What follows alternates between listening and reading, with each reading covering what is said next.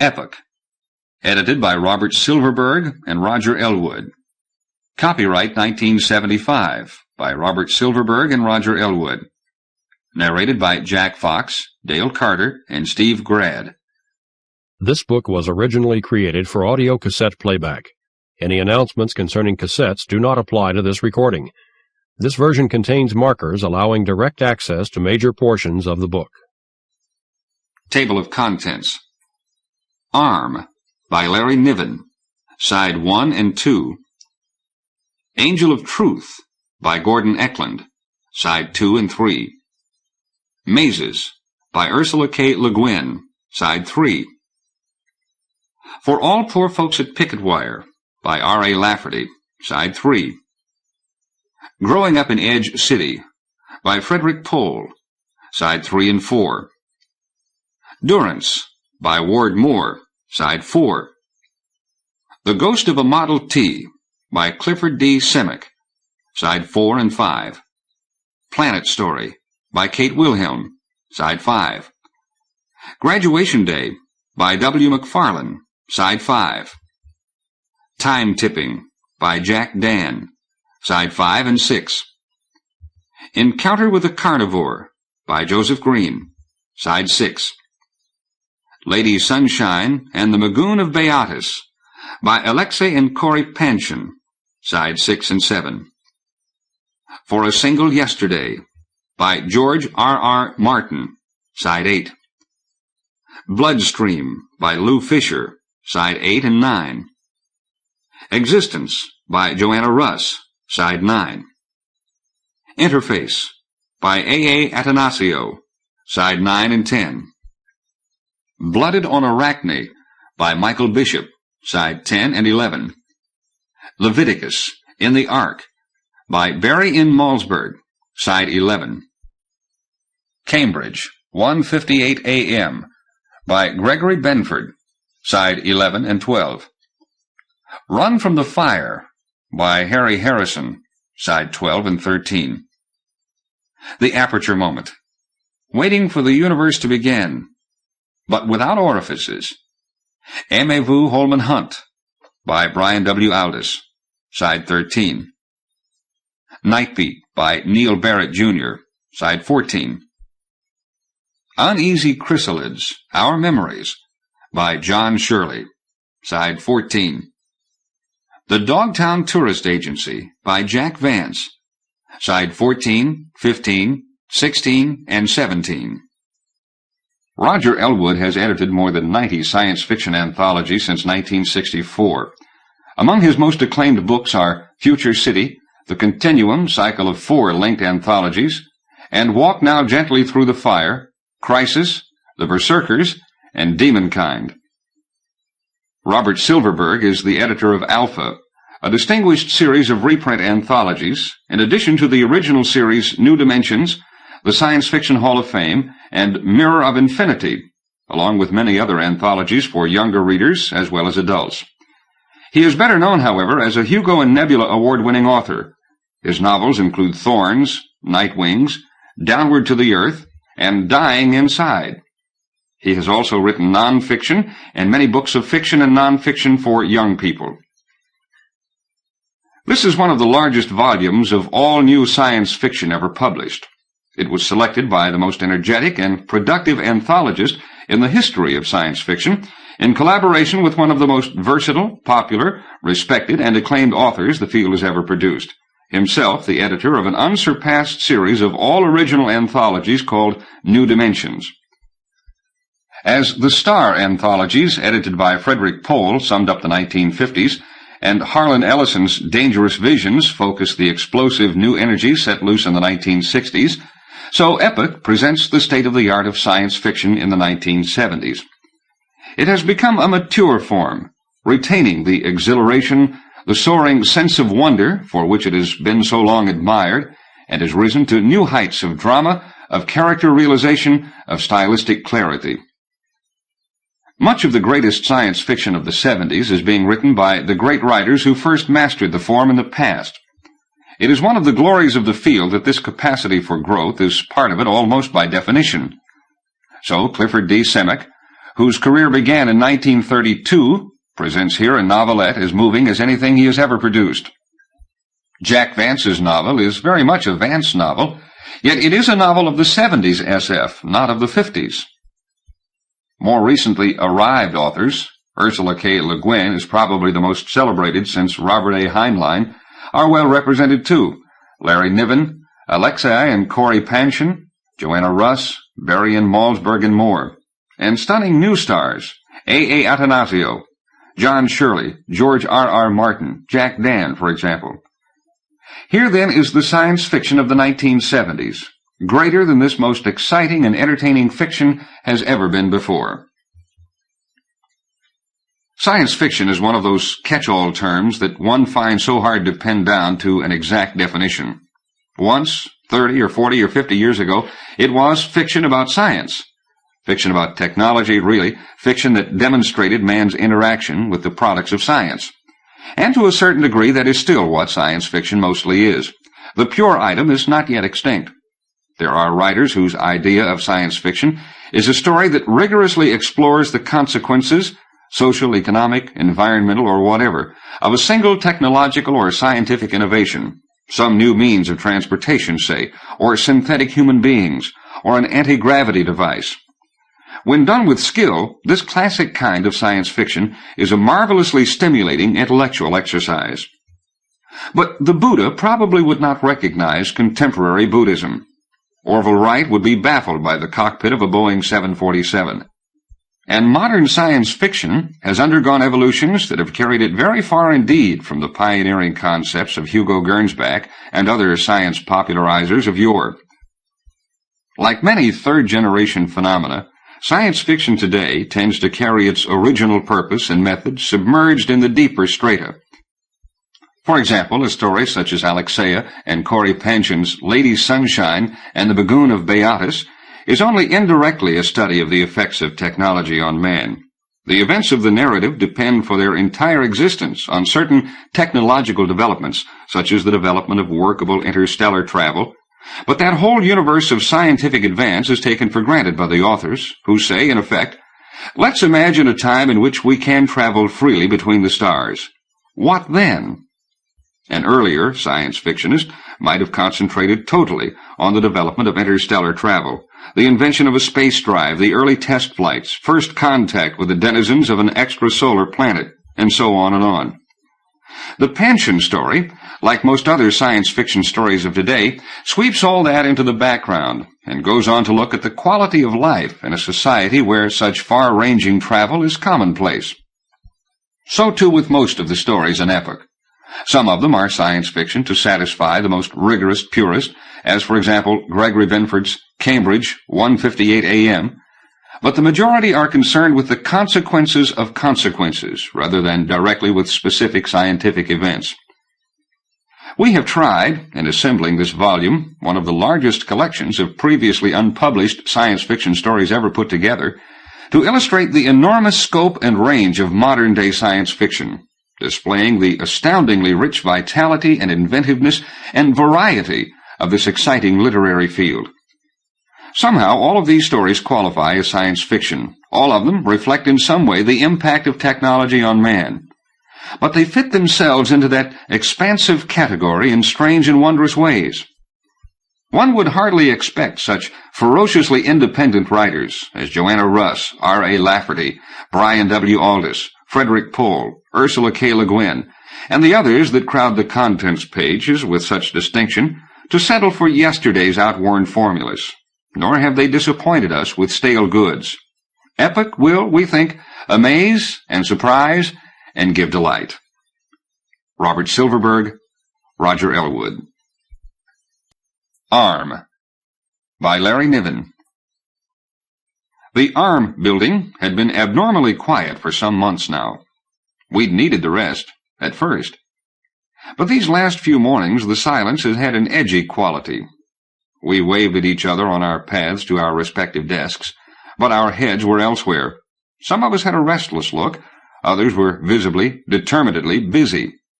Nobody wanted to join a mother hunt. This past year we'd managed to cut deep into the organ-legging activities in the West Coast area, pats on the back all around, But the results were predictable. Other activities were going to increase. Sooner or later, the newspapers would start screaming about stricter enforcement of the fertility laws, and then we'd all be out hunting down illegitimate parents, all of us who were not involved in something else. It was high time I got involved in something else. This morning I walked to my office through the usual edgy silence. I ran coffee from the spigot, carried it to my desk, punched for messages at the computer terminal. A slender file slid from the slot. A hopeful sign. I picked it up, one-handed, so that I could sip coffee as I went through it, and let it fall open in the middle. Color holographs jumped out at me. I was looking down through a pair of windows over 2 morgue tables. Stomach to brain. Lurch! What a hell of an hour to be looking at people with their faces burned off. Get eyes to look somewhere else, and don't try to swallow that coffee. Why don't you change jobs? They were hideous. 2 of them, a man and a woman. Something had burned their faces away, down to the skulls and beyond, bones and teeth charred, brain tissue cooked. I swallowed and kept looking. I'd seen the dead before. These had just hit me at the wrong time. Not a laser weapon, I thought, though that was chancy. There are thousands of jobs for lasers, and thousands of varieties to do the jobs. Not a hand laser, anyway. The pencil-thin beam of a hand laser would have chewed channels in the flesh.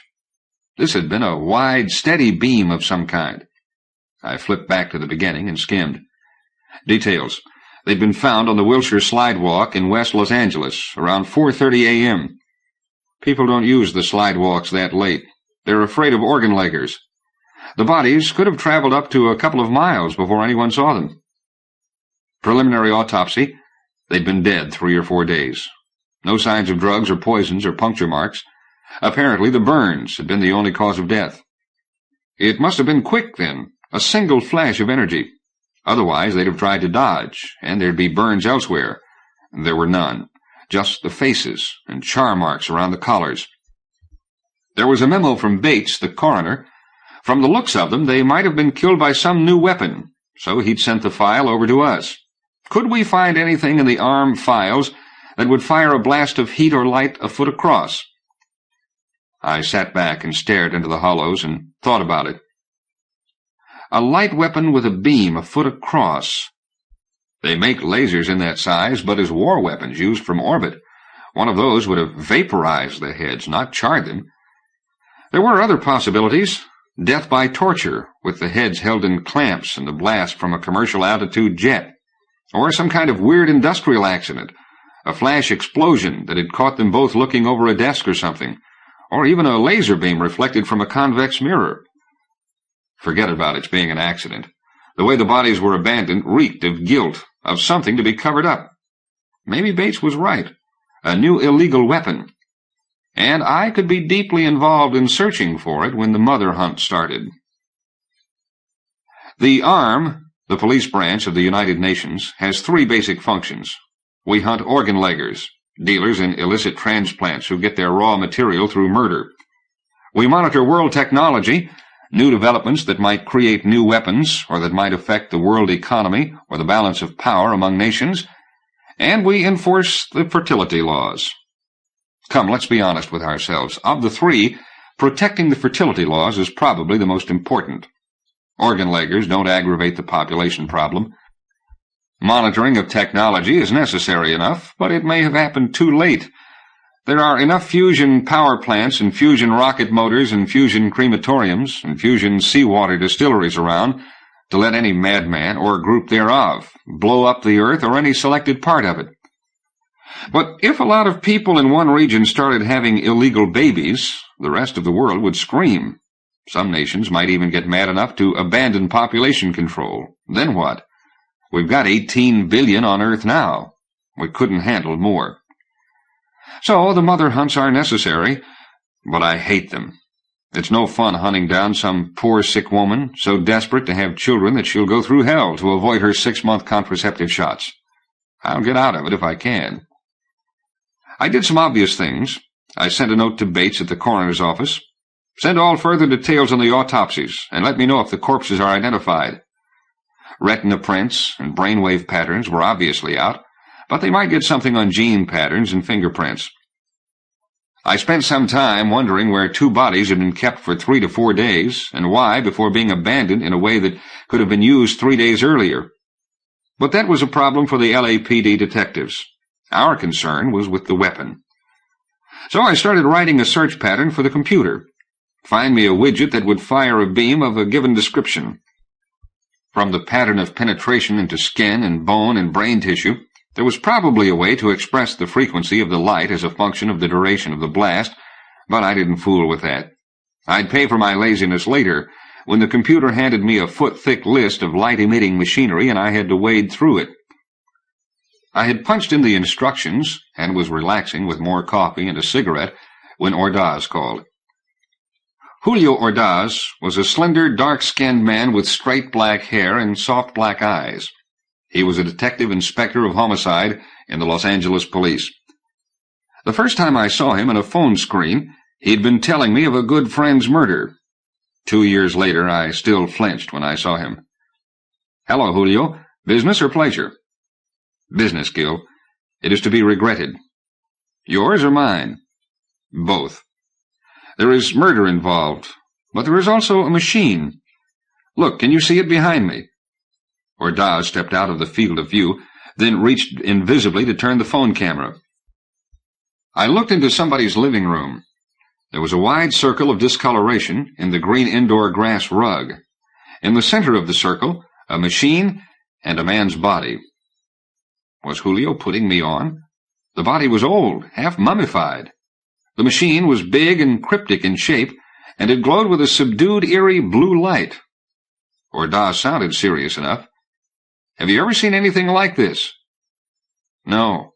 That's some machine." Unmistakably an experimental device, no neat plastic case, no compactness, no assembly line welding. Too complex to examine through a phone camera, I decided. "Yeah, that looks like something for us. Can you send it over?" Ordaz came back on. He was smiling, barely. "I'm afraid we cannot do that. Perhaps you should send someone here to look at it." "Where are you now?" "In Raymond Sinclair's apartment, on the top floor of the Roadwall building in Santa Monica." "I'll come myself," I said. My tongue suddenly felt thick. "Please land on the roof. We are holding the elevator for examination." "Sure." I hung up. Raymond Sinclair. I'd never met Raymond Sinclair. He was something of a recluse. But the arm had dealt with him once in connection with one of his inventions, the fire-stop device. And everyone knew that he had lately been working on an interstellar drive. It was only a rumor, of course, but if someone had killed the brain that held that secret, I went. The Roadwall building was 40 stories of triangular prism with a row of triangular balconies going up each side. The balconies stopped at the 38th floor. The roof was a garden. There were rose bushes in bloom along one edge, full-grown elms nestled in ivy along another, and a miniature forest of bonsai trees along the third. The landing pad and carport were in the center. A squad car was floating down ahead of my taxi. It landed, then slid under the carport to give me room to land.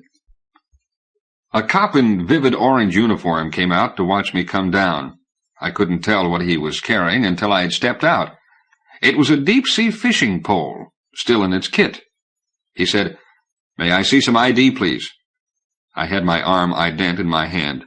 He checked it in the console in the squad car, then handed it back. "The inspector's waiting downstairs," he said. "What's the pole for?" He smiled suddenly, almost secretively. "You'll see." We left the garden smells via a flight of concrete stairs. They led down into a small room half full of gardening tools, on the far side of which was a heavy door with a spy eye in it. Ordaz opened the door for us. He shook my hand briskly, glanced at the cop. "You found something. Good." The cop said, "There's a sporting goods store 6 blocks from here. The manager let me borrow it. He made sure I knew the name of the store." "Yes, there will certainly be publicity on this matter." "Come, Gil." Ordaz took my arm. "You should examine this before we turn it off." No garden smells here, but there was something, a whiff of something long dead, that the air conditioning hadn't quite cleared away. Ordaz walked me into the living room. It looked like somebody's idea of a practical joke. The indoor grass covered Sinclair's living room floor, wall to wall. In a perfect 14-foot circle between the sofa and the fireplace, the rug was brown and dead. Elsewhere it was green and thriving. A man's mummy, dressed in stained slacks and turtleneck, lay on its back in the center of the circle. At a guess, it had been about 6 months dead. It wore a big digital wristwatch with extra dials on the face and a fine mesh platinum band, loose now around a wrist of bones and brown skin. The back of the skull had been smashed open, possibly by the classic blunt instrument lying next to it. If the fireplace was false, and it almost had to be, nobody burns wood, the fireplace instruments were genuine 19th or 20th century antiques. The rack was missing a poker. A poker lay inside the circle, in the dead grass next to the disintegrating mummy. The glowing Goldberg device sat just in the center of the magic circle. I stepped forward, and a man's voice spoke sharply. "Don't go inside that circle of rug. It's more dangerous than it looks." It was a man I knew, Officer 1, Valpredo, a tall man with a small, straight mouth and a long, narrow Italian face. "Looks dangerous enough to me," I said. "It is. I reached in there myself," Valpredo told me, "right after we got here. I thought I could flip the switch off. My whole arm went numb, instantly, no feeling at all. I yanked it away fast, but for a minute or so after that, my whole arm was dead meat. I thought I'd lost it. Then it was all pins and needles like I'd slept on it." The cop who had brought me in had almost finished assembling the deep-sea fishing pole. Ordaz waved into the circle. "Well, have you ever seen anything like this?" I shook my head, studying the violet-glowing machinery. "Whatever it is, it's brand new. Sinclair's really done it this time." An uneven line of solenoids was attached to a plastic frame with homemade joins. Blistered spots on the plastic showed where other objects had been attached and later removed. A breadboard bore masses of heavy wiring. There were 6 big batteries hooked in parallel, and a strange heavy piece of sculpture in what looked like pure silver, with wiring attached at 3 curving points. The silver was tarnished almost black, and there were old file marks at the edges. Near the center of the arrangement, just in front of the silver sculpture, were 2 concentric solenoids embedded in a block of clear plastic. They glowed blue, shading to violet. So did the batteries. A less perceptible violet glow radiated from everywhere on the machine, more intensely in the interior parts. That glow bothered me more than anything else. It was too theatrical. It was like something a special effects man might add to a cheap late-night thriller to suggest a mad scientist's laboratory. I moved around to get a closer look at the dead man's watch. "Keep your head out of the field," Valpredo said sharply. I nodded. I squatted on my heels outside the borderline of dead grass. The dead man's watch was going like crazy. The minute hand was circling the dial every 7 seconds or so. I couldn't find the second hand at all. I backed away from the arc of dead grass and stood up. Interstellar drive hell. This blue-glowing monstrosity looked more like a time machine gone wrong. I studied the single throw switch welded to the plastic frame next to the batteries. A length of nylon line dangled from the horizontal handle. It looked like someone had tugged the switch on from outside the field by using the line, but he'd have had to hang from the ceiling to tug it off that way.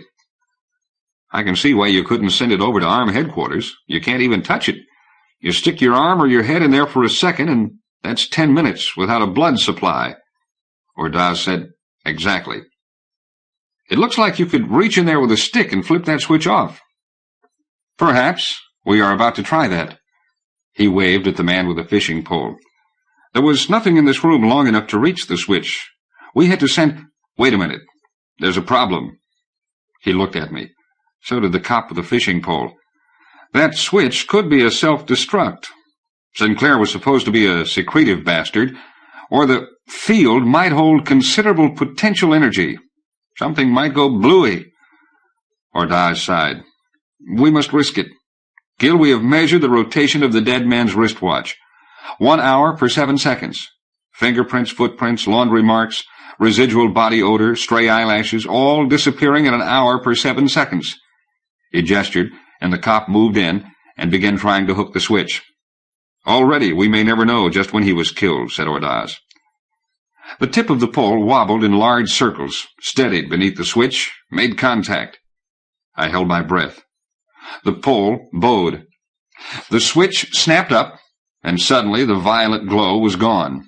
Valpredo reached into the field warily, as if the air might be red hot. Nothing happened, and he relaxed.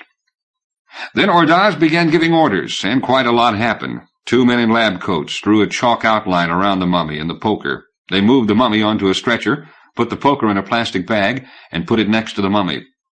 I said, "Have you identified that?" "I'm afraid so," said Ordaz. "Raymond Sinclair had his own autodoc." "Did he? Those things are expensive." "Yes, Raymond Sinclair was a wealthy man. He owned the top 2 floors of this building and the roof. According to records in his dock, he had a new set of bud teeth implanted 2 months ago." Ordaz pointed to the mummy, to the skin-back dry lips, and the buds of new teeth that were just coming in. Right, that was Sinclair. That brain had made miracles, and someone had smashed it with a wrought iron rod. The interstellar drive, that glowing Goldberg device, or had it been still inside his head? I said, "We'll have to get whoever did it. We'll have to." Even so, no more miracles." "We may have her already," Julio said. I looked at him. "There is a girl in the auto dock. We think she is Dr. Sinclair's great-niece." It was a standard drugstore auto dock, a thing like a giant coffin with walls a foot thick and a headboard covered with dials and red and green lights. The girl lay face up, her face calm, her breathing shallow. Sleeping Beauty. Her arms were in the guts of the dock, hidden by bulky rubbery sleeves. She was lovely enough to stop my breath. Soft brown hair showing around the electrode cap. Small, perfect nose and mouth. Smooth, pale blue skin shot with silver threads. That last was an evening dye job. Without it, the impact of her would have been much lessened. The blue shade varied slightly to emphasize the shape of her body and the curve of her cheekbones. The silver lines varied too, being denser in certain areas, guiding the eyes in certain directions, to the tips of her breasts, or across the slight swell of abdominal muscle to a lovely oval navel.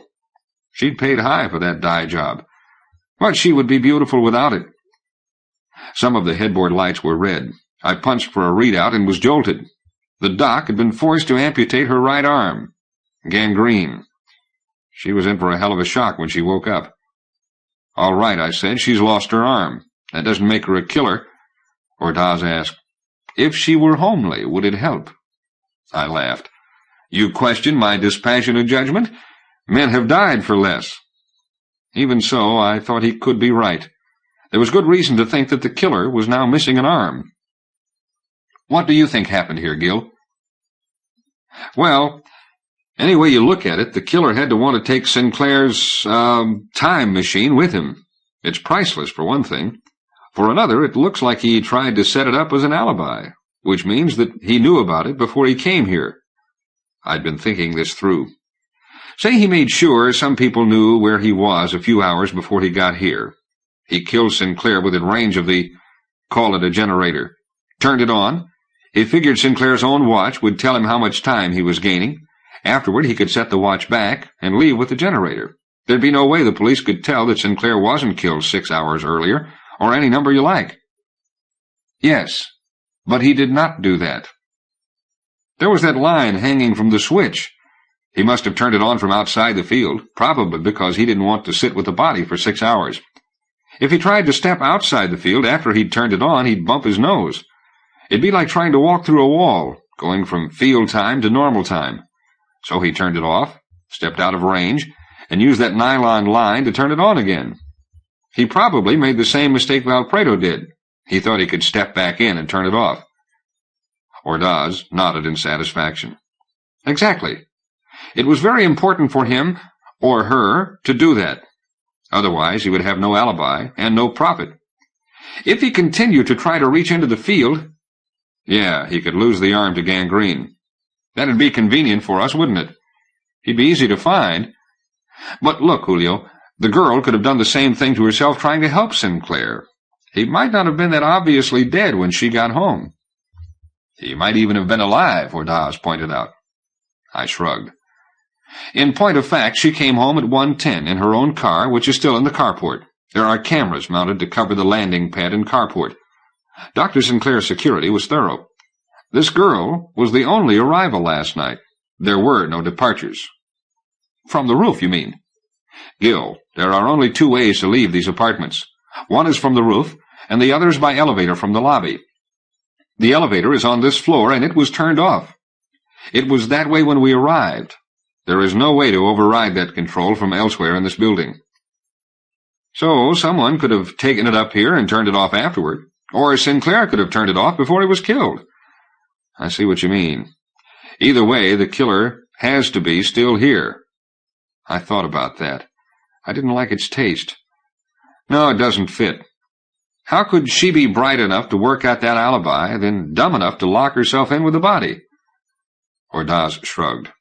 She locked the elevator before killing her great-uncle. She did not want to be interrupted. Surely that was sensible. After she hurt her arm, she must have been in a great hurry to reach the dock.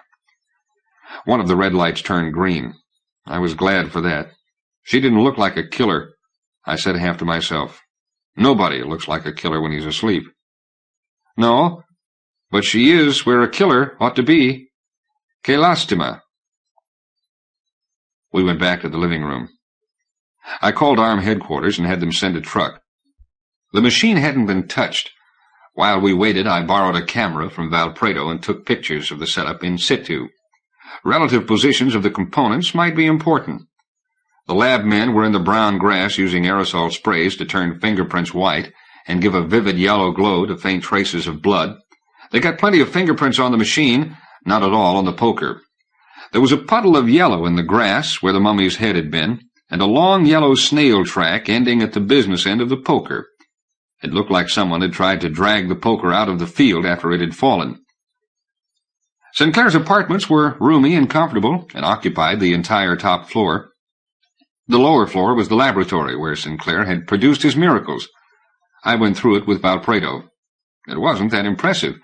It looked like an expensive hobby setup. These tools would assemble components already fabricated, but they would not build anything complex. Except for the computer terminal. That was like a little womb, with a reclined chair inside a 360-degree wraparound holovision screen and enough banked controls to fly the damn thing to Alpha Centaurus. The secrets there must be in that computer. But I didn't try to use it.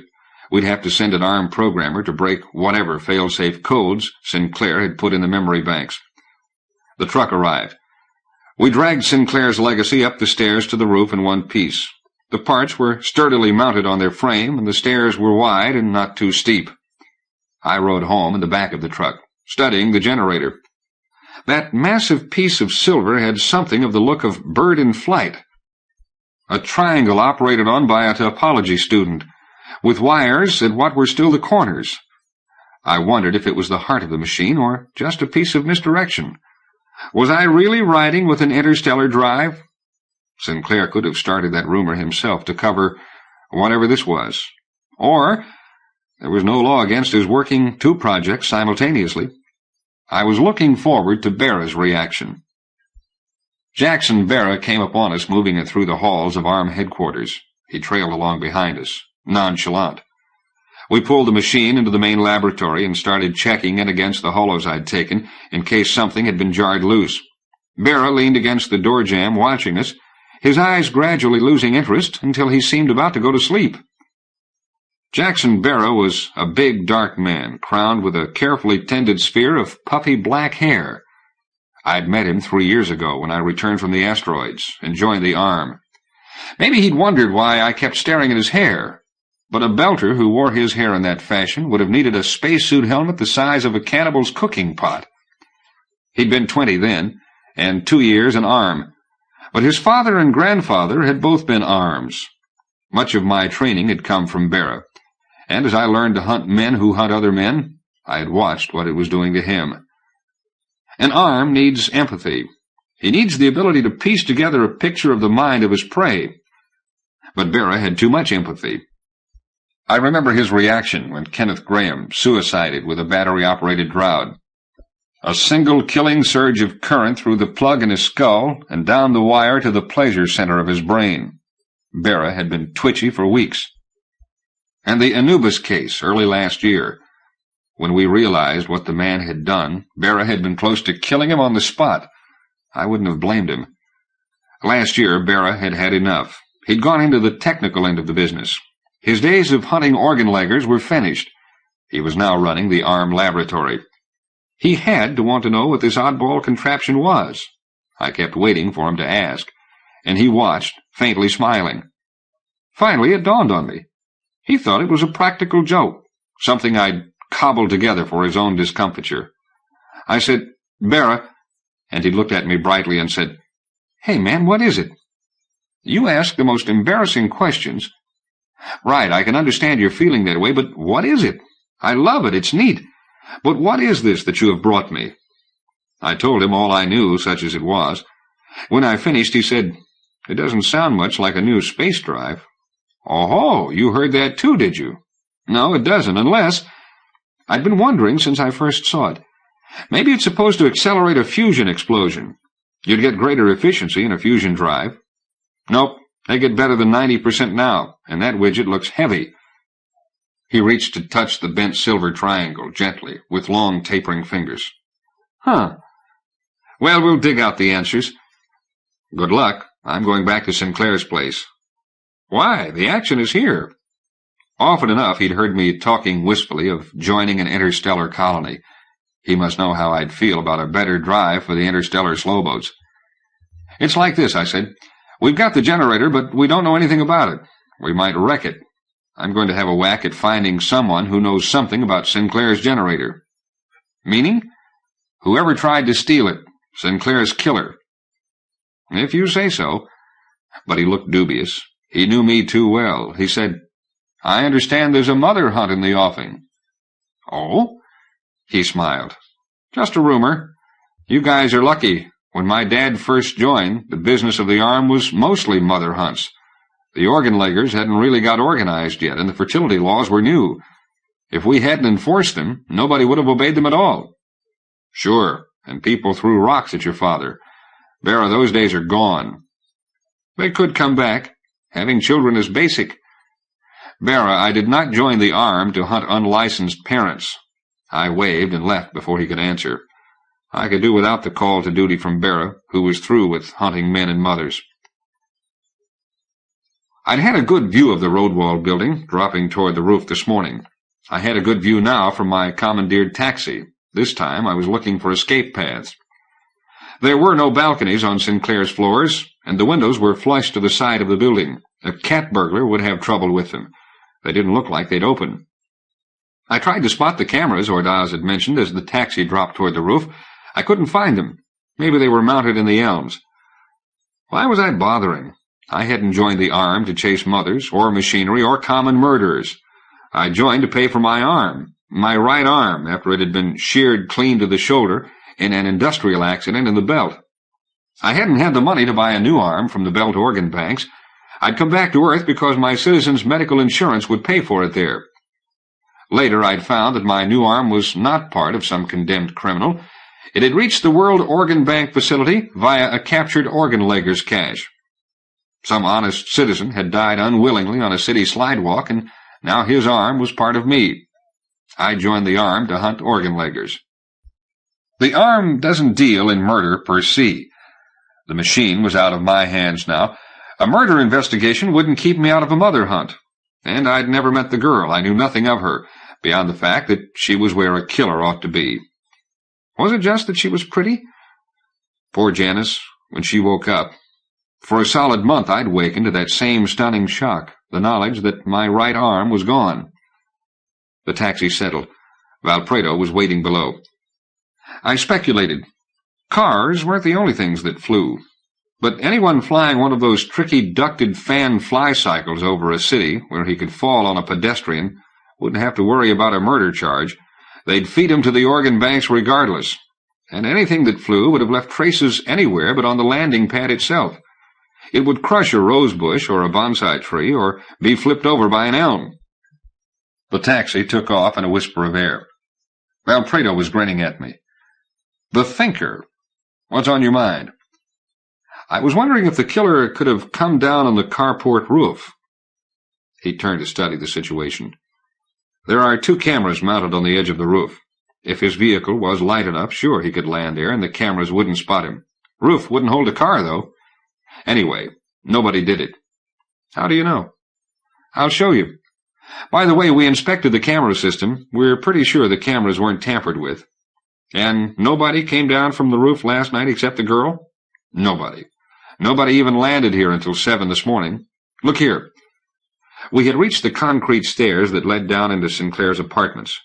Valpredo pointed at a glint of light in the sloping ceiling at heart level. "This is the only way down. The camera would get anyone coming in or out. It might not catch his face, but it'd show if someone had passed. It takes 60 frames a minute." I went on down. A cop let me in. Ordaz was on the phone. The screen showed a young man with a deep tan, with shock showing through the tan. Ordaz waved at me, a shushing motion, and went on talking. "Then you'll be here in 15 minutes? That will be a great help to us. Please land on the roof. We are still working on the elevator." He hung up and turned to me. "That was Andrew Porter, Janice Sinclair's lover. He tells us that he and Janice spent the evening at a party. She dropped him off at his home around 1 o'clock. "Then she came straight home, if that's her in the dock." "I think it must be.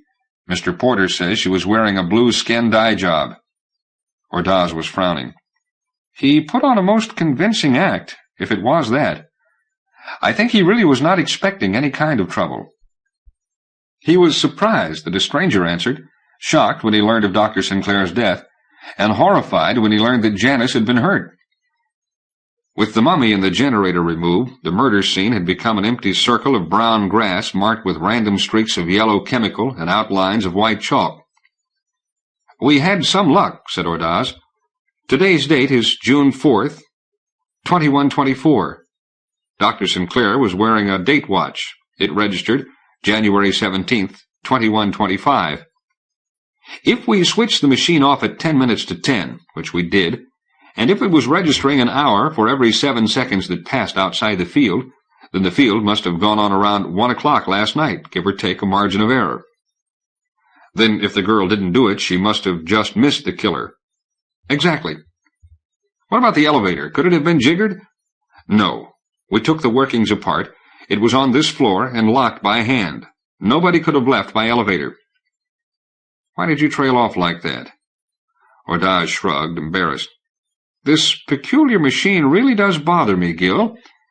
I found myself thinking, suppose it can reverse time. Then the killer could have gone down in an elevator that was going up." He laughed with me. I said, "In the first place, I don't believe a word of it. In the second place, he didn't have the machine to do it with. Unless he made his escape before the murder. Damn it, now you've got me doing it. I would like to know more about the machine. Bera's investigating it now. I'll let you know as soon as we learn anything. And I'd like to know more about how the killer couldn't possibly have left." He looked at me. "Details? Could someone have opened the window?" "No. These apartments are 40 years old. The smog was still bad when they were built.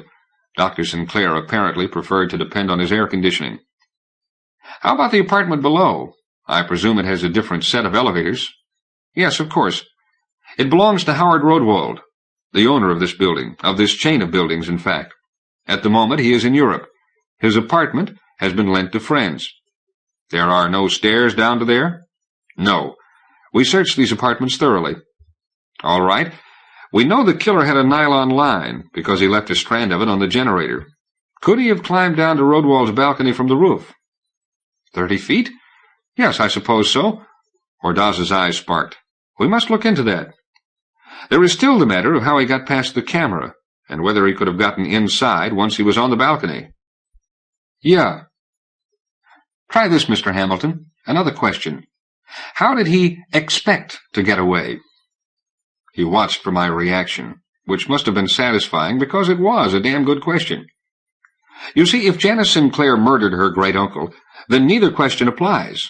If we are looking for someone else, we have to assume that his plans misfired. He had to improvise. Uh-huh. He could still have been planning to use Rodwell's balcony, and that would mean he had a way past the camera. Of course he did. The generator. Right. If he came to steal the generator. And he'd have to steal it regardless, because if we found it here, it would shoot his alibi sky high. So he'd leave it on while he trundled it up the stairs. Say it took him a minute. That's only 1/8 of a second of normal time. 1 chance in 8 that the camera would fire, and it would catch nothing but a streak. Uh-oh. What is it? He had to be planning to steal the machine. Is he really going to lower it to Rodwell's balcony by rope? I think it unlikely, said Ordaz. It weighed more than 80 pounds. He could have moved it upstairs. The frame would make it portable. But to lower it by rope, we'd be looking for one hell of an athlete. At least you will not have to search far to find him. We assume that your hypothetical killer came by elevator, do we not? Yeah? Nobody but Janice Sinclair had arrived by roof last night. The elevator was programmed to allow a number of people to enter it and to turn away all others. The list is short. Dr. Sinclair was not a gregarious man. You're checking them out, whereabouts, alibis, and so forth? Of course. There's something else you might check on, I said. But Drew Porter came in, and I had to postpone it. Porter came casual, in a well-worn one-piece jumpsuit he must have pulled on while running for a taxi. The muscles rolled like boulders beneath the loose fabric, and his belly muscles showed like the plates on an armadillo, surfing muscles. The sun had bleached his hair nearly white and burned him as brown as Jackson Barra. You'd think a tan that dark would cover for blood draining out of a face, but it doesn't. Where is she? He demanded. He didn't wait for an answer. He knew where the dock was, and he went there. We trailed in his wake. Ordaz didn't push. He waited while Porter looked down at Janice, then punched for a readout and went through it in detail. Porter seemed calmer then, and his color was back. He turned to Ordaz and said, "What happened?" "Mr. Porter, did you know anything of Dr. Sinclair's latest project?" "The time compressor thing?" "Yeah. He had it set up in the living room when I got here yesterday evening, right in the middle of that circle of dead grass. Any connection?" "When did you arrive?" "Oh, about 6. We had some drinks, and Uncle Ray showed off his machine. He didn't tell us much about it, just showed what it could do." Porter showed his flashing white teeth. "It worked. That thing can compress time. You could live your whole life in there in 2 months. Watching him move around inside the field was like trying to keep track of a hummingbird. Worse. He struck a match. When did you leave?" "About 8. We had dinner at Ziller's and—" "Listen, what happened here?" "There are some things we need to know first, Mr. Porter. Were you and Janice together for all of last evening? Were there others with you?" "Sure. We had dinner alone, but afterward we went to a kind of party on the beach at Santa Monica. A friend of mine has a house there. I'll give you the address. Some of us wound up at Ziller's House of Irish Coffee around midnight. Then Janice flew me home." "You have said that you are Janice's lover. Doesn't she live with you?" "No. I'm her steady lover, you might say, but I don't have any strings on her." He seemed embarrassed. "She lives here with Uncle Ray." "Lived? Oh, hell." He glanced into the dock. "Look, the readout said she'll be waking up any minute. Can I get her a robe?" "Of course." We followed Porter to Janice's bedroom, where he picked out a peach-colored negligee for her. I was beginning to like the guy. He had good instincts.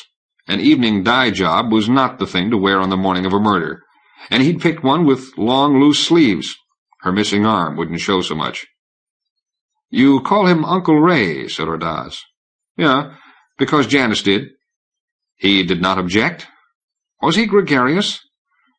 "Gregarious? Well, no, but we liked each other. We both liked puzzles, you understand. We traded murder mysteries and jigsaw puzzles. Listen, this may sound silly, but are you sure he's dead?" "Regrettably, yes. He is dead and murdered." "Was he expecting someone to arrive after you left?" "Yes." "He said so?" "No, but he was wearing a shirt and pants. When it was just us, he usually went naked." "Ah." "Older people don't do that much," Porter said, "but Uncle Ray was in good shape. He took care of himself." "Have you any idea whom he might have been expecting?" No. Not a woman, not a date, I mean. Maybe someone in the same business. Behind him, Janice moaned. Porter was hovering over her in a flash. He put a hand on her shoulder and urged her back. "Lie still, love. We'll have you out of there in a jiffy." She waited while he disconnected the sleeves and other paraphernalia. She said, "What happened?" "They haven't told me yet," Porter said with a flash of anger. "Be careful sitting up. You've had an accident." "What kind of—" "Oh!" "It'll be all right." "My arm!" Porter helped her out of the dock. Her arm ended in pink flesh 2 inches below the shoulder. She let Porter drape the robe around her. She tried to fasten the sash, quit when she realized she was trying to do it with one hand. I said, "Listen, I lost my arm once." She looked at me. So did Porter. "I'm Gil Hamilton, with the UN police. You really don't have anything to worry about. See?" I raised my right arm, opened and closed the fingers. "The organ banks don't get much call for arms, as compared to kidneys, for instance. You probably won't even have to wait. I didn't. It feels just like the arm I was born with, and it works just as well." "How did you lose it?" she asked. "Ripped away by a meteor," I said, not without pride, "while I was asteroid mining in the belt." I didn't have to tell her that we'd caused the meteor cluster ourselves by setting the bomb wrong on an asteroid we wanted to move. Ordaz said to her, "Do you remember how you lost your own arm?" "Yes." She shivered. "Could we go somewhere where I could sit down? I feel a bit weak." We moved to the living room. Janice dropped onto the couch a bit too hard. It might have been shock, or the missing arm might be throwing her balance off. I remembered. She said, "Uncle Ray's dead, isn't he?" "Yes." "I came home and found him that way, lying next to that time machine of his, and the back of his head all bloody. I thought maybe he was still alive, but I could see the machine was going. It had that violet glow. I tried to get hold of the poker. I wanted to use it to switch the machine off, but I couldn't get a grip. My arm wasn't just numb, it wouldn't move. You know, you can wiggle your toes when your foot's asleep, but I could get my hand on the handle of the damn poker, but when I tried to pull, it just slid off." "You kept trying?" "For a while. Then I backed away to think it over. I wasn't about to waste any time with Uncle Ray maybe dying in there. My arm felt stone dead. I guess it was, wasn't it?" She shuddered. "Rotting meat. It smelled that way. And all of a sudden I felt so weak and dizzy, like I was dying myself. I barely made it into the dock." "Good thing you did," I said. The blood was leaving Porter's face again as he realized what a close thing it had been. Ordaz said, "Was your great-uncle expecting visitors last night?" "I think so." "Why do you think so?" "I don't know, he just acted that way." "We are told that you and some friends reached Ziller's House of Irish Coffee around midnight. Is that true?" "I guess so. We had some drinks, then I took Drew home and came home myself." "Straight home?" "Yes." She shivered. "I put the car away and went downstairs. I knew something was wrong. The door was open. Then there was Uncle Ray, lying next to that machine. I knew better than to just run up to him. He'd told us not to step into the field." "Oh? Then you should have known better than to reach for the poker." "Well, yes, I could have used the tongs," she said, as if the idea had just occurred to her. "It's just as long. I didn't think of it. There wasn't time. Don't you understand? He was dying in there. Or dead." "Yes, of course." "Did you interfere with the murder scene in any way?" She laughed bitterly. "I suppose I moved the poker about 2 inches. Then, when I felt what was happening to me, I just ran for the dock. It was awful, like dying." "Instant gangrene," said Porter. Ordaz said, "You did not, for example, lock the elevator?" "Damn, I should have thought of that." "No, we usually do when we lock up for the night, but I didn't have time." Porter said, "Why?" "The elevator was locked when we arrived," Ordaz told him. Porter ruminated that. "Then the killer must have left by the roof. You'll have pictures of him." Ordaz smiled apologetically. "That is our problem. No cars left the roof last night. Only one car arrived. That was yours, Miss Sinclair." "But—" said Porter, and he stopped. He thought it through again. Did the police turn on the elevator again after they got here? No. The killer could not have left after we got here. Oh. What happened was this, said Ordaz. Around 5:30 this morning, the tenants in— He stopped to remember. In 36A called the building maintenance man about a smell like rotting meat coming through the air conditioning system. He spent some time looking for the source, but once he reached the roof, it was obvious. Porter pounced. He reached the roof in what kind of vehicle? Mr. Steeves says that he took a taxi from the street. There is no other way to reach Dr. Sinclair's private landing pad, is there? No, but why would he do that? Perhaps there have been other times when strange smells came from Dr. Sinclair's laboratory. We will ask him. Do that. Mr. Steeves followed the smell through the doctor's open door. He called us. He waited for us on the roof. What about his taxi? Porter was hot on the scent. Maybe the killer just waited till that taxi got here, then took it somewhere else when Steeves finished with it. It left immediately after Steeves had stepped out. He had a taxi clicker if he wanted another. The cameras were on it the entire time it was on the roof. Ordaz paused. You see the problem? Apparently Porter did. He ran both hands through his white blonde hair. I think we ought to put off discussing it until we know more. He meant Janice. Janice looked puzzled. She hadn't caught on. But Ordaz nodded at once and stood up. Very well. There is no reason Miss Sinclair cannot go on living here. We may have to bother you again, he told her. For now, our condolences. He made his exit. I trailed along. So, unexpectedly, did Drew Porter. At the top of the stairs, he stopped Ordaz with a big hand around the inspector's upper arm. You're thinking Janice did it, aren't you? Ordaz sighed. What choice have I? I must consider the possibility. She didn't have any reason. She loved Uncle Ray. She's lived with him on and off these past 12 years. She hasn't got the slightest reason to kill him. Is there no inheritance? His expression went sour. All right, yes, she'll have some money coming, but Janice wouldn't care about anything like that. Yes, still, what choice have I? Everything we now know tells us that the killer could not have left the scene of the killing. We searched the premises immediately. There was only Janice Sinclair and her murdered uncle. Porter bit back an answer, chewed it. He must have been tempted. Amateur detective one step ahead of the police all the way. Yes, Watson, those gendarmes have a talent for missing the obvious. But he had too much to lose. Porter said, And the maintenance man, Steeves. Ordaz lifted one eyebrow. Yes, of course. We shall have to investigate Mr. Steeves. How did he get that call from 36A? Bedside phone or pocket phone? Maybe he was already on the roof. I don't remember that he said, but we have pictures of his taxi landing. He had a taxi clicker. He could have just called it down. One more thing, I said, and Porter looked at me hopefully. Porter, what about the elevator? It had a brain in it, didn't it? It wouldn't take anyone up unless they were on its list. Or unless Uncle Ray buzzed down. There's an intercom in the lobby. But at that time of night he probably wouldn't let anyone up unless he was expecting him. So if Sinclair was expecting a business associate, he or she was probably in the tape. How about going down? Would the elevator take you down to the lobby if you weren't in the tape? I think so. It would, said Ordaz. The elevator screens entrances, not departures. Then why didn't the killer use it? I don't mean Steeves necessarily. I mean anyone, whoever it might have been. Why didn't he just go down in the elevator?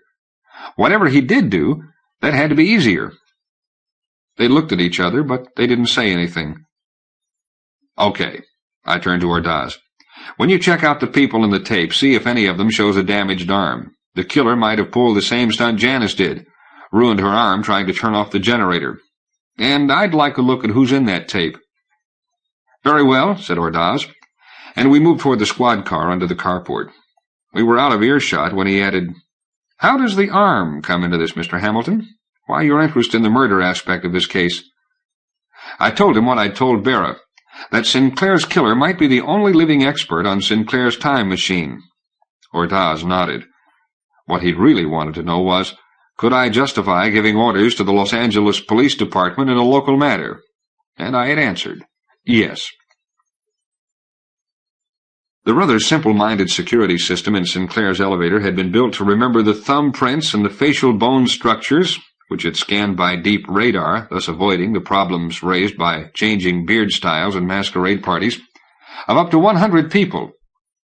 Most people know about 100 people, plus or minus 10 or so, but Sinclair had listed only a dozen, including himself: Raymond Sinclair, Andrew Porter, Janice Sinclair, Edward Sinclair Sr., Edward Sinclair III, Hans Drucker, George Steeves, Pauline Earthiel, Bernath Petterfy, Lawrence Muhammad X, Bertha Hall, and Muriel Sandusky.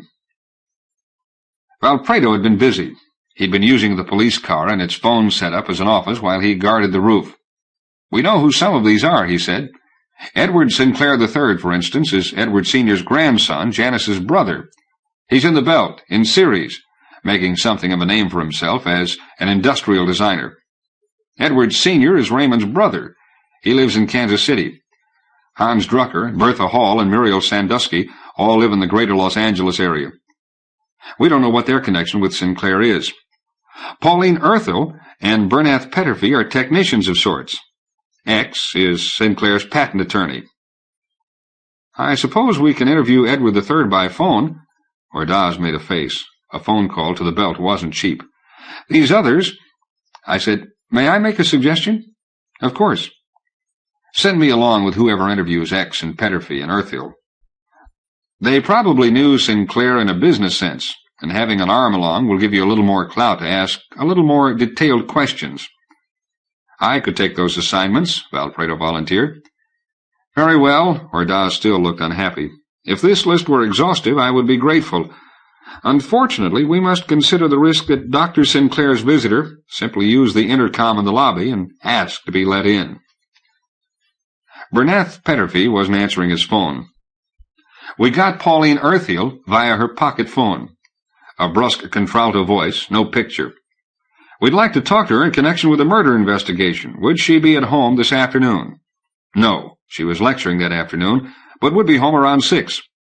X answered, dripping wet and not smiling. "So sorry to get you out of a shower, Mr. X. We'd like to talk to you in connection with a murder investigation." "Sure, come on over. Who's dead?" Valpredo told him.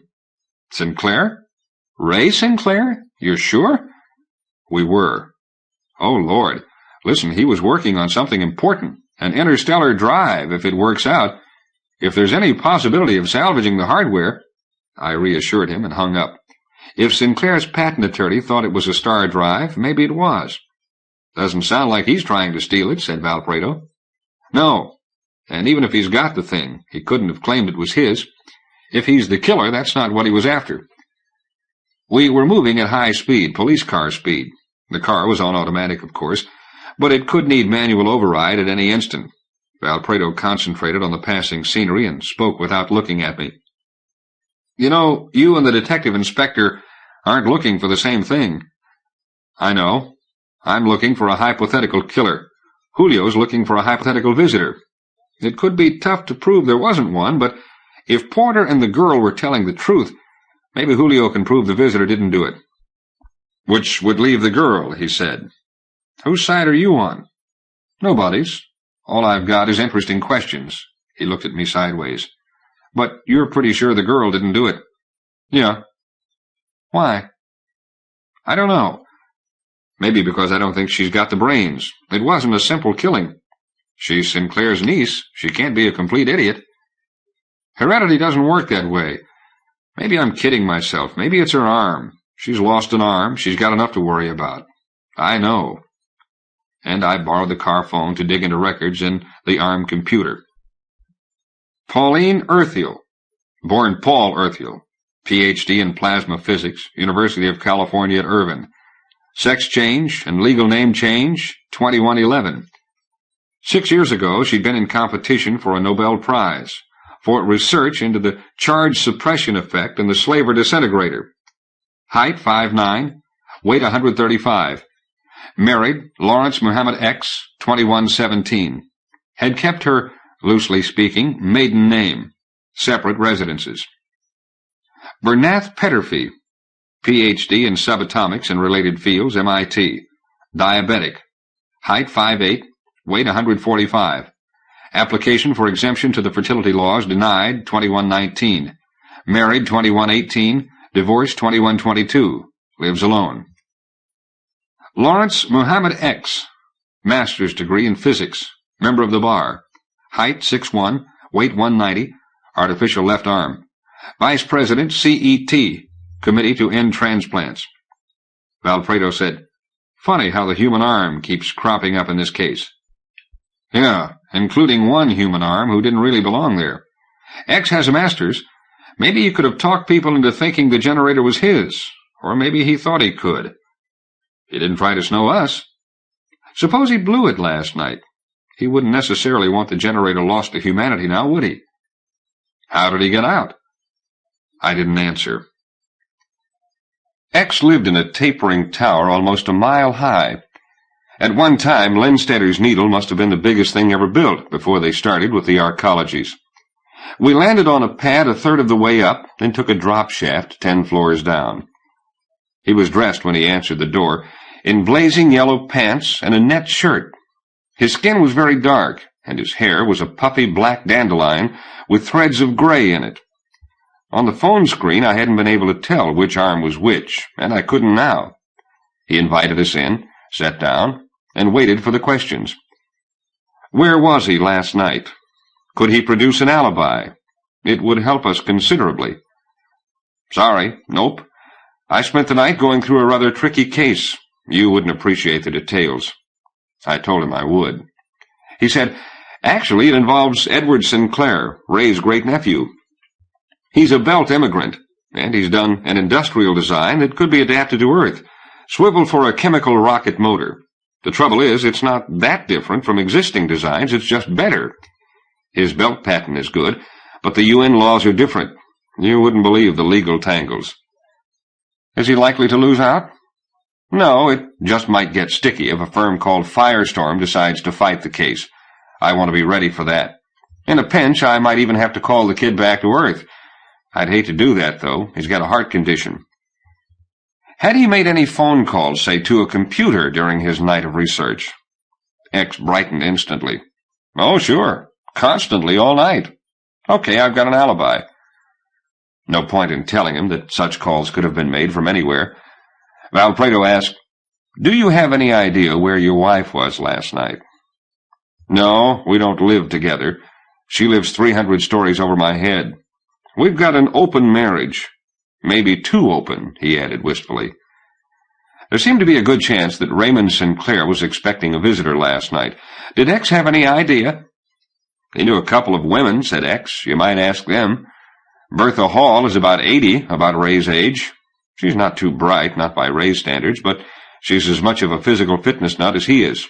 They go backpacking, play tennis, maybe sleep together, maybe not. I can give you her address. Then there's Muriel something. He had a crush on her a few years ago. She'd be 30 now. I don't know if they still see each other or not. Did Sinclair know other women? X shrugged. Whom did he know professionally? Oh, Lord, that's an endless list. Do you know anything about the way Ray worked? He didn't wait for an answer. He used computer setups mostly. Any experiment in his field was likely to cost millions or more. What he was good at was setting up a computer analog of an experiment that would tell him what he wanted to know. Take, I'm sure you've heard of Sinclair molecule chain. Hell yes, we'd used it for towing in the belt. Nothing else was light enough and strong enough. A loop of it was nearly invisibly fine, but it would cut steel. He didn't start working with chemicals until he was practically finished. He told me he spent 4 years doing molecular designs by computer analog. The tough part was the ends of the molecule chain. Until he got that, the chain would start disintegrating from the endpoints the minute you finished making it. When he finally had what he wanted, he hired an industrial chemical lab to make it for him. That's what I'm getting at, X continued. He hired other people to do the concrete stuff, once he knew what he had, and the people he hired had to know what they were doing. He knew the top physicists and chemists and field theorists everywhere on Earth and in the belt. Like Pauline? Like Bernath Petterfy? Yeah, Pauline did some work for him once. I don't think she'd do it again. She didn't like having to give him all the credit. She'd rather work for herself. I don't blame her. Could he think of anyone who might want to murder Raymond Sinclair? X shrugged. I'd say that was your job. Ray never liked splitting the credit with anyone. Maybe someone he worked with nursed a grudge. Or maybe someone was trying to steal this latest project of his. Mind you, I don't know much about what he was trying to do, but if it worked, it would have been fantastically valuable, and not just in money. Valpredo was making noises like he was about finished. I said, "Do you mind if I ask a personal question?" "Go ahead." "Your arm. How'd you lose it?" "Born without it. Nothing in my genes, just a bad prenatal situation. I came out with an arm and a turkey wishbone. By the time I was old enough for a transplant, I knew I didn't want one. You want the standard speech?" "No, thanks. But I'm wondering how good your artificial arm is. I'm carrying a transplant myself." X looked me over carefully for signs of moral degeneration. "I suppose you're also one of those people who keep voting the death penalty for more and more trivial offenses." "No, after all, if the organ banks ran out of criminals, you'd be in trouble. You might have to live with your mistakes." "No, I'm one of those people who blocked the second corpsicle law, kept that group from going into the organ banks. And I hunt organ leggers for a living. But I don't have an artificial arm, and I suppose the reason is that I'm squeamish."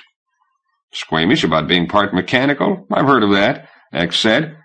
"But you can be squeamish the other way, too. What there is of me is all me, not part of a dead man.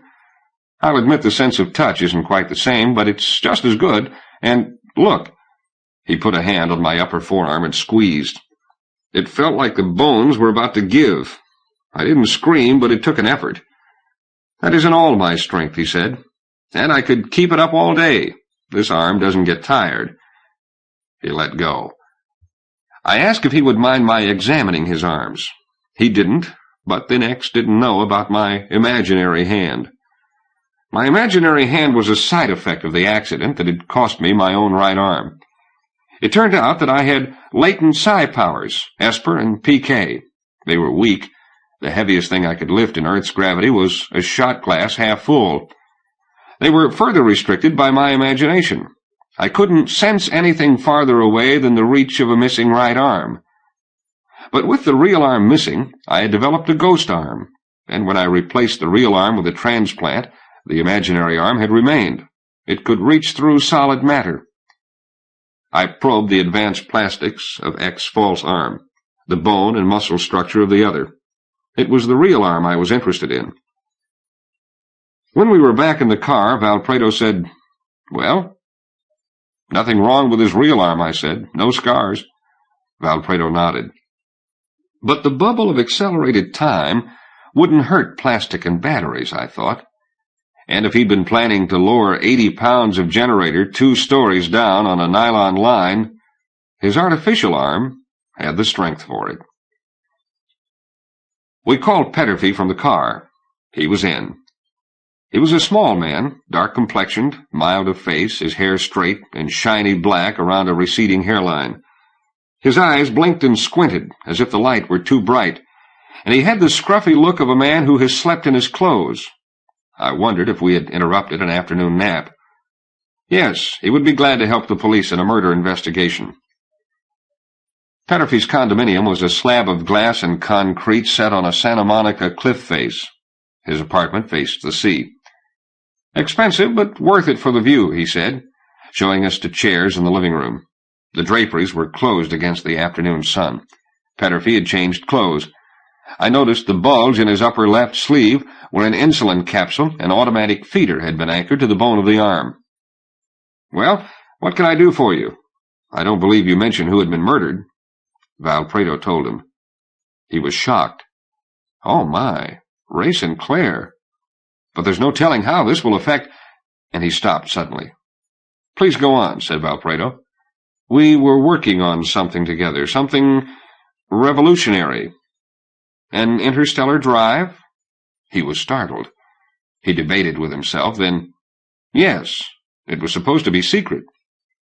We admitted having seen the machine in action. "How did a time compression field serve as an interstellar drive?" "That's not exactly what it is," Petterfy said. Again he debated with himself.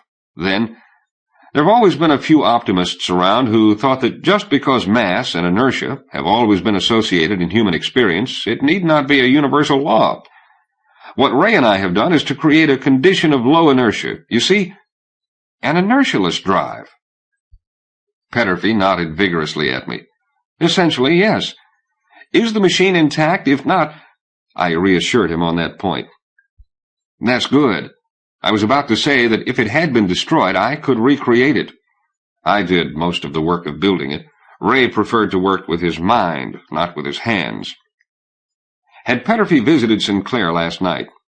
No. I had dinner at a restaurant down the coast, then came home and watched the Holo Wall. What times do I need alibis for? He asked, jokingly. Valpredo told him. The joking look turned into a nervous grimace. No, he'd left the mail shirt just after 9. He couldn't prove his whereabouts after that time. Had he any idea who might have wanted to murder Raymond Sinclair? Petterfy was reluctant to make outright accusations. Surely we understood. It might be someone he had worked with in the past, or someone he'd insulted. Ray thought most of humanity were fools. Or we might look into the matter of Ray's brother's exemption. Valpredo said, Edward Sinclair's exemption? What about it? I'd really prefer that you get the story from someone else. You may know that Edward Sinclair was refused the right to have children because of an inherited heart condition. His grandson has it too. There is some question as to whether he really did the work that earned him the exemption. But that must have been 40 to 50 years ago. How could it figure in a murder now? Petterfy explained patiently. Edward had a child by virtue of an exemption to the fertility laws. Now there are 2 grandchildren. Suppose the matter came up for review. His grandchildren would lose the right to have children. They'd be illegitimate. They might even lose the right to inherit. Valpredo was nodding. Yeah, we'll look into that all right. I said, You applied for an exemption yourself not long ago. I suppose you're, Yes, my diabetes. It doesn't interfere with my life at all. Do you know how long we've been using insulin to handle diabetes? Almost 200 years. What does it matter if I'm a diabetic, if my children are? He glared at us, demanding an answer. He got none. But the fertility laws refuse me children. Do you know that I lost my wife because the board refused me an exemption? I deserved it. My work on plasma flow in the solar photosphere. Well, I'd hardly lecture you on the subject, would I? But my work can be used to predict the patterns of proton storms near any G-type star. Every colony world owes something to my work.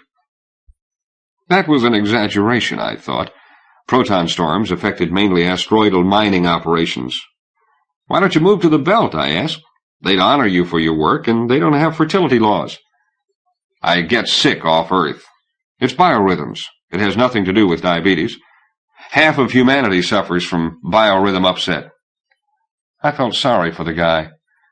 You could still get the exemption for your work on the inertialess drive. Wouldn't that get you your wife back? I don't know. I doubt it. It's been 2 years. In any case, there's no telling which way the board will jump. I thought I'd have the exemption last time. Do you mind if I examine your arms?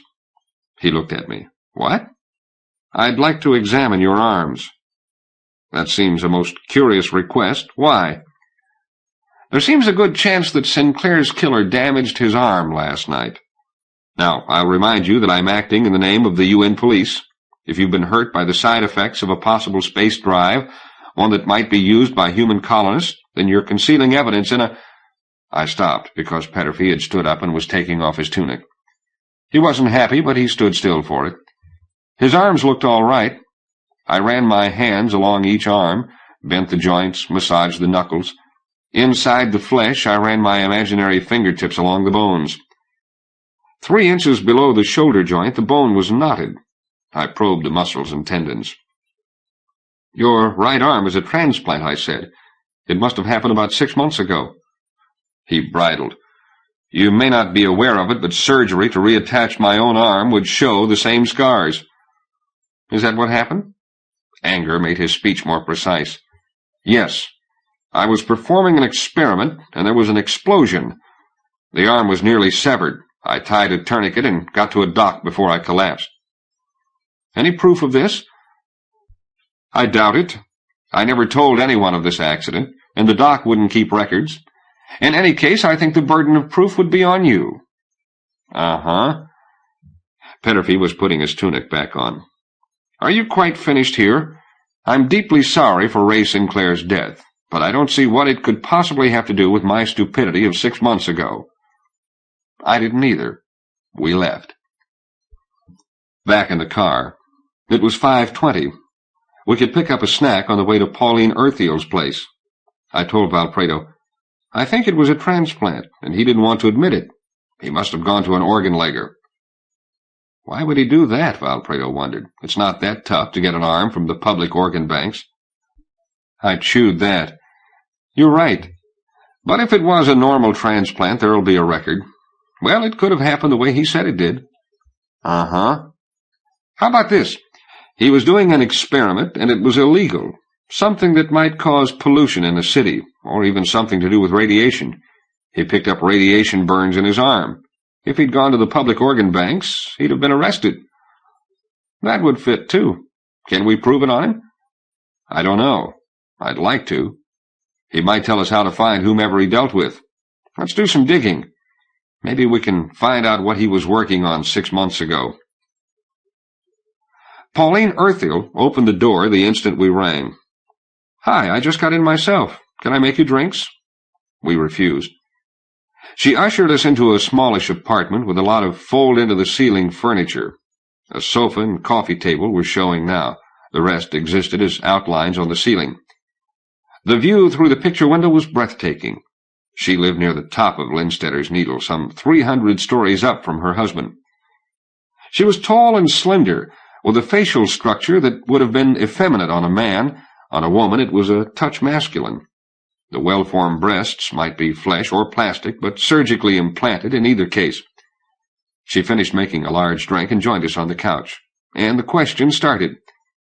Had she any idea who might have wanted Raymond Sinclair dead? "Not really. How did he die?" "Someone smashed in his skull with a poker," Valpredo said. If he wasn't going to mention the generator, neither was I. "How quaint." Her contralto turned acid. "His own poker, too, I presume, out of his own fireplace rack. What you're looking for is a traditionalist." She peered at us over the rim of her glass. Her eyes were large, the lids decorated in semi-permanent tattoo as a pair of flapping UN flags. "That doesn't help much, does it? You might try whoever was working with him on whatever his latest project was." That sounded like Petterfy, I thought. But Valpredo said, "Would he necessarily have a collaborator?" "He generally works alone at the beginning, but somewhere along the line he brings in people to figure out how to make the hardware and make it. He never made anything real by himself. It was all just something in a computer bank. It took someone else to make it real, and he never gave credit to anyone." Then his hypothetical collaborator might have found out how little credit he was getting for his work, and— But Earthiel was shaking her head. "I'm talking about a psychotic, not someone who's really been cheated. Sinclair never offered anyone a share in anything he did. He always made it damn plain what was happening. I knew what I was doing when I set up the Firestop prototype for him, and I knew what I was doing when I quit. It was all him. He was using my training, not my brain. I wanted to do something original, something me." "Did she have any idea what Sinclair's present project was?" "My husband would know. Larry X lives in this same building. He's been dropping cryptic hints, and when I want more details he has this grin." She grinned herself suddenly. "You'll gather I'm interested. But he won't say." Time for me to take over, or we'd never get certain questions asked. "I'm an arm.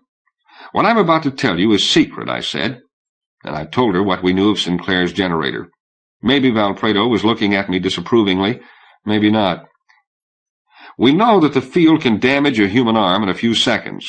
What we want to know," I said, "is whether the killer is now wandering around with a half-decayed hand or arm, or foot, for that." She stood and pulled the upper half of her body stocking down around her waist. She looked very much a real woman. If I hadn't known, then why would it matter? These days, the sex change operation is elaborate and perfect. Hell with it. I was on duty. Valpredo was looking nonchalant, waiting for me. I examined both her arms with my eyes and my 3 hands. There was nothing, not even a bruise. My legs, too? I said, not if you can stand on them. Next question. Could an artificial arm operate within the field? Larry? You mean Larry? You're out of your teeny mind. Take it as a hypothetical question. She shrugged. Your guess is as good as mine. There aren't any experts on inertialess fields. There was one. He's dead, I reminded her. All I know is what I learned watching the Gray Lensman show in the Hollow Wall when I was a kid. She smiled suddenly. That old space opera. Valpredo laughed. You too? I used to watch that show in study hall on a little pocket phone. One day the principal caught me at it. Sure, and then we outgrew it. Too bad. Those inertialess ships...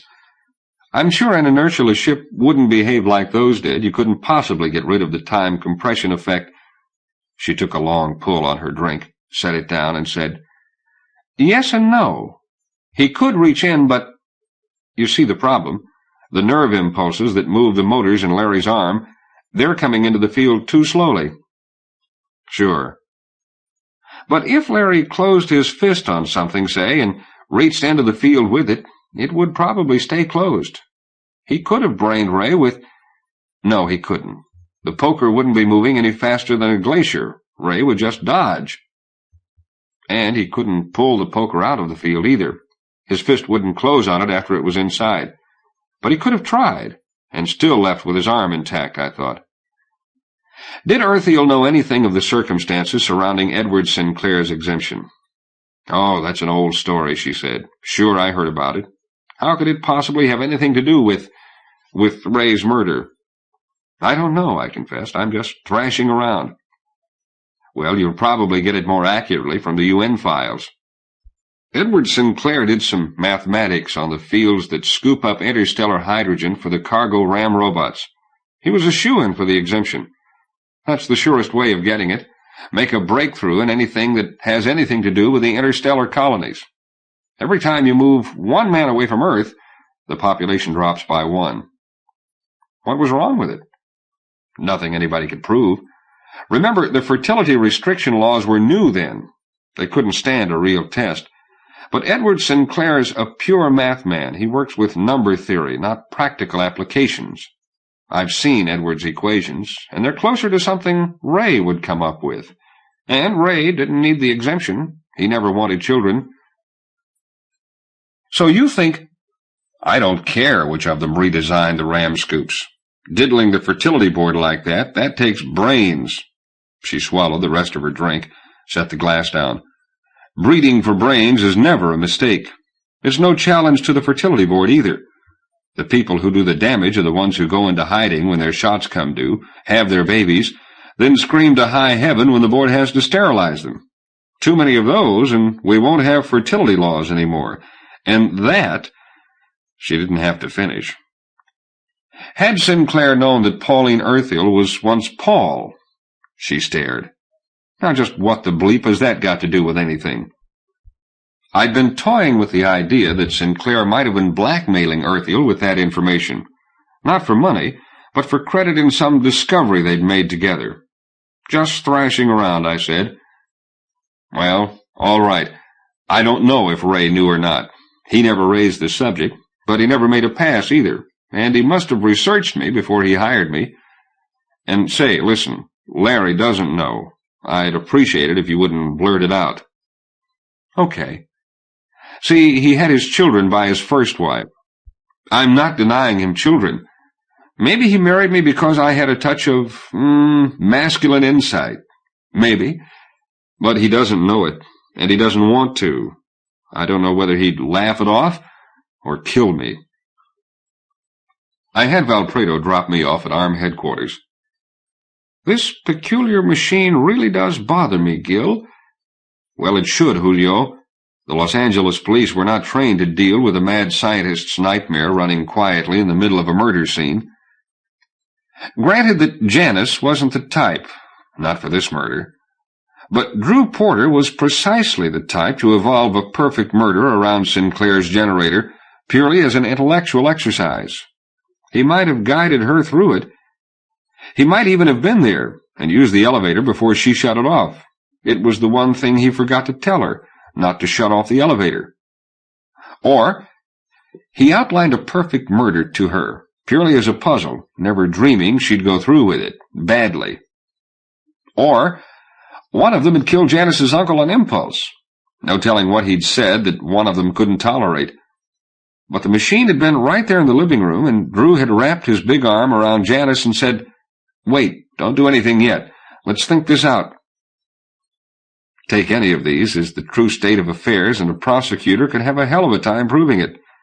He could show that no killer could possibly have left the scene of the crime without Janice Sinclair's help, and therefore— But what about that glowing thing, that time machine built by the dead man? Could it have freed a killer from an effectively locked room? How could a judge know its power? Well, could it? Berra might know. The machine was running. I caught the faint violet glow as I stepped into the laboratory, and a flickering next to it. And then it was off, and Jackson Berra stood suddenly beside it, grinning, silent, waiting. I wasn't about to spoil his fun. I said, "Well, is it an interstellar drive?" "Yes." A warm glow spread through me. I said, "Okay." "It's a low-inertia field," said Berra. "Things inside lose most of their inertia, not their mass, just the resistance to movement. Ratio of about 500 to 1. The interface is sharp as a razor. We think there are quantum levels involved." "Uh-huh. The field doesn't affect time directly." "No, I shouldn't say that. Who the hell knows what time really is? It affects chemical and nuclear reactions, energy release of all kinds, but it doesn't affect the speed of light. You know, it's kind of kicky to be measuring the speed of light at 370 miles per second with honest instruments." Damn it, I'd been half hoping it was an FTL drive. I said, "Did you ever find out what was causing that blue glow?" Berra laughed at me. "Watch." He'd rigged a remote switch to turn the machine on. He used it, then struck a match and flipped it toward the blue glow. As it crossed an invisible barrier, the match flared violet-white for something less than an eye blink. I blinked. It had been like a flashbulb going off. I said, "Oh, sure. The machinery's warm." "Right. The blue glow is just infrared radiation being boosted to violet when it enters normal time." Berra shouldn't have had to tell me that. Embarrassed, I changed the subject. "But you said it was an interstellar drive." "Yeah, it's got drawbacks," said Berra. "We can't just put a field around a whole starship. The crew would think they'd lowered the speed of light, but so what? A slow boat doesn't get that close to light speed anyway. They'd save a little trip time, but they'd have to live through it 500 times as fast." "How about if you just put the field around your fuel tanks?" Berra nodded. "That's what they'll probably do. Leave the motor and the life support system outside. You could carry a god-awful amount of fuel that way. Well, it's not our department. Someone else will be designing the starships," he said a bit wistfully. "Have you thought of this thing in relation to robbing banks or espionage?" "If a gang could afford to build one of these jobs, they wouldn't need to rob banks," he ruminated. "I hate making anything this big a UN secret, but I guess you're right. The average government could afford a whole stable of the things. Thus combining James Bond and the Flash." He rapped on the plastic frame. "Want to try it?" "Sure," I said. Heart to brain. Thud. "What are you doing? You'll get us all killed. I knew we should never have put you in charge of things." I stepped up to the generator, waited for Berra to scamper beyond range, then pulled the switch. Everything turned deep red. Berra became as a statue. Well, here I was. The second hand on the wall clock had stopped moving. I took 2 steps forward and rapped with my knuckles. Rapped, hell. It was like rapping on contact cement. The invisible wall was tacky. I tried leaning on it for a minute or so. That worked fine until I tried to pull away, and then I knew I'd done something stupid. I was embedded in the interface. It took me another minute to pull loose, and then I went sprawling backward. I'd picked up too much inward velocity, and it all came into the field with me. At that, I'd been lucky. If I'd leaned there a little longer, I'd have lost my leverage. I'd have been sinking deeper and deeper into the interface, unable to yell to Bera, building up more and more velocity outside the field. I picked myself up and tried something safer. I took out my pen and dropped it. It fell normally, 32 feet second field time, which scratched one theory as to how the killer had thought he would be leaving. I switched the machine off. "Something I'd like to try," I told Bera. "Can you hang the machine in the air, say by a cable around the frame?" "What have you got in mind?" "I want to try standing on the bottom of the field." Bera looked dubious. It took us 20 minutes to set it up. Bera took no chances. He lifted the generator about 5 feet. Since the field seemed to center on that oddly shaped piece of silver, that put the bottom of the field just a foot in the air.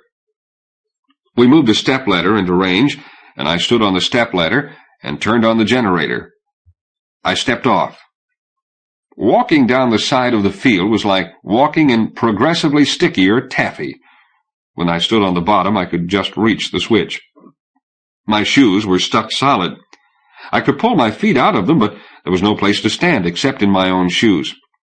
A minute later, my feet were stuck too.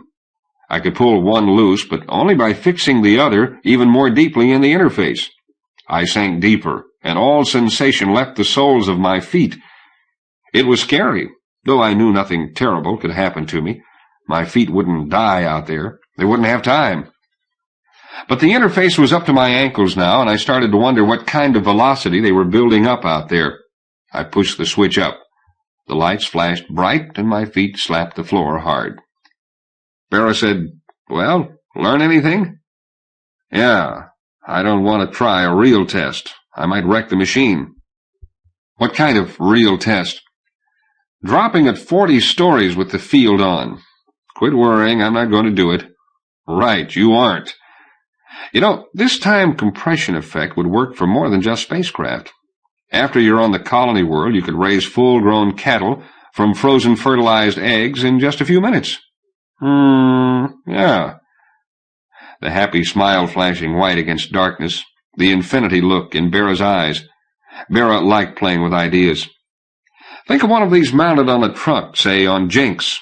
You could explore the shoreline regions without ever worrying about the Bandersnatchy attacking. They'd never move fast enough.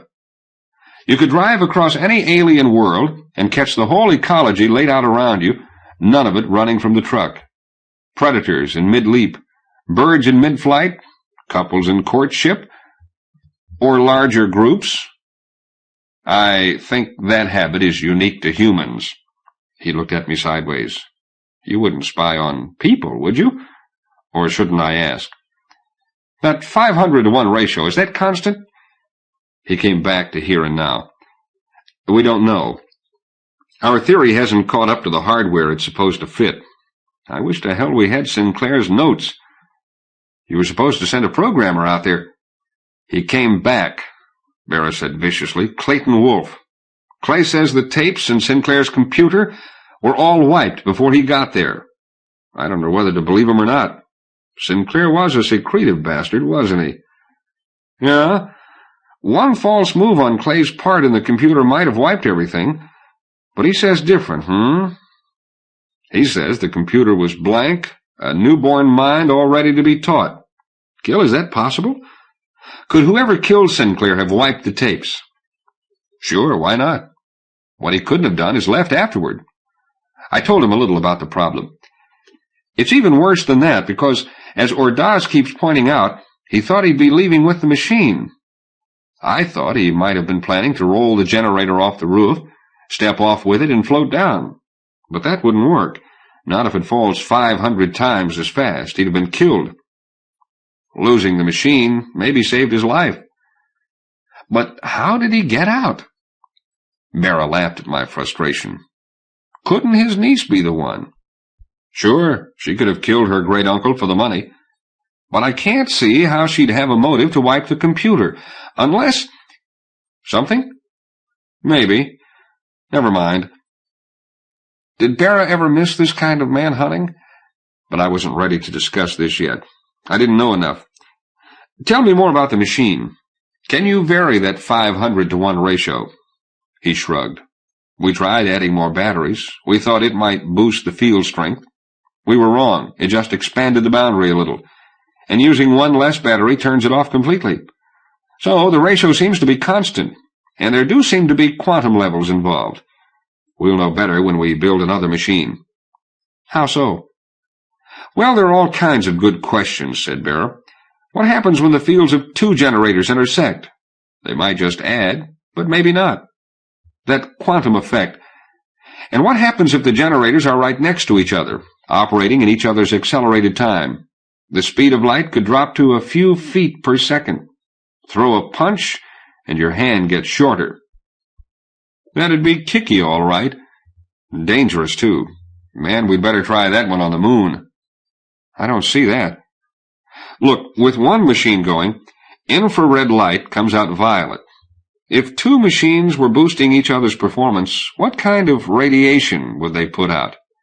Anything from X-rays to antimatter particles. An expensive way to build a bomb. Well, but it's a bomb you can use over and over again. I laughed. We did find you an expert, I said. You may not need Sinclair's tapes. Bernath Petterfy says he was working with Sinclair. He could be lying. More likely he was working for him, under contract. But at least he knows what the machine does. Bera seemed relieved at that. He took down Petterfy's address. I left him there in the laboratory, playing with his new toy. The file from City Morgue was sitting on my desk, open, waiting for me since this morning. Two dead ones looked up at me through sockets of blackened bone, but not accusingly. They had patience. They could wait. The computer had processed my search pattern. I braced myself with a cup of coffee, then started leafing through the thick stack of printout. When I knew what had burned away two human faces, I'd be close to knowing who. Find the tool, find the killer. And the tool must be unique, or close to it. Lasers. More than half the machine's suggestions seem to be lasers. Incredible the way lasers seem to breed and mutate throughout human industry. Laser radar, the laser guidance system on a tunneling machine. Some suggestions were obviously unworkable, and one was a lot too workable. A standard hunting laser fires in pulses, which is what makes it sporting, but it can be jiggered for a much longer pulse or even a continuous burst. Assassins have been doing it for years. Set a hunting laser for a long pulse and put a grid over the lens. The mesh has to be optically fine on the order of angstroms. Now the beam will spread as it leaves the grid. A second of impulse will vaporize the grid, leaving no evidence. The grid would be no bigger than a contact lens. If you didn't trust your aim, you could carry a pocketful of them. The grid-equipped laser would be less efficient, as a rifle with a silencer is less efficient, but the grid would make the laser impossible to identify. I thought about it and got cold chills. Assassination is already a recognized branch of politics. If this got out... But that was the trouble. Someone seemed to have thought of it already. If not, someone would. Someone always did.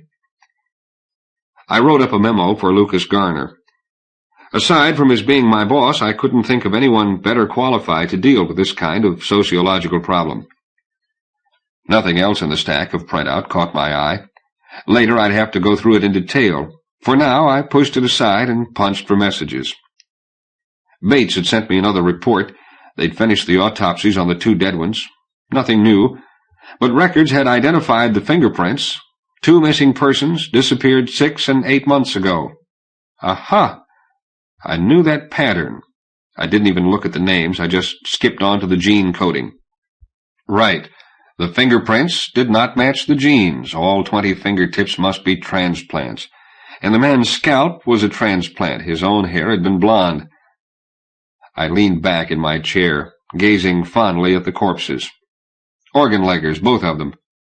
With all that raw material available, most organ-leggers change their fingerprints constantly, and their retina prints. But we'd never get prints from those charred eyeballs, so, weird weapon or no, they were armed business. And we still didn't know what had killed him, Or who? It could hardly have been a rival gang. For one thing, there was no competition. Plenty of business for everyone left alive after the arm had swept through them last year. For another, why had they been dumped on a city slidewalk? Rival organ-leggers would have taken them apart for their own organ banks. Waste not, want not. On that same philosophy, I had something to be deeply involved in when the mother hunt broke. Sinclair's death wasn't arm business, and his time compression field wasn't in my field. This was both. I wondered what end of the business they had been in. The file gave their estimated ages, 40 for the man, 43 for the woman, 2 years margin of error. Too old to be raiding the city streets for donors. That takes youth and muscle. I billed them as doctors, culturing the transplants and doing the operations, or salesmen, charged with quietly letting prospective clients know where they could get an operation without waiting 2 years for the public organ banks to come up with the material. So they'd tried to sell someone a new kidney and had been killed for their impudence. That would make the killer a hero, so why hide them for 3 days, then drag them out onto a city slidewalk in the dead of night? Because they'd been killed with a fearsome new weapon? I looked at the burned faces and thought, fearsome, right. Whatever did that had to be strictly a murder weapon, just as the optical grid over a laser lens would be strictly a murder technique. So a secretive scientist and his deformed assistant, fearful of rousing the wrath of the villagers, had dithered over the bodies for 3 days, then disposed of them in that clumsy fashion because they panicked when the bodies started to smell. Maybe. But a prospective client needn't have used his shiny new terror weapon. He had only to call the cops after they were gone. It read better if the killer was a prospective donor. He'd fight with anything he could get his hands on. I flipped back to full shots of the bodies. They looked to be in good condition, not much flab. You don't collect a donor by putting an arm lock on him. You use a needle gun. But you still need muscle to pick up the body and move it to your car. And you have to do that damn quick. Someone knocked at my door. I shouted, "Come on in." Drew Porter came in. He was big enough to fill the office, and he moved with a grace he must have learned on a board. "Mr. Hamilton, I'd like to talk to you." "Sure, what about?" He didn't seem to know what to do with his hands. He looked grimly determined. "You're an arm," he said. "You're not actually investigating Uncle Ray's murder. That's right, isn't it?" "That's right. Our concern is with the generator." "Coffee?" "Yes, thanks.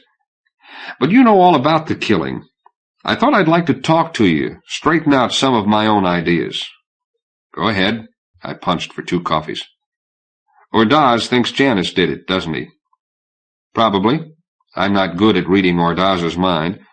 But it seems to narrow down to 2 distinct groups of possible killers, Janice and everyone else. Here's your coffee." "Janice didn't do it." He took the cup from me, gulped at it, set it down on my desk, and forgot about it.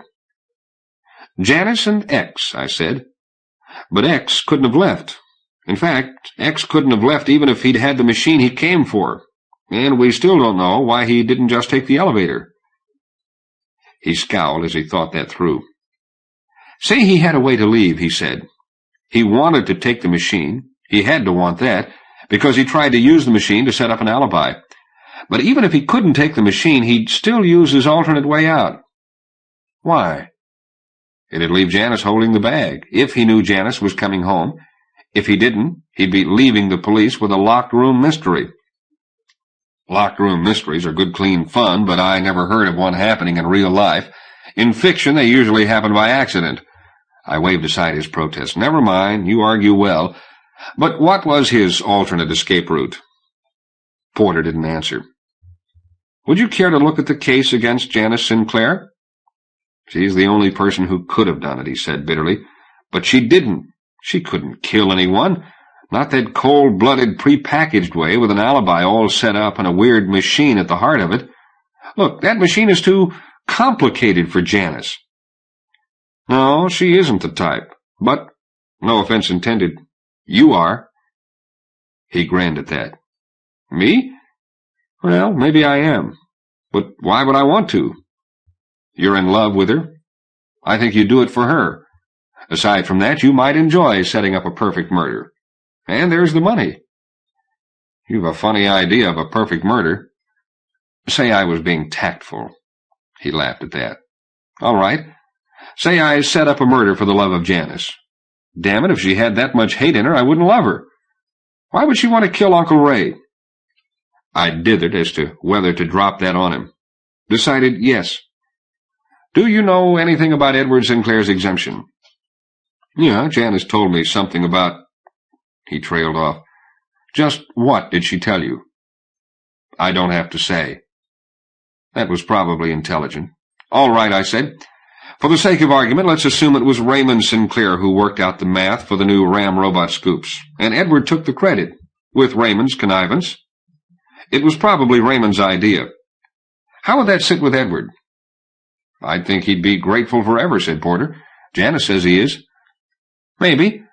But people are funny, aren't they? Being grateful for 50 years could get on a man's nerves. It's not a natural emotion. You're so young to be so cynical, Porter said pityingly. I'm trying to think this out like a prosecution lawyer. If these brothers saw each other too often, Edward might get to feeling embarrassed around Raymond. He'd have a hard time relaxing with him. The rumors wouldn't help. Oh, yes, there are rumors. I've been told that Edward couldn't have worked out those equations because he doesn't have the ability. If that kind of thing got back to Edward, how would he like it? He might even start avoiding his brother. Then Ray might remind Brother Edward of just how much he owed him, and that's the kiss of death. Janice says no. Janice could have picked up the hate from her father. Or she might have started worrying about what would happen if Uncle Ray changed his mind one day. It could happen any time if things were getting strained between the elder Sinclairs. So one day she shut his mouth. Porter snarled in his throat. I'm just trying to show you what you're up against. One more thing. The killer may have wiped the tapes in Sinclair's computer. Oh? Porter thought that over. Yeah, Janice could have done that just in case there were some notes in there, notes on Ed Sinclair's RAM scoop field equations. But look, X could have wiped those tapes too. Stealing the generator doesn't do him any good unless he wipes it out of Uncle Ray's computer. True enough. Shall we get back to the case against X? With pleasure.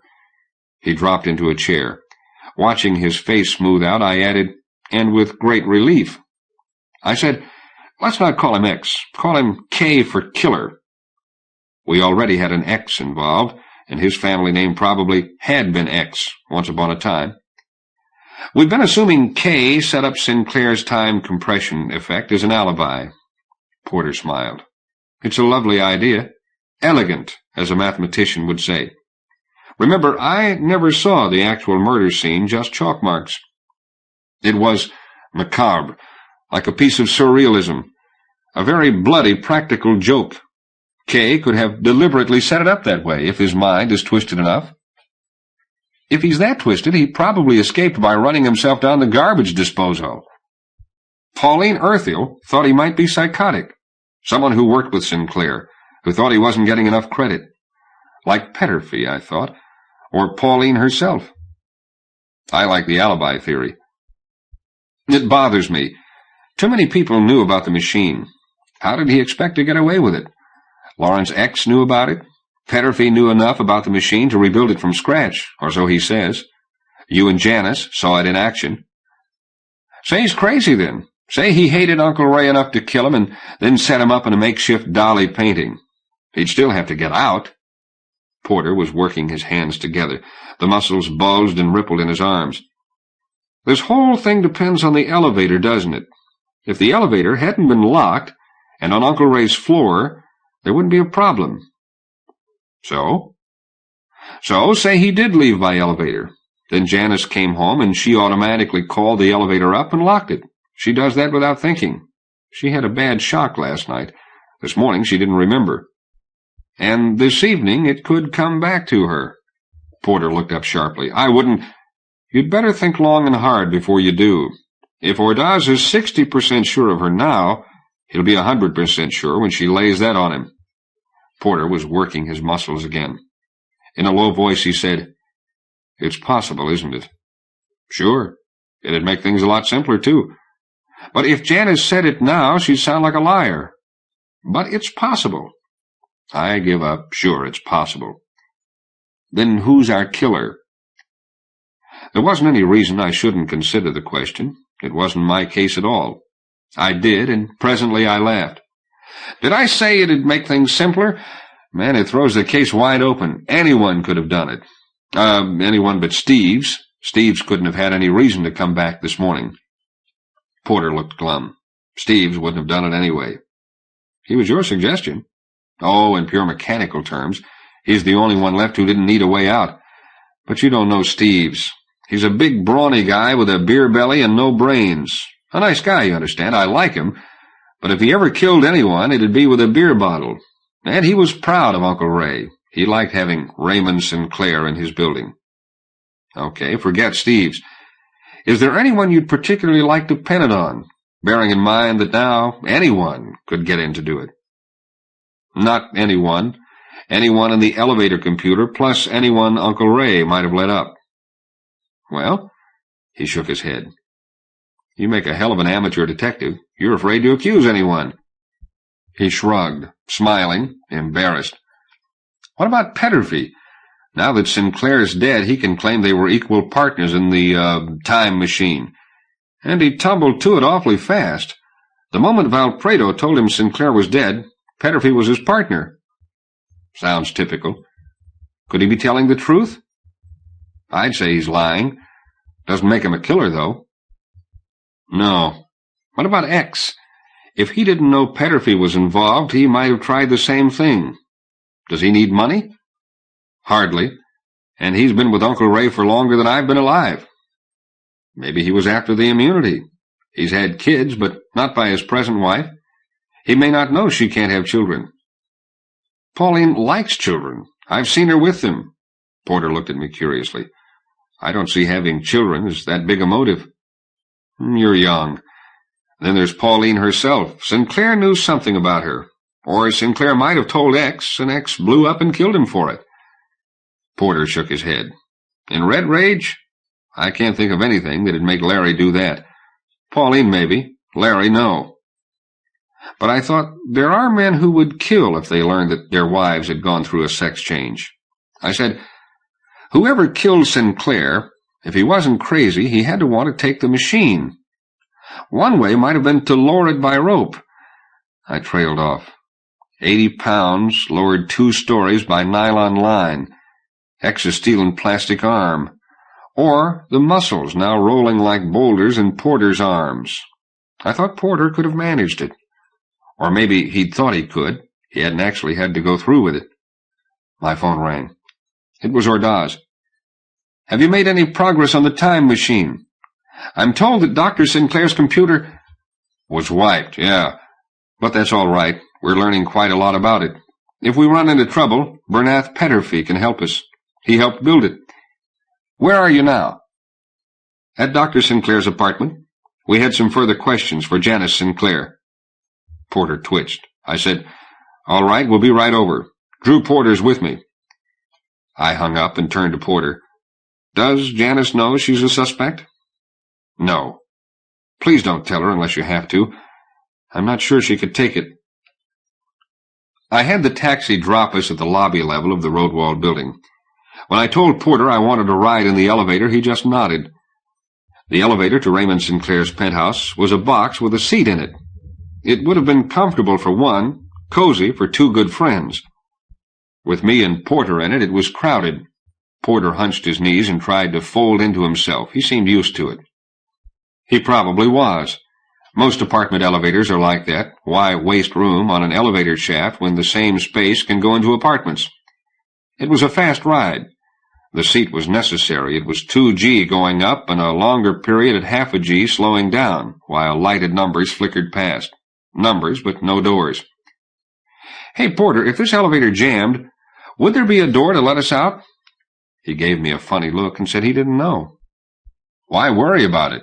If it jammed at this speed, it'd come apart like a handful of shredded lettuce. It was just claustrophobic enough to make me wonder. Kay hadn't left by elevator. Why not?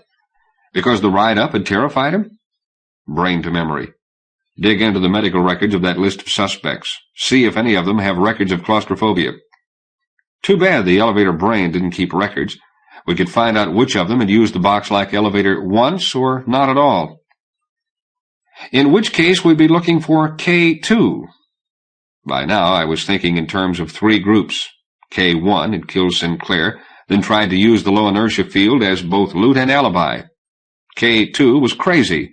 He hadn't wanted the generator at all except as a way to set up his macabre tableau. K3 was Janice and Drew Porter. Janice was there when the doors slid open. She was wan, and her shoulders slumped. But when she saw Porter, she smiled like sunlight and ran to him. Her run was wobbly, thrown off by the missing weight of her arm. I stepped past them, shook hands with Ordaz and Valpredo, and looked around. The wide brown circle was still there in the grass, marked with white chalk and the yellow chemical that picks up bloodstains. White outlines to mark the vanished body, the generator, the poker. Something knocked at the back door of my mind. I looked from the chalk outlines to the open elevator, to the chalk, and a third of the puzzle fell into place. So simple. We were looking for K1, and I had a pretty good idea of who he was. Ordaz was asking, "How did you happen to arrive with Mr. Porter?" "He came to my office. We were talking about a hypothetical killer." I lowered my voice slightly. "A killer who isn't Janice." "Very good. Did you reason out how he must have left?" "Not yet, but play the game with me. Say there was a way." Porter and Janice joined us, their arms about each other's waists. Ordaz said, "Very well. We assumed there was a way out. Did he improvise it? And why did he not use the elevator?" "He must have had it in mind when he got here. He didn't use the elevator because he was planning to take the machine. It wouldn't have fit." They all stared at the chalk outline of the generator. "So simple." Porter said, "Yeah, then he used it anyway, and left you a locked room mystery." "That may have been his mistake," Ordaz said grimly. "When we know his escape route, we may find that only one man could have used it. But of course, we do not even know that the route exists." I changed the subject. "Have you got everyone on the elevator tape identified?" Valpredo dug out his spiral notebook and flipped to the jotted names of those people permitted to use Sinclair's elevator. He showed it to Porter. "Have you seen this?" Porter studied it. "No, but I can guess what it is. Let's see. Hans Drucker was Janice's lover before I came along. We still see him. In fact, he was at that beach party last night at the Randalls." "He flopped on the Randalls' rug last night," said Valpredo. "Him and 4 others. One of the better alibis." "Oh, Hans wouldn't have anything to do with this," Janice exclaimed. The idea horrified her. Porter was still looking at the list. "You know about most of these people already. Bertha Hall and Muriel Sandusky were lady friends of Uncle Ray's. Bertha goes backpacking with him. We interviewed them, too," Valpredo told me. "You can hear the tapes if you like." "No, just give me the gist. I already know who the killer is." Ordaz raised his eyebrows at that, and Janice said, "Oh, good. Who?" Which question I answered with a secretive smile. Nobody actually called me a liar. Valpredo said, "Muriel Sandusky's been living in England for almost a year. Married. Hasn't seen Sinclair in years. Big, beautiful redhead." "She had a crush on Uncle Ray once," said Janice, "and vice versa. I think his lasted longer." "Bertha Hall is something else again," Valpredo continued. "Sinclair's age and in good shape, wiry. She says that when Sinclair was on the home stretch of a project, he gave up everything, friends, social life, exercise. Afterward, he'd call Bertha and go backpacking with her to catch up with himself. He called her 2 nights ago and set a date for next Monday." I said, "Alibi?" "Nope." "Really?" Janice was indignant. "Why, we've known Bertha since I was that high. If you know who killed Uncle Ray, why don't you just say so?" "Out of this list, I sure do, given certain assumptions. But I don't know how he got out, or how he expected to, or whether we can prove it on him. I can't accuse anyone now. It's a damn shame he didn't lose his arm reaching for that poker." Porter looked frustrated. So did Janice. You would not want to face a lawsuit, Ordaz suggested delicately. What of Sinclair's machine? It's an inertialess drive, sort of. Lower the inertia, time speeds up. Barrow's already learned a lot about it, but it'll be a while before he can really— You were saying? Ordaz asked when I trailed off. Sinclair was finished with the damn thing. Sure he was, said Porter. He wouldn't have been showing it around otherwise. Or calling Bertha for a backpacking expedition, or spreading rumors about what he had. Yeah. Sure, he knew everything he could learn about that machine. Julio, you were cheated. It all depends on the machine. And the bastard did rack up his arm, and we can prove it on him. We were piled into Ordaz's police car, me and Ordaz and Valpredo and Porter. Valpredo had set the thing for conventional speed so he wouldn't have to worry about driving. We'd turned the interior chairs to face each other. This is the part I won't guarantee, I said, sketching rapidly in Valpredo's borrowed notebook. But remember, he had a length of line with him. He must have expected to use it. Here's how he planned to get out. I sketched in a box to represent Sinclair's generator, a stick figure clinging to the frame, a circle around them to represent the field, a bow knot tied to the machine with one end trailing up through the field. See it? He goes up the stairs with the field on. The camera has about 1 chance in 8 of catching him while he's moving at that speed. He wheels the machine to the edge of the roof, ties the line to it, throws the line a good distance away, pushes the generator off the roof, and steps off with it. The line falls at 32 feet per second squared, normal time, plus a little more because the machine and the killer are tugging down on it. Not hard, because they're in a low inertia field. By the time the killer reaches the ground, he's moving at something more than 1,200 feet per second over 500, say 3 feet per second internal time. And he's got to pull the machine out of the way fast because the rope is going to hit like a bomb. It looks like it would work, said Porter. Yeah. I thought for a while that he could just stand on the bottom of the field. A little fooling with the machine cured me of that. He'd smash both legs. But he could hang onto the frame. It's strong enough.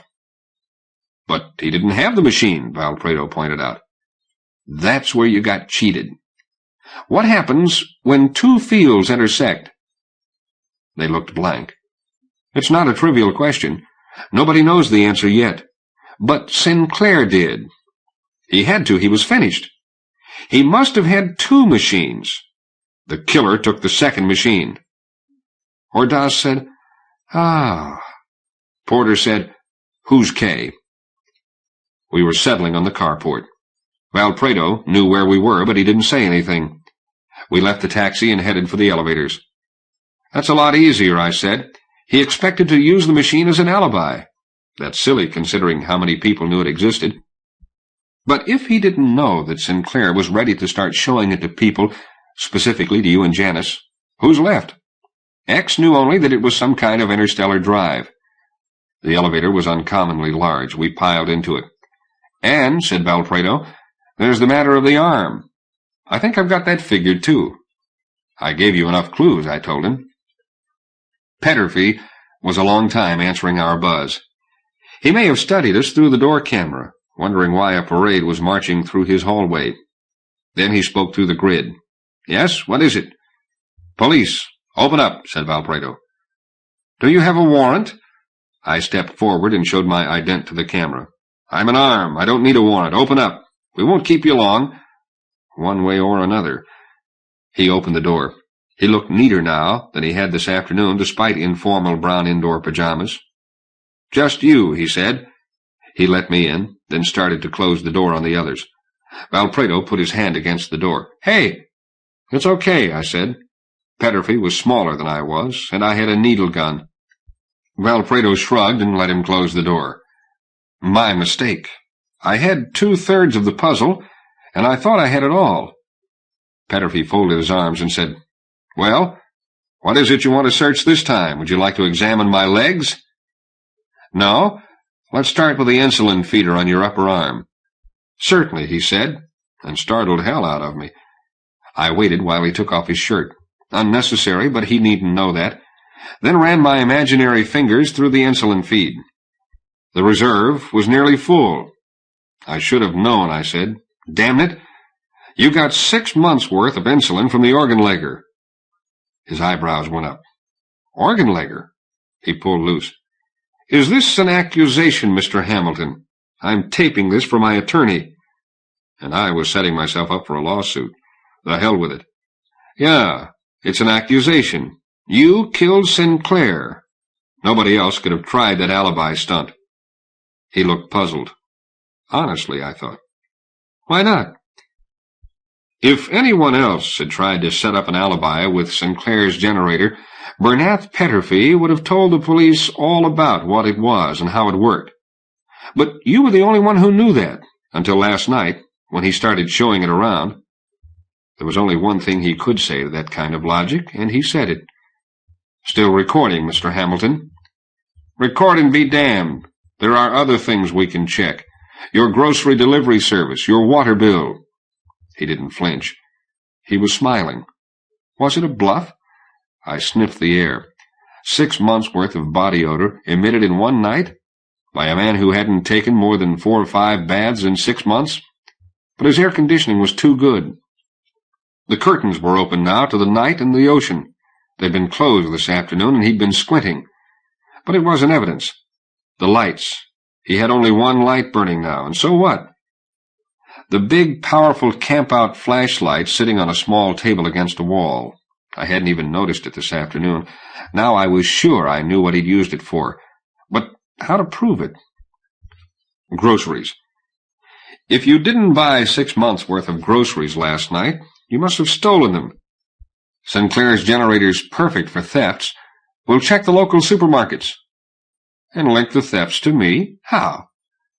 He was too bright to have kept the generator, but come to think of it, where could he abandon it? He was guilty. He couldn't have covered all his tracks. Petterfy? I've got it. He believed me. I saw it in the way he braced himself. Maybe he'd worked it out before I did. I said, your contraceptive shots must have worn off 6 months early. Your organ-legger couldn't get you that. He's got no reason to keep contraceptives around. You're dead, Petterfy. I might as well be. Damn you, Hamilton, you've cost me the exemption. They won't try you right away. We can't afford to lose what's in your head. You know too much about Sinclair's generator. Our generator. We built it together. Yeah. You won't try me at all, he said more calmly. Are you going to tell a court how the killer left Ray's apartment? I dug out my sketch and handed it to him. While he was studying it, I said, how did you like going off the roof? You couldn't have known it would work. He looked up. His words came slowly, reluctantly. I guess he had to tell someone, and it didn't matter now. By then I didn't care. My arm hung like a dead rabbit, and it stank. It took me 3 minutes to reach the ground. I thought I'd die on the way. Where'd you dig up an organ-legger that fast? His eyes called me a fool. Can't you guess? 3 years ago. I was hoping diabetes could be cured by a transplant. When the government hospitals couldn't help me, I went to an organ-legger. I was lucky he was still in business last night. He drooped. It seemed that all the anger went out of him. Then it was 6 months in the field, waiting for the scars to heal, in the dark. I tried taking that big camp-out flashlight in with me. He laughed bitterly. I gave up after I noticed that the walls were smoldering. The wall above that little table had a scorched look. I should have wondered about that earlier. No baths, he was saying. I was afraid to use up that much water. No exercise, practically. But I had to eat, didn't I? And all for nothing. Will you tell us how to find the organ-legger you dealt with? This is your big day, isn't it, Hamilton? All right. Why not? It won't do you any good. Why not? He looked up at me very strangely. Then he spun about and ran. He caught me flat-footed. I jumped after him. I didn't know what he had in mind. There was only one exit to the apartment, excluding the balcony, and he wasn't headed there. He seemed to be trying to reach a blank wall with a small table set against it, a camp flashlight on it, and a drawer in it. I saw the drawer and thought, gun, and I surged after him and got him by the wrist just as he reached the wall switch above the table.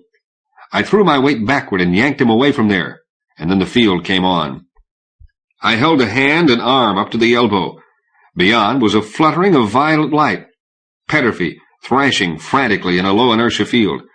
I hung on while I tried to figure out what was happening. The second generator was here somewhere.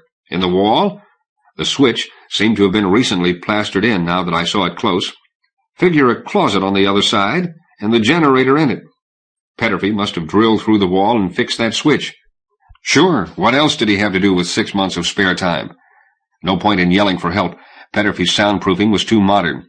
And if I didn't let go, Petterfy would die of thirst in a few minutes. Petterfy's feet came straight at my jaw. I threw myself down, and the edge of a boot sole nearly tore my ear off. I rolled forward in time to grab his ankle. There was more violet fluttering, and his other leg thrashed wildly outside the field. Too many conflicting nerve impulses were pouring into the muscles. The leg flopped about like something dying. If I didn't let go, he'd break it in a dozen places. He'd knocked the table over. I didn't see it fall, but suddenly it was lying on its side. The part with the drawer must have been well beyond the field.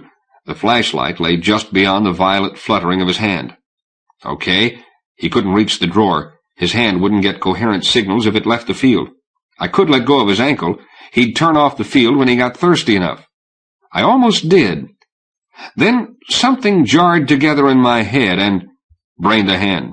Hang on for our lives. Don't you understand? He's trying to reach the flashlight. I hung on. Petterfy suddenly stopped thrashing about in there. He lay on his side, his face and hands glowing blue. I was trying to decide whether he was playing possum when the blue light behind his face quietly went out. I let them in. They looked it over. Valpredo went off to search for a Pohl to reach the light switch. Ordaz asked, "Was it necessary to kill him?" I pointed to the flashlight. He didn't get it. I was overconfident, I said. I shouldn't have come in alone. He's already killed 2 people with that flashlight. The organ-leggers who gave him his new arm. He didn't want them talking, so he burned their faces off and then dragged them out onto a slidewalk. He probably tied them to the generator and then used the line to pull it. With the field on, the whole setup wouldn't weigh more than a couple of pounds. With a flashlight? Ordaz pondered. Of course. It would have been putting out 500 times as much light. A good thing you thought of that in time.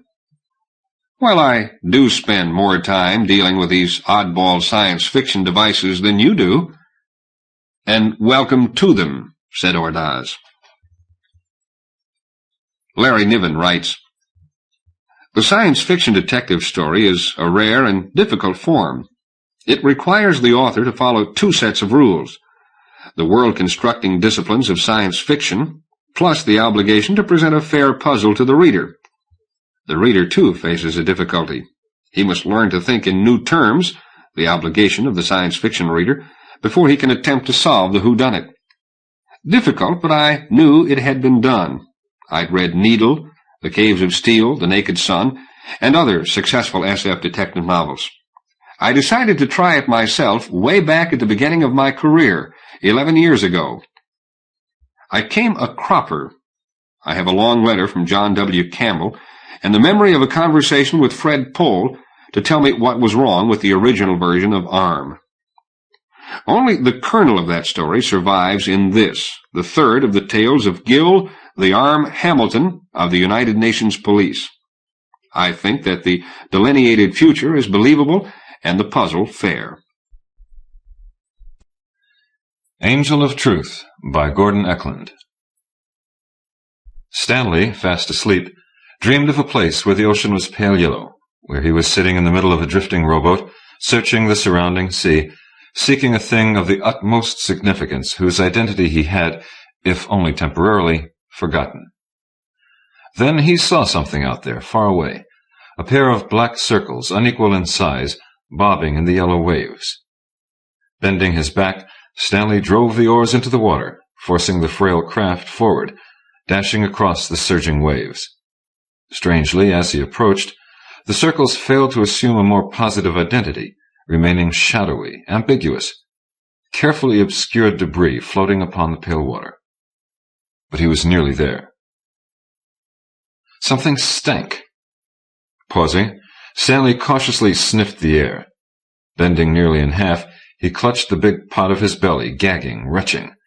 The odor was dreadful, as thick as sulfur, as bitter as garlic. He couldn't understand.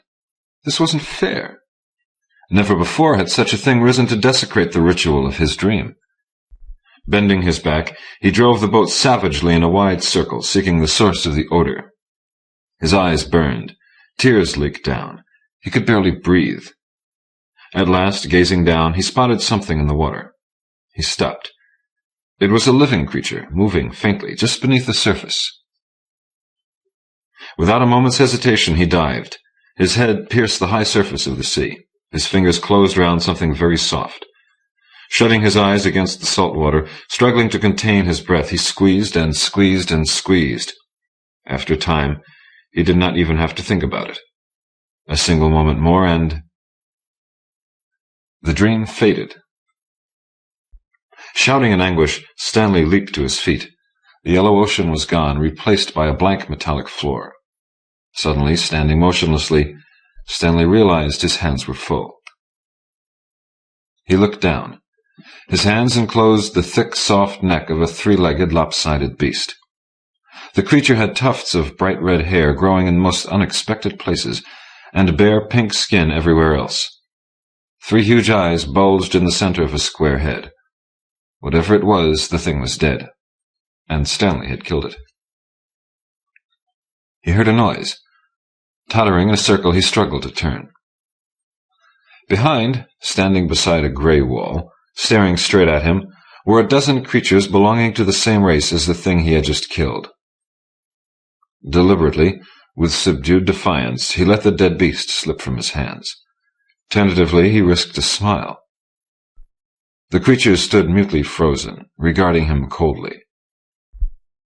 Pointing to himself, Stanley said, "Friend." There was no response. "If that's the way you want it," he said. Lifting his fists, adjusting his elbows, he prepared to defend his vulnerable middle. In sharp, clicking tones, the creatures began speaking among themselves. Stanley lowered his hands and tried to appear relaxed. He hummed a light ditty, something he had picked up somewhere in his endless wanderings. One of the creatures waved a hand, pointing at Stanley, then spoke excitedly to the group. Once more Stanley prepared to fight. He tensed his knees and tried to do the same with his slack belly muscles. He shuffled his feet in a vague imitation of grace. 2 of the creatures turned to watch. One attempted to duplicate his motions, but fell in a heap to the floor. Stanley skidded to a halt. Clearly, some decision was being formed. Finally, one stepped forward, approaching Stanley, who chose to hold his ground, elbows protecting his kidneys, fists clenched like steel hammers. The creature was slightly larger than the others, and alone among them wore clothing, a bright rainbow sash circling hairless hips. Reaching into the sash, the creature removed a long knife. Stanley gulped as the blade reflected the dull interior light. The sight was enough to send him to his knees. Locking his fists together, he prayed deeply. The creature ignored him. Instead, with dazzling speed, it knelt beside the carcass of its comrade and cut a neat square hole in the chest. Dropping his hands, Stanley waddled over to where he could observe the operation more closely. "It smelled up my dreams," he explained. The odor still infected the air, but seemed remote and tepid now. Again the knife flashed. Then, standing, the creature recognized Stanley for the first time, gesturing at him to stand too. In one hand it held a bloody, puffy, pink and white mass of tissue. Stanley glanced at the extended hand. "Ugh," he said with feeling. The creature made an impatient motion, as if expecting Stanley to accept an offered gift. "Get that thing away from me," Stanley said. "But you must consume the vessel." The creature spoke the common tongue with barely a trace of accent. "You don't mean eat it? It is known and accepted." "But that's a heart." "And spirit," the creature said reverently. "Many thousands of spirits. Within this organ, alone among a Mankland's particles, the true being resides." "So what?" Stanley asked. "Exactly. Nodding, the creature flashed an ugly smile. "If the blessed vessel remains unconsumed, then the spirits shall dangle eternally in the void. Because you are the slayer of the living flesh, the vast responsibility of salvation is yours." "Mine?" "It is known and accepted." "Well, not by me." "You will do it, of course." Disgusted by the sight of the heart, Stanley turned his back.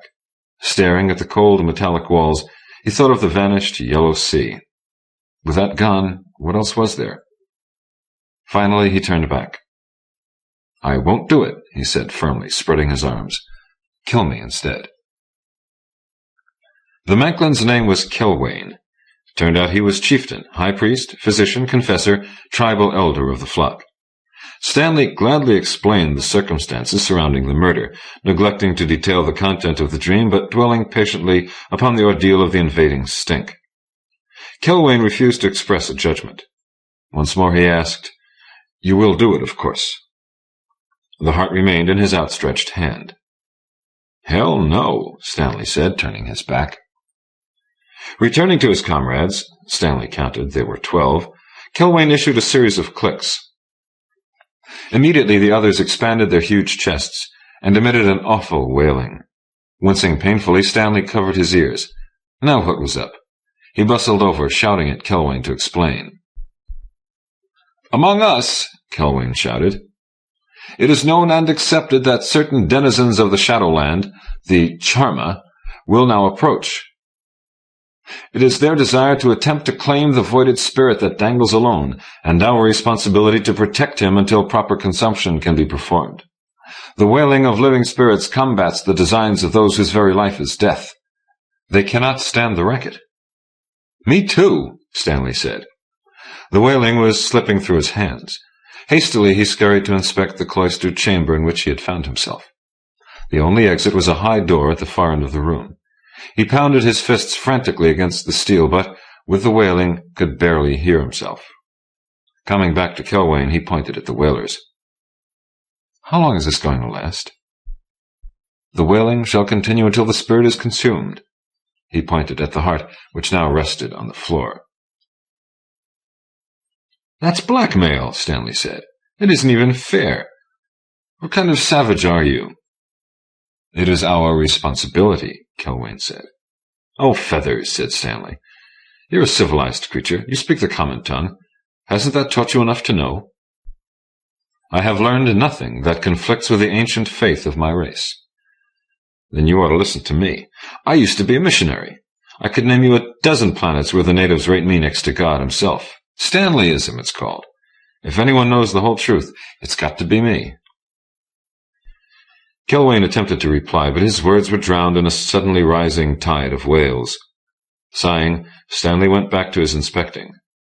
The ship appeared to be a freighter of the type commonly used for intrasystem cargo hops. Strangely, the hold was empty except for a single crate of processed food. He sat down against the wall and lifted his hands from his ears long enough to fill a battered briar pipe with a thick, milky substance. He found a match in the pocket of his trousers. The odor of the smoke was strong enough to drive away the last of the stink. He gripped the pipe stem between his teeth. He held his ears again. The wailing grew louder and louder until the vibration seemed to rattle his bones. The pipe provided scant relaxation. It was a weird, uncomfortable feeling. Finally, he had to stand. Kilwain, joining the other 12, had added his wails to theirs. Putting a finger to his lips, Stanley drew Kilwain aside to a relatively quiet pocket of the hold. "Okay," he said. "But," gesturing back toward the heart, "I've got to demand a fork." In the center of Kilwain's square face, the triangle of red eyes flashed triumphantly. Wordlessly, he shoved a hand into his sash and, with a flourish, removed 2 thin sticks. "Good God," said Stanley, accepting the gift. "Chopsticks," he murmured, bemused. He approached the heart. Around him, the room fell obediently silent. While he ate, Kilwain had kindly lent a knife, Stanley attempted to justify his presence aboard the ship. Since he could not exactly recollect boarding the craft, the attempt proved a flat failure. Kilwain loomed dangerously near, as though feeling a personal responsibility to ensure that every last particle of the heart was consumed. "Back there," Stanley said, pointing at the floor, "I ran into the usual bloody hell." He sighed. "What did you say was the name of the place?" "Banklin." "Ah, your home world. Mine is Earth. It's been ages, ages since I've last seen those green, dazzling hills." He managed a bite, but gagged. Standing, clutching his throat, he roared for water. Kilwain fetched a pint flask. The water was foul, but Stanley gulped. "I never made it out of the spaceport," he said, dropping back to his haunches. Kilwain nodded. Stanley raised another bite toward his lips. Swallowing hastily, he felt the old, familiar rage welling up. Who do they think they are? There are places in the galaxy where my name is mentioned in the same breath with Christ and Muhammad. Yet around here, they call me a criminal. As soon as my notorious face is spotted on a planet, they tell me to go away. I imagine, being a religious figure yourself, that you can sympathize." He peered down at the half-eaten heart, then raised both hands, weaving the fingers into a single solid knot. He shook the great fist beneath Kilwain's jaw. "It's like this. The martyr, the saint, entwined, merged, fused, and there's no way of splitting." His hands flew apart. The two. Kilwain nodded. "The trouble with me," Stanley confided between bites, "is that I've seen the truth. I've seen more worlds and people than any man's mind ought to be able to comprehend. I suppose you ought to seem weird to me, but compared to some of the races I've known, and not just known, I mean lived, slept, prayed with, you are no more alien than my own left hand." Deep in his belly, the heart lay. He seemed to feel it pulsating down there. Quickly he swallowed a gulp of brackish water. "What was it you saw?" Kilwain asked politely, his eyes firmly fixed to the remaining fragments of the heart. Stanley ate again. "Nothing." "I thought you mentioned—" "Nothing." Quickly Stanley calmed himself. "Can I explain how it happened? I cannot. I traveled and traveled, stealing rides like this, sometimes paying my way, occasionally even crewing. I got farther and farther out, till for years I met no other human being. It was a lonely time. At last, unexpectedly, I reached the very edge of the universe. I looked straight out, too. There was nothing, just emptiness, the void, a black hole. So I looked back. And there was nothing there either. It was the same. I had seen the truth, as blunt and ugly as can be. Sure, I was scared. I ran all the way back here trying to forget. Alas, who could? When you know, really know, that there's nothing," his voice dropped to a confidential whisper, "then you're utterly free. You've got to do damn well what you want. I fell into an enormous mess of trouble. Being free got me hated, loathed, spat upon. On numerous planets, my name was substituted for traditional curses. I violated their laws and customs, laughed in the face of their taboos. They drove me away, banished me to a half-life of eternal wandering. But I don't care." The final bite lay upon the floor. With a great speed, denying his bulk, Stanley gripped the piece between the sticks and rammed it down his throat. "Free," he said, sighing. He wiped his lips, belched. "Where did you say we were bound?" "To the Chakla," Kilwain said reverently. Smiling, Stanley stood and waved a finger at the moist spot on the floor. "I didn't have to do that. I could have given my word, and then when your pals shut up, raised a ruckus and fetched the crew. So in return for that favor, I expect you people to remember the name. Late at night, when you're crouched around the blazing tribal campfires, when you're gazing up at the twinkling mysteries of the nighttime sky, moaning or praying or doing whatever it is you do when confronting the vast unknown, I want you to recollect the only free man you've ever met." He hastened toward the door, calling back, "Stanley!" He banged his fists against rigid steel. Okay, open up. You've got a stowaway. Come on." But the door failed to budge. Puzzled, Stanley dropped his hands and listened. A gentle hand touched his shoulder. Kelwain stood holding a silver key to the door and grinned. The key fit snugly. The door popped open. Stanley stepped through into the crew quarters. The room was empty. "Ready or not, here I come," he called, stepping ahead into the control room. And that was empty, too. They were hiding. Bastards. Bending down, he peeked beneath chairs, cot, stove, toilet, sink, control panel. There was nobody there. "How the hell?" he murmured. Kelwain had followed him forward. Glancing back, Stanley saw a half-dozen three-eyed faces peering past the edge of the open door. He faced the control panel directly, hands on hips. It had been smashed. Wires, levers, dials, glass, chrome, everything lay everywhere. He approached the broken frame of the pilot's chair and leaned forward, gazing down into the transparent rectangle of the observation window. The topmost layer of glass had been shattered. Through an intricate pattern of exploding lines, he saw the blackness of space. Here and there, like twinkling bugs captured in an enormous web, the stars shone through. One was huge, bright, a giant.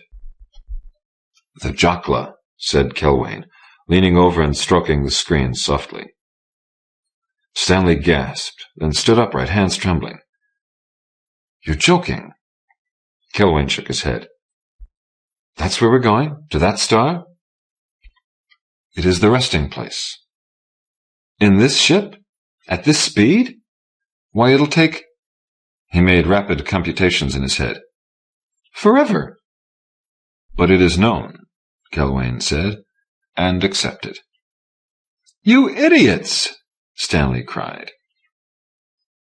Stanley sat slumped against the wall, munching on a handful of processed grain, while across from him, huddled in an indistinguishable mass, the Macfarlanes slept.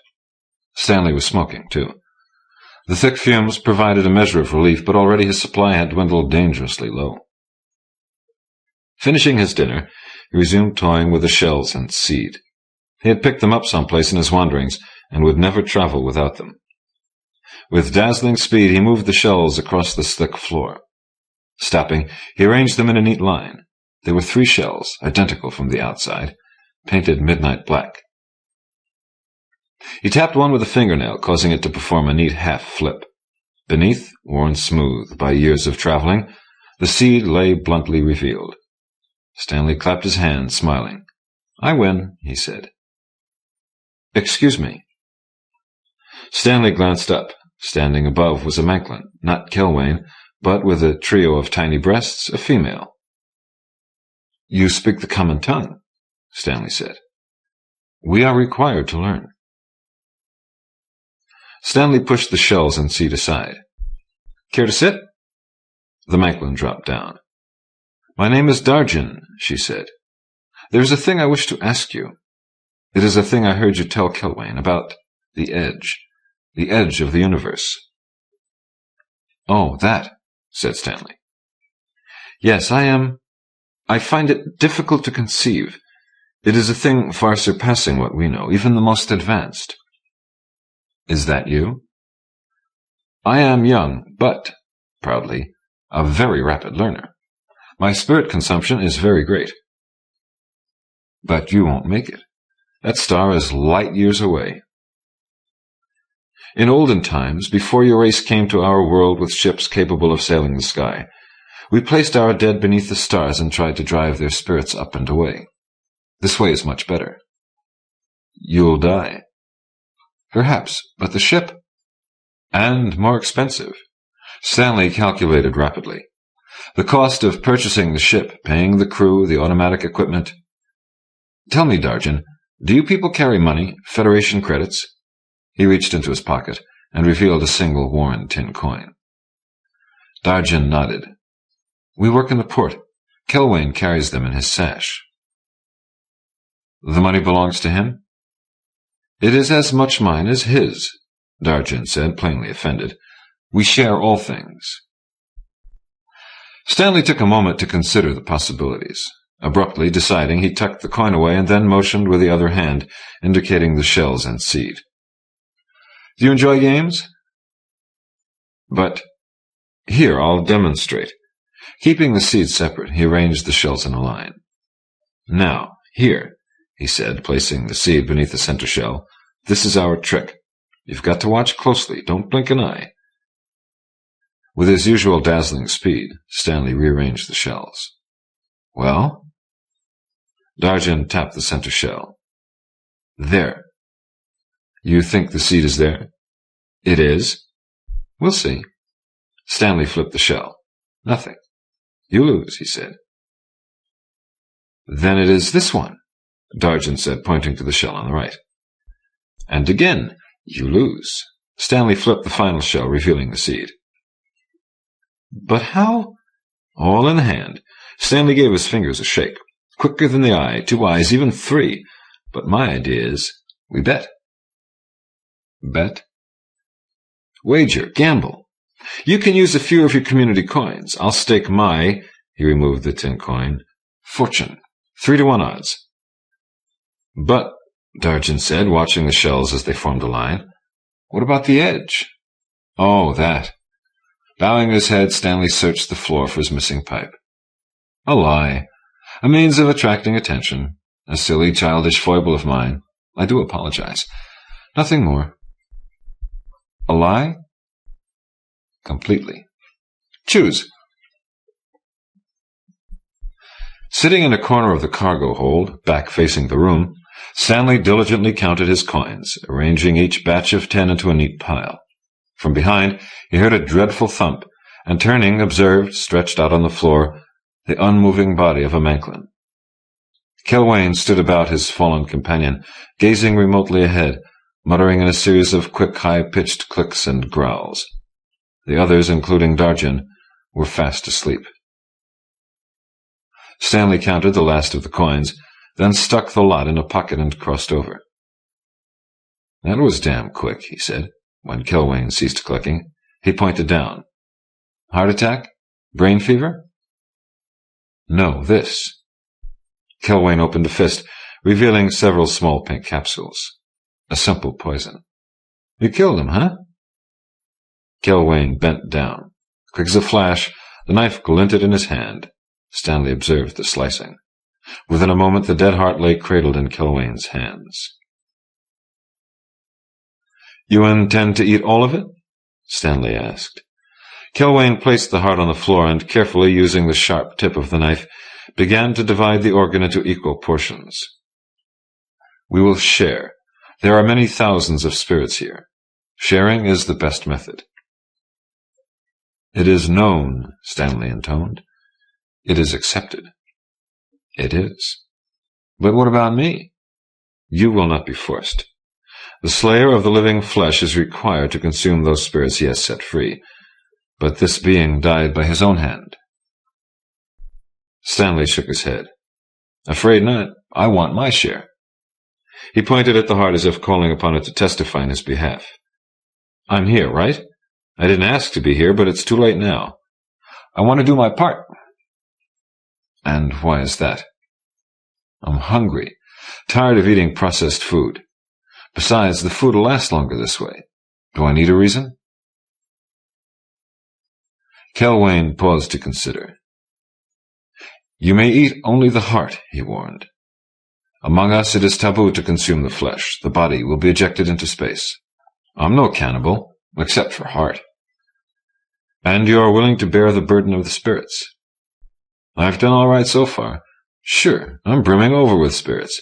In fact, right this minute I can feel them hopping and popping inside me." "If it is your desire." Kilwain stood and went to wake the others. His gaze never wholly left Stanley. On the floor the heart lay neatly severed into equal portions. Stanley counted, ensuring that there were 13. Then he grinned. "Hey, forget the chopsticks." He picked up one portion of the heart in his fingertips. "I can manage this little bit." Darjan pointed at the center shell. "That one," she said with certainty. Stanley cut off another slice of the heart. Chewing, he flipped the indicated shell. "Too bad," he murmured through a full mouth. Darjan passed over the final 3 coins that lay in front of her. "That is all," she said with finality. "You're not quitting?" You have taken all my coins. Darjan, too, was eating a portion of the heart, but more slowly, painstakingly, as though each additional bite was an event of vast consequence. Stanley waved vaguely toward the corner where the Manklins slept.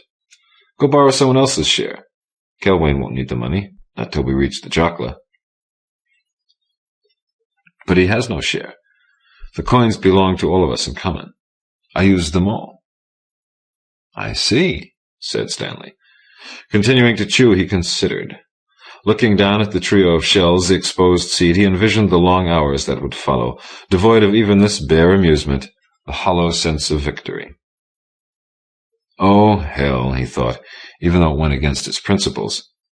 Here. He passed a stack of 10 coins to Darjan.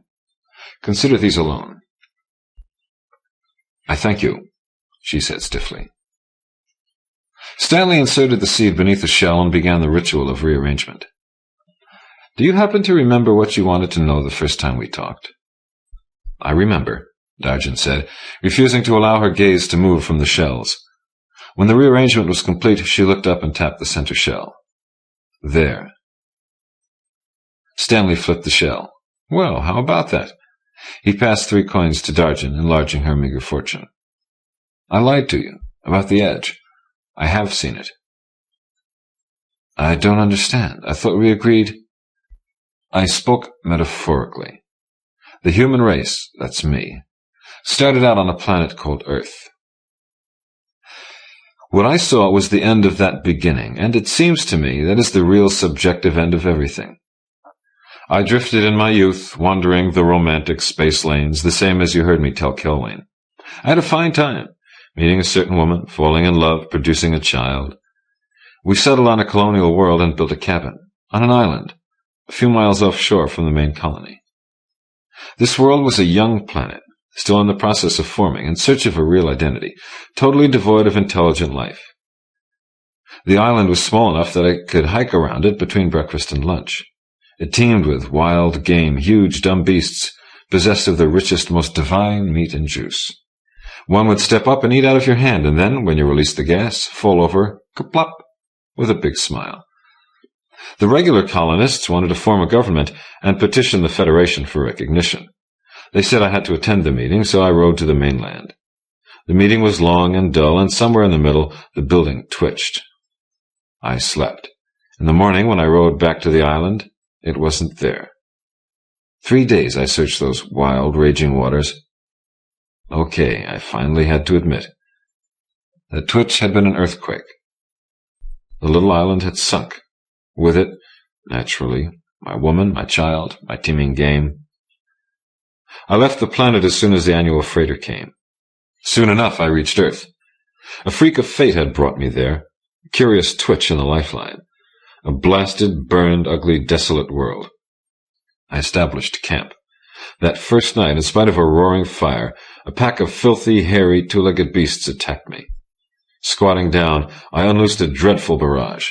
The bastards fell but wouldn't stop. I killed them all. Chow time, I thought with some satisfaction, but when I went to skin the first, I realized that the eyes were too damn familiar. Humans. People. Men. The sons of the fathers of my race. I got out of there, too. I had seen enough. The end. Where we're all going. We started out beasts, and we're ending the same damn way. I kept drifting. Choose. That one, Darjan said, pointing to a shell. Stanley flipped. Right again. He shook his head in astonishment and passed the requisite coins. I learned one thing. Never believe in nothing. That's how you get, like me, to be free. But I know differently, Darjan said. She struck her chest with 2 fists. Here, I know. Stanley leaned back. You feel the spirits? I do. Then, Stanley asked, how come I don't? You don't? Not a damn thing. And I've consumed an entire heart. Remember? I'm afraid old Kelwain is fooling you. But I can feel... Are you sure? I wouldn't lie to you. All I ask is that you think about it. He shook his head. "But let's play."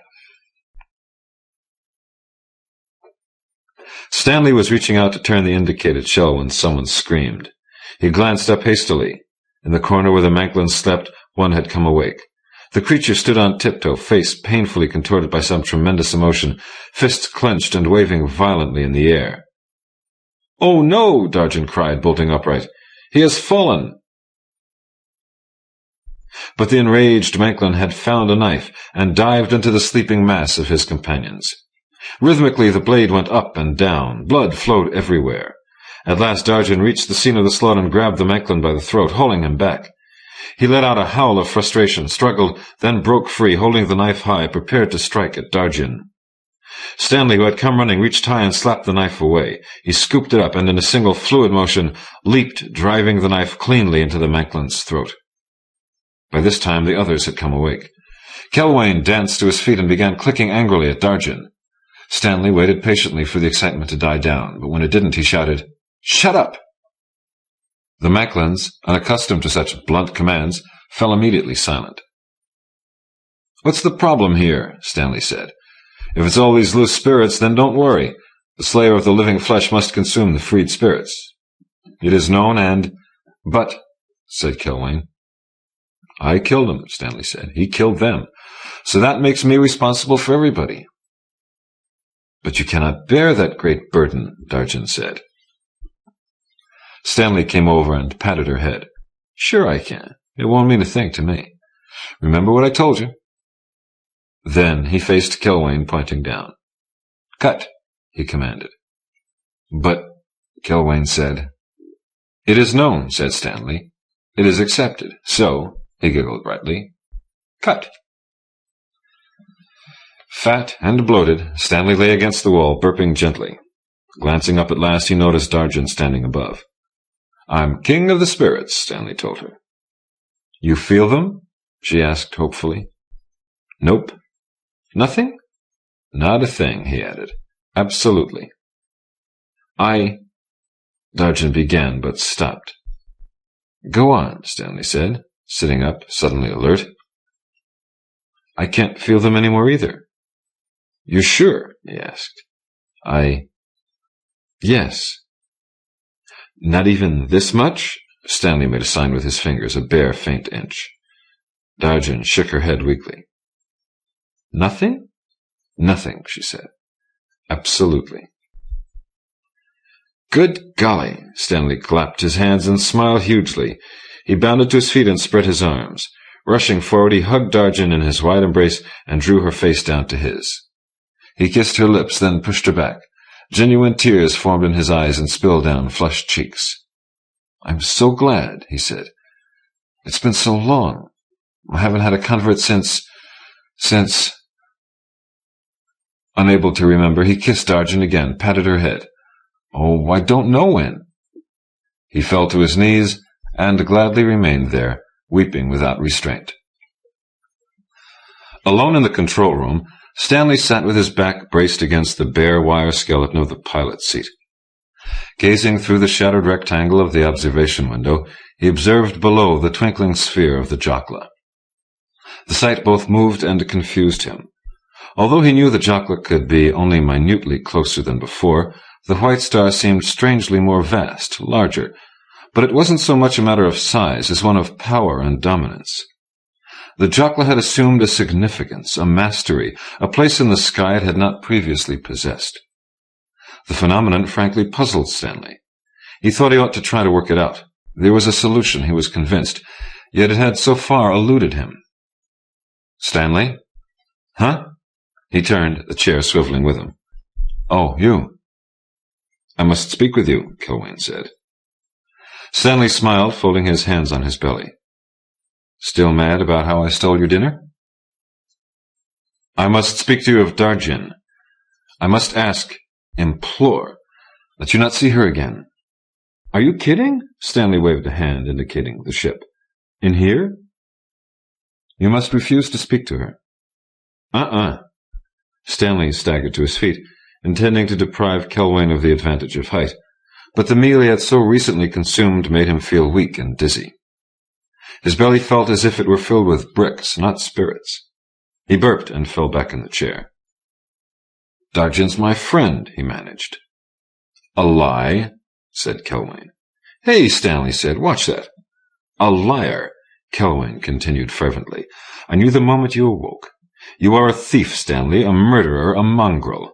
But most of all, you are a liar. You have caused Darjan to doubt. She told me what you have asserted. I was forced to listen to your lies. It is common knowledge among your people that the earth was destroyed ages past. You have no more seen that world than I have visited the Chakla." "I spoke metaphorically," Stanley said. "You spoke as a liar. Devil." "Angel," Stanley touched his heart. "Angel of truth. Prince of lies." "Me?" Stanley said, managing a tired laugh. At last, tottering freely, he reached his feet. "The devil has horns, a barbed tail, hooves. He is not a fat, talkative, doped-up old man like me. Like Stanley. The devil may appear in whatever fancy he desires." "I said that was enough. I said shut up." Turning, Stanley fell against the shattered remains of the control panel, barely supporting himself. "She believes you, Stanley. She cannot feel the spirits anymore. You have taken her sacred existence and made it meaningless. You have—" "Oh, come off it," Stanley murmured. "I saved her." "You will learn," Kelwain said. For a long time after Kelwain left, Stanley remained where he was. At last he fell, landing in the pilot seat, tilting forward. Beneath him, the expansive vista of the observation window lay revealed. "Oh, no," he whispered, drawing in his breath. "Oh, God." It was the white star, the Chakla. It had grown again. Stanley forced the last bit of bread between his swollen lips and chewed furiously. The bread was stale, penetrated by mold, as hard as stone. The fragment of some half-consumed sandwich left behind by a neglectful crew member. The processed food was gone. Hardly enough water remained for 6 swallows each. Choking on the bread, Stanley struggled to force the dry crust down his throat. At last, succeeding, he could face his companions. Darjan was gazing down at the floor, her face hidden from view. Kelwain smiled meagerly, then also looked away. Between the three of them, the shells and seed were waiting. "I don't like this," Stanley said. "I think we ought to wait. A ship might find us. We might all be saved." "Do we want to be saved?" Darjan asked. Kelwain nodded slowly in agreement and pointed at the shells. "Explain your game to me." "But this isn't the way to handle it," Stanley said. "We're talking about one of us dying. This way is just silly." "Explain." "But—" "Tell him," Darjan said. "Oh, all right." Stanley carefully told Kelwain how the shell game was played. "And the one drawing the seed," Darjan said, "will be the winner. He must swallow the capsule. If neither of us draws, then Stanley will be declared the winner. Are we agreed?" "No," Stanley said. "Yes," Kelwain said. "The capsule, please," said Darjan. Kelwain removed one of the pale pink capsules from his sash and laid it on the floor beside the shells. Darjan signaled Stanley to begin. "I won't," he said. "But, all right, I will." He planted the seed beneath the center shell and commenced the pattern of arrangement. At first his hands moved slowly, hesitantly, then faster, gaining speed and momentum as he juggled the shells with graceful proficiency, shifting them beneath and between his hands. He soon forgot everything except this art that he knew so well. Like miniature planets, the shells streaked across the floor, crisscrossing paths, darting chaotically, like particles in a universe gone haywire. He stopped, fixing the shells in a neat line. "Kelwain?" "Yes." Kelwain reached boldly out, clearly intending to tap the center shell. Darjan grabbed his hand. "No, me." She reached for the same shell. "I am the elder," Kelwain said, preventing her in turn. "It can make no difference," she said. "I am the one who no longer believes, so it is proper that I should lead." "In that case," Kelwain said, Stanley should precede us both. Stanley is an alien. It must be me. Don't be silly, Stanley broke in. Kilwain is right. Let him go first. No, me. Again, Darjan reached out.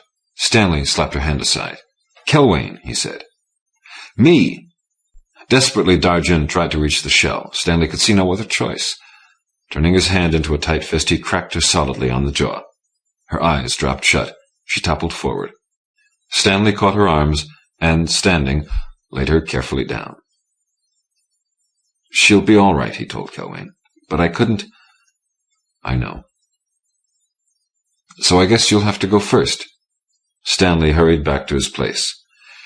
If we need her, we can wake her. Of course, said Kilwain. Swearing, Stanley dug deeply with a knife, trying to free the heart from the gentle embrace of the dead creature's chest. But it wouldn't come loose. Pausing, he wiped his face with the back of a bloody hand and, glancing around, noticed that Darjan was awake and looking at him. Kilwain, he informed her, lost. She nodded. You mean he won? It wasn't my idea, he said. Didn't I tell you to wait? You were the one who had to go ahead. Stubborn, senseless, stupid. He waited for her reply, and when it failed to come, returned to his work. The knife caught against a rib and refused to budge. Angrily, Stanley tried to force it loose, but lost his grip instead, and the knife flew out of the open chest, bounding across the floor. Damn it. He went to retrieve the tool. When he returned, he stopped in front of Darjan. You're going to have to help me. I cannot. But she did stand, going to Kilwain's body, kneeling down beside it. Quickly, she removed the rainbow sash from around his hips and tied it around her own. Look, you have to help me, Stanley said. I can't do this all alone. Then don't. And not eat the heart? Who cares? He does, Stanley said, pointing down. But he's dead. Well, yes. Stanley crouched down, inserting the knife. But we do have to eat something. Spirits or no spirits, food is food. I cannot. Oh, stop saying that. He laughed derisively, pausing in his work. Don't tell me you've fallen back.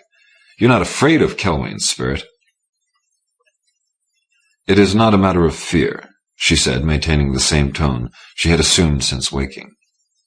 I do not choose to violate the ancient law unless it is necessary.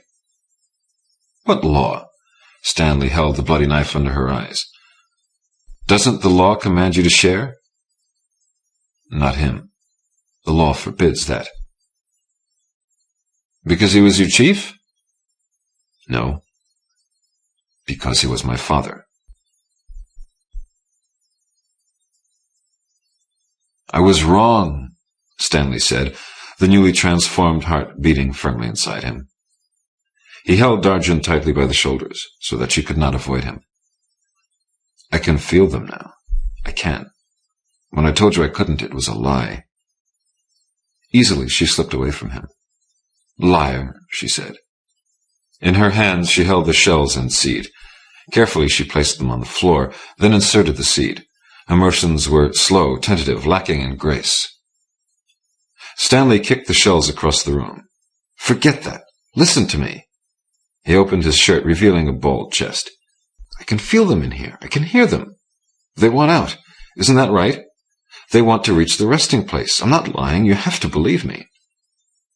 Darjan stood and went to fetch the scattered shells. Stanley chased after her. I can, he said. I swear it. I really can.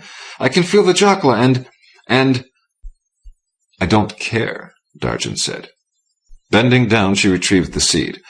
I can feel nothing, and that is what matters to me.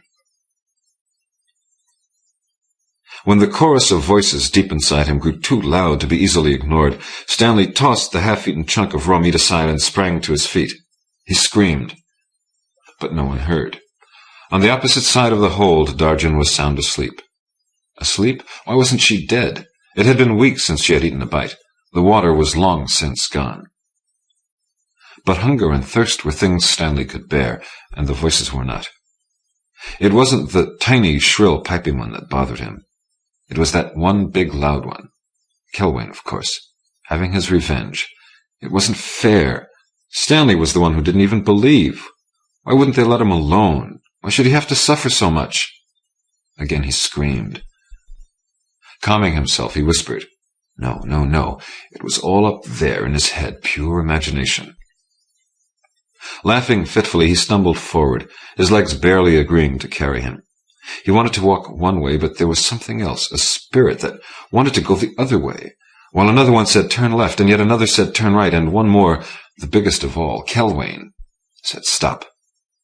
Stanley tripped and fell in a graceless heap.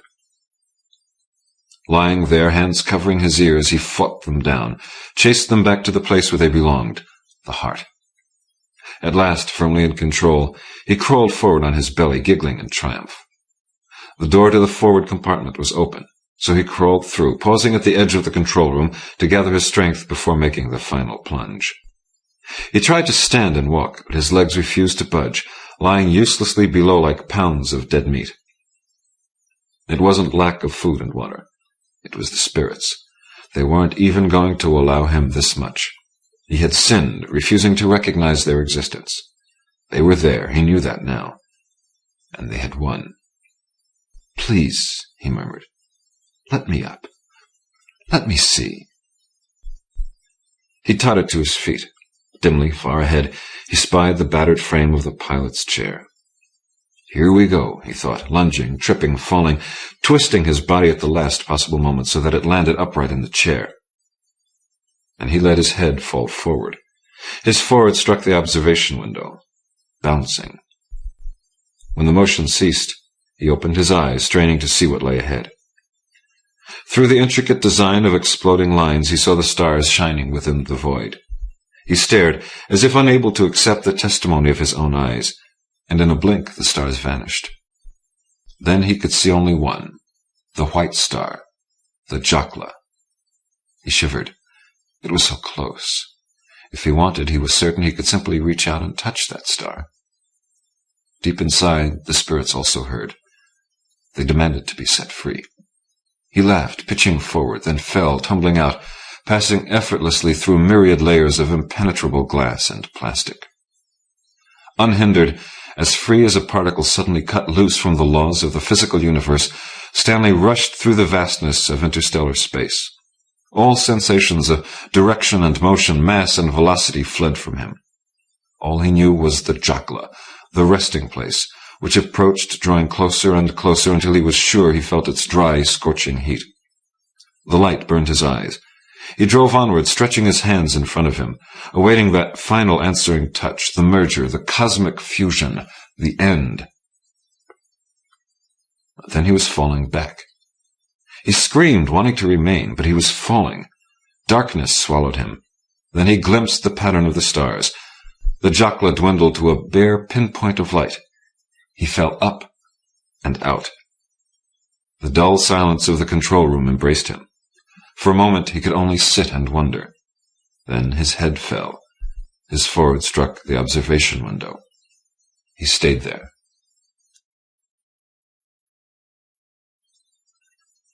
On silent, naked feet, Stanley entered the cargo hold. Darjan knelt on the floor.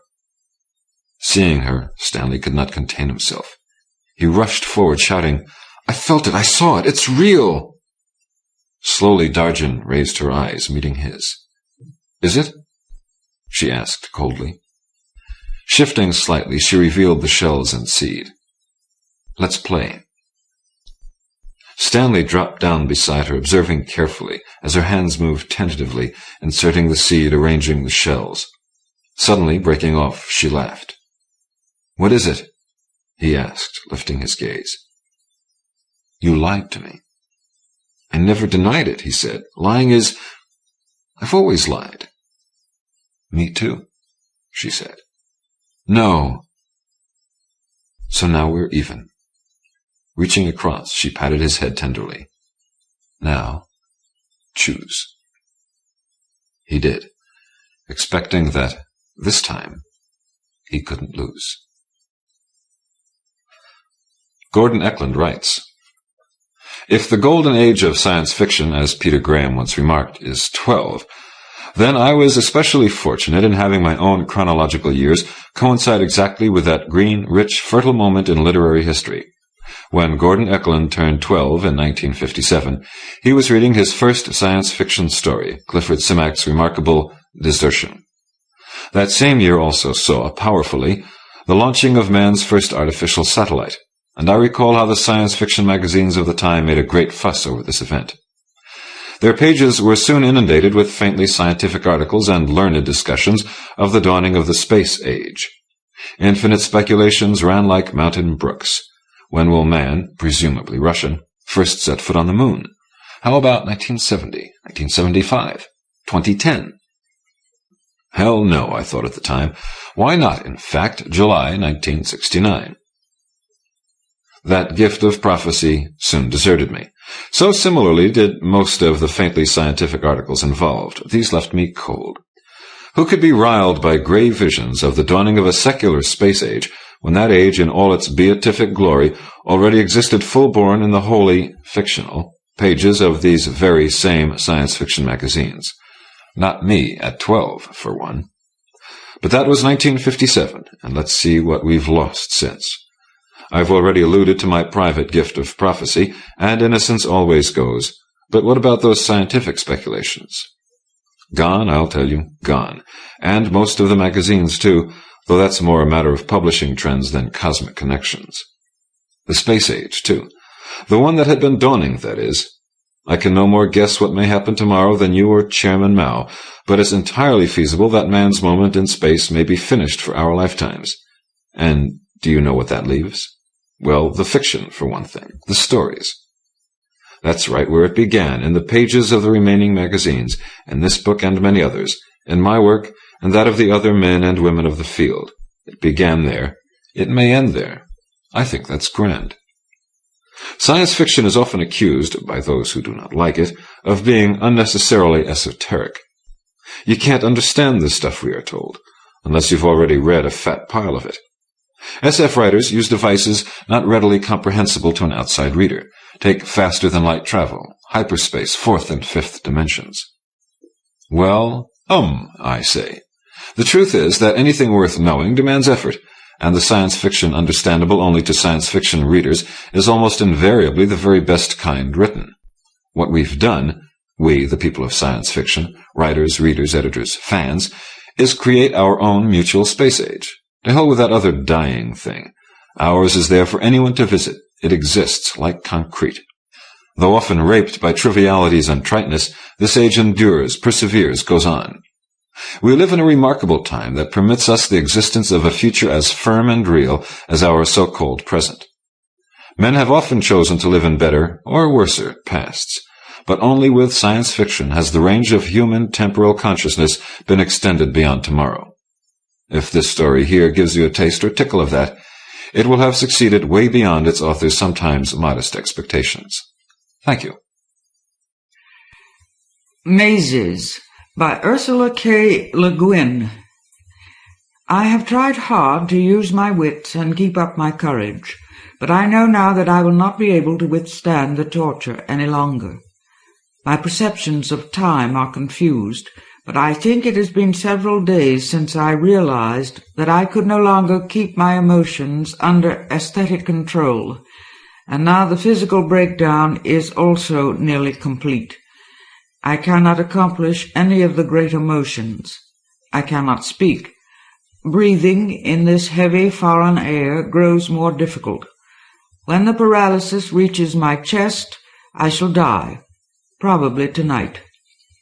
The alien's cruelty is refined, yet irrational. If it intended all along to starve me, why not simply withhold food?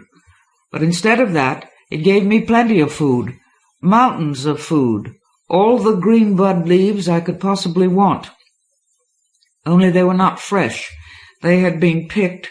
They were dead. The element that makes them digestible to us was gone, and one might as well eat gravel. Yet there they were, with all the scent and shape of green bud, irresistible to my craving appetite. Not at first, of course. I told myself, I am not a child to eat picked leaves. But the belly gets the better of the mind. After a while it seemed better to be chewing something, anything, that might still the pain and craving in the gut. So I ate and starved. It is a relief now to be so weak I cannot eat. The same elaborately perverse cruelty marks all its behavior, and the worst thing of all is just the one I welcomed with such relief and delight at first, the maze. I was badly disoriented at first, after the trapping, being handled by a giant, being dropped into a prison, and this place around the prison is disorienting, spatially disquieting. The strange, smooth, curved wall ceiling is of an alien substance, and its lines are meaningless to me. So when I was taken up and put down, amidst all this strangeness, in a maze, a recognizable, even familiar maze, it was a moment of strength and hope after great distress. It seemed pretty clear that I had been put in the maze as a kind of test or investigation, that a first approach toward communication was being attempted. I tried to cooperate in every way, but it was not possible to believe for very long that the creature's purpose was to achieve communication. It is intelligent, highly intelligent. That is clear from 1,000 evidences. We are both intelligent creatures. We are both maze builders. Surely it would be quite easy to learn to talk together, if that were what the alien wanted. But it is not. I do not know what kind of mazes it builds for itself. The ones it made for me were instruments of torture. The mazes were, as I said, of basically familiar types, though the walls were of that foreign material much colder and smoother than packed clay. The alien left a pile of picked leaves in one extremity of each maze. I do not know why. It may be a ritual or superstition. The first maze it put me in was babyishly short and simple. Nothing expressive or even interesting could be worked out from it. The second, however, was a kind of simple version of the ungated affirmation, quite adequate for the kind of reassuring, outreaching statement I wanted to make. And the last, the long maze, with 7 corridors and 19 connections, lent itself surprisingly well to the Malluvian mode, and indeed to almost all the new expressionist techniques. Adaptations had to be made to the alien spatial understanding, but a certain quality of creativity arose precisely from the adaptations. I worked hard at the problem of that maze, planning all night long, reimagining the links and spaces, the feints and pauses, the erratic, unfamiliar, and yet beautiful course of the true run. Next day, when I was placed in the long maze and the alien began to observe, I performed the 8th Malluvian in its entirety. It was not a polished performance. I was nervous, and the spatio-temporal parameters were only approximate. But the 8th Malluvian survives the crudest performance in the poorest maze. The evolutions in the 9th incatenation, where the cloud theme recurs so strangely transposed into the ancient spiraling motif, are indestructibly beautiful. I have seen them performed by a very old person, so old and stiff-jointed that he could only suggest the movements, hint at them, a shadow gesture, a dim reflection of the themes, and all who watched were inexpressibly moved. There is no nobler statement of our being. Performing, I myself was carried away by the power of the motions and forgot that I was a prisoner, forgot the alien eyes watching me. I transcended the errors of the maze and my own weakness, and danced the 8th Malluvian as I have never danced it before. When it was done, the alien picked me up and set me down in the first maze, the short one, the maze for little children who have not yet learned how to talk. Was the humiliation deliberate? Now that it is all past, I see that there is no way to know, but it remains very hard to ascribe its behavior to ignorance. After all, it is not blind. It has eyes, recognizable eyes. They are enough like our eyes that it must see somewhat as we do. It has a mouth, 4 legs, can move bipedally, has grasping hands, etc. For all its gigantism and strange looks, it seems less fundamentally different from us, physically, than a fish. And yet fish school and dance, and in their own stupid way, communicate. The alien has never once attempted to talk with me. It has been with me, watched me, touched me, handled me for days. But all its motions have been purposeful, not communicative. It is evidently a solitary creature, totally self-absorbed. This would go far to explain its cruelty. I noticed early that from time to time it would move its curious horizontal mouth in a series of fairly delicate, repetitive gestures, a little like someone eating. At first I thought it was jeering at me. Then I wondered if it was trying to urge me to eat the indigestible fodder. And then I wondered if it could be communicating labially. It seemed a limited and unhandy kind of language for one so well provided with hands, feet, limbs, flexible spine, and all.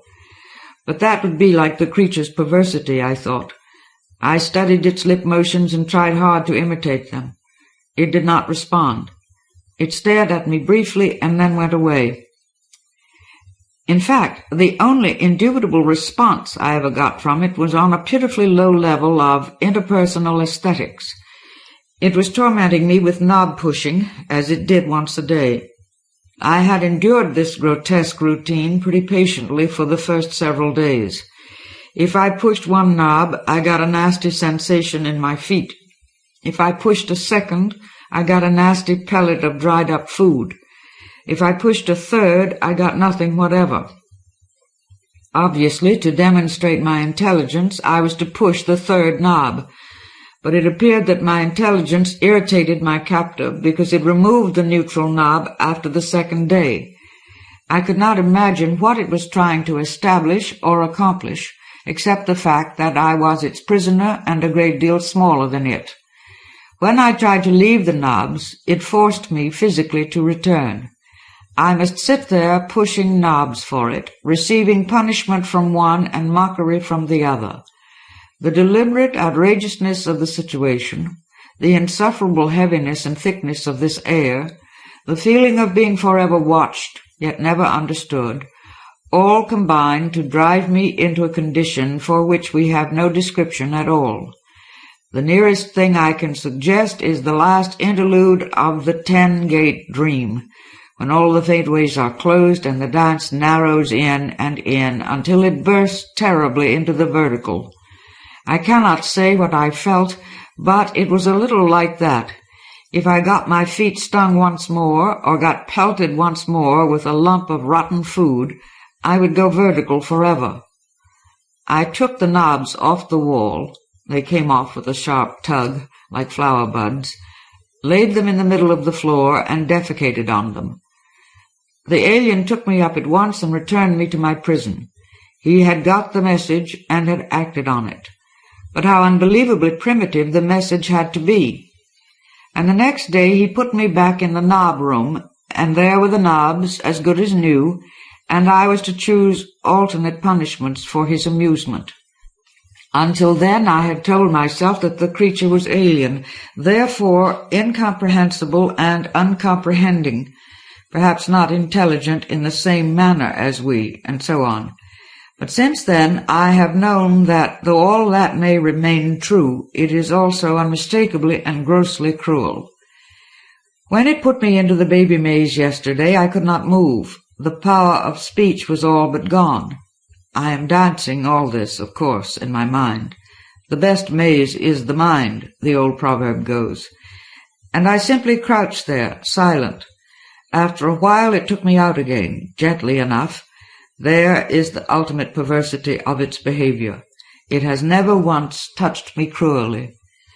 It set me down in the prison, locked the gate, and filled up the trough with inedible food. Then it stood, two-legged, looking at me for a while.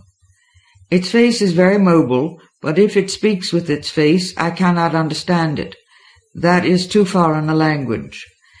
And its body is always covered with bulky, binding mats, like an old widower who has taken the vow of silence.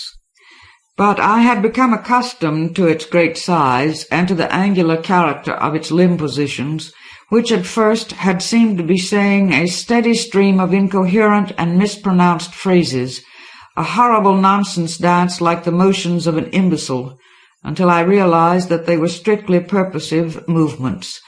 Now I saw something a little beyond that in its position. There were no words, yet there was communication. I saw, as it stood watching me, a clear significance of angry sadness, as clear as the Sembrian stance. There was the same lax immobility, the bentness, the assertion of defeat. Never a word came clear, and yet it told me that it was filled with resentment, pity, impatience, and frustration. It told me it was sick of torturing me and wanted me to help it. I am sure I understood it. I tried to answer. I tried to say, "What is it you want of me? Only tell me what it is you want." But I was too weak to speak clearly, and it did not understand. It has never understood. And now I have to die. No doubt it will come in to watch me die. But it will not understand the dance I dance in dying. Ursula K. Le Guin writes, Mazes is a Clarion story. I have been writer-in-residence at the 3 Clarion West workshops in writing science fiction. Each time I used the afternoons of my week for in-class writing exercises, trying to give us all a workout on some particular problem or effect or bit of technique. The first time, in 1971, we did aliens, description of aliens, taking the alien viewpoint, and so on. We got some lovely verbal sketches out of it, but I was bothered because most of the people continued to be jocular about their aliens, defensively using humor as a distancing device, a safety device. I was trying to get them to live dangerously, to be aliens. So on the last afternoon I said, "Now, okay, write me a story on this theme. An alien creature is dying. A human being is present. You write from inside the alien, from its point of view, strictly." I figured they couldn't get too many ha-has out of that. So we all hunched up around the room with our backs turned and scribbled for about an hour, in a silence punctuated only by deep sighs and murmured shits and loud angry sounds of scratching out and erasing. Then we all turned slowly around and read our stories to each other. They were very rough, of course, but some of them were beautiful. The best one was by Lynn Nielsen, about a bright, fierce creature that has been de-beaked and declawed and treated as a child's pet. But I never could persuade her to revise and publish it. So here's the second best one. For All Poor Folks at Picketwire, by R.A. Lafferty. "We ought to have a bigger place for the children to play in the summertime," Lemuel said one day. "How many do we have now?" Lemuel was a bent young man with bright and slightly peering eyes. "5, Lem, 5, Griselda said. This Griselda was something of a looker. If Lemuel Windfall hadn't always seen so far ahead, he might have been one of the very top inventors of the world. But isn't foresight a good quality in an inventor or in anyone? Sure it is, but it's not good if you rub it into the ground. It is possible to be too foresightly. Lemuel could see ahead both to the immediate and to the ultimate use of whatever gadget he might devise. And he could pretty well weigh it out in green money, how much it could be turned for. It would have been wonderful if he'd let it go at that, if he'd gathered each harvest in as it came to season, and had put his bills of expectation on their proper spindle till they had realized themselves. But Lemuel always saw forward, past the use and application of a device. He saw forward to its obsolescence. And what is the use to activate a device or a potential or a condition if it is going to be obsolete in a decade or two? For the money, that's what's the use, the wife Griselda would say. We can use the money right now, and I don't care whether it will be obsoleted next century. But why should we be bothered for money, Lemuel would always ask. Surely it's always an advantage in any circumstance to reduce the number of moving parts and money in this life is made up entirely of moving parts. And didn't I invent instant money just a fortnight ago?" "Indeed you did, Lem," good Griselda said, "but you didn't go into production on the stuff. You looked into the future, and you discovered that it would be a short-term, not over 50 years' duration, affair. You said that ethical backlash and other difficulties would blow the whistle on it by then. Look, Lem, I'm reasonable. I'm not even asking for instant money today. I'll settle for 30-minute money. I'll give you just 30 minutes to raise some household cash, and that's the limit. 30 minutes, Lem. Did you hear me?" "Yes," he would always say.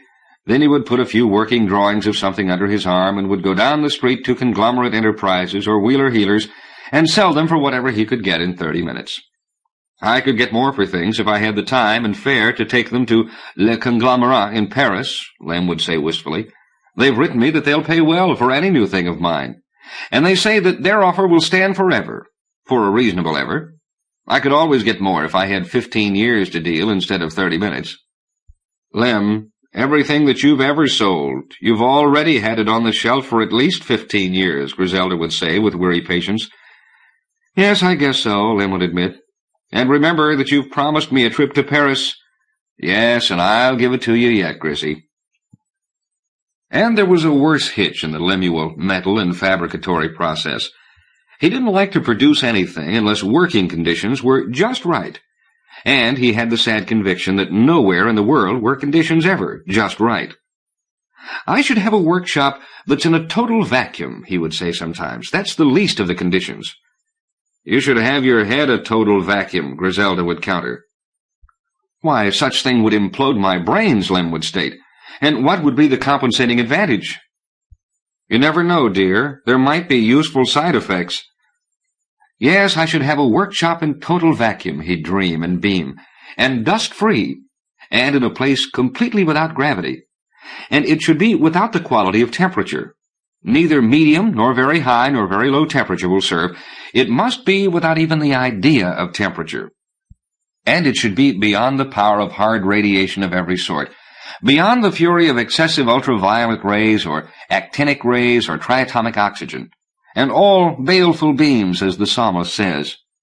And my place of enterprise should be beyond the temporal cloud, and I do not mean anything so simple as time stand still, no, nor eternity either. There must not be duration. There must be only moment. No duration is ever long enough to get anything done. And my workshop should be spared the effect of every magnetic field, of every voltage differential, of every solar wind. And it should not have any topography at all.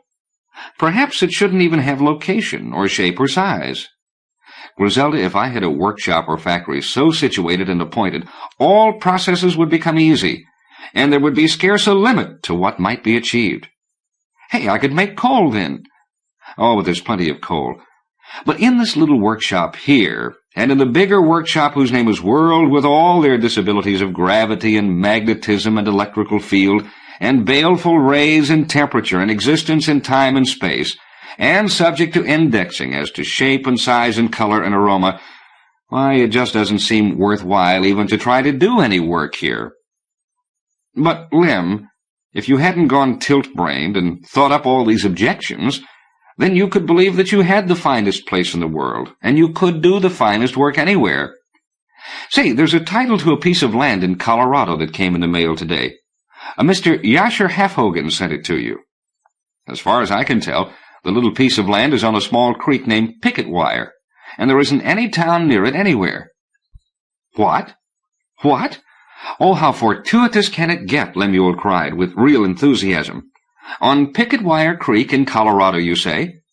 Why, that's almost the same thing as having no topography at all. Nuggets of gold and orichalcum on my head. I guess that this is just my lucky day. But shouldn't this man have sent you money instead of a title to a no-good piece of land? Of course he should have, Griselda. What luck he didn't. He should have sent me a great lot of money, and I suppose that there are persons who would prefer money. Oh, this is lucky. There's bound to be advantage come of it. One of the requirements of the ideal working place is that it should be unlocated and of no value. May the years teach me enough wisdom to find advantage in this thing. And in the meanwhile, It might be a nice place to turn the children loose in the summertime. How many of them do we have now? 6, Lem, 6. They are 6 of the reasons that I'm often after you for money. And remember that you've promised me a trip to Paris. That takes money, too. In a different year, Griselda said, "Do you know how much taxes we got a bill for on that stupid piece of land in Colorado, Lem? 85 cents. It must be some place." It makes one feel cheap, doesn't it, Grissy? I'll see what I can do about getting the taxes raised. Yasher Halfhogan goes out there pretty often. I guess that I should find out a little bit more about that piece of property.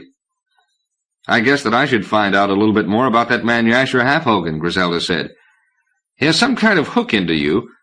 Yasher Halfhogan sounds like a name that you'd invent. And that funny-looking old man looks like someone you'd invent, too. I'm asking you seriously, Lem. Did you? No, not consciously I didn't invent him, Grissy. And yet I did invent him a little bit, I suppose. And he me. We are all formed by feedback and interaction. We see more than there is in other people, and we ourselves are seen for more than we are, and we grow to match our seeming. Don't you like Yasher?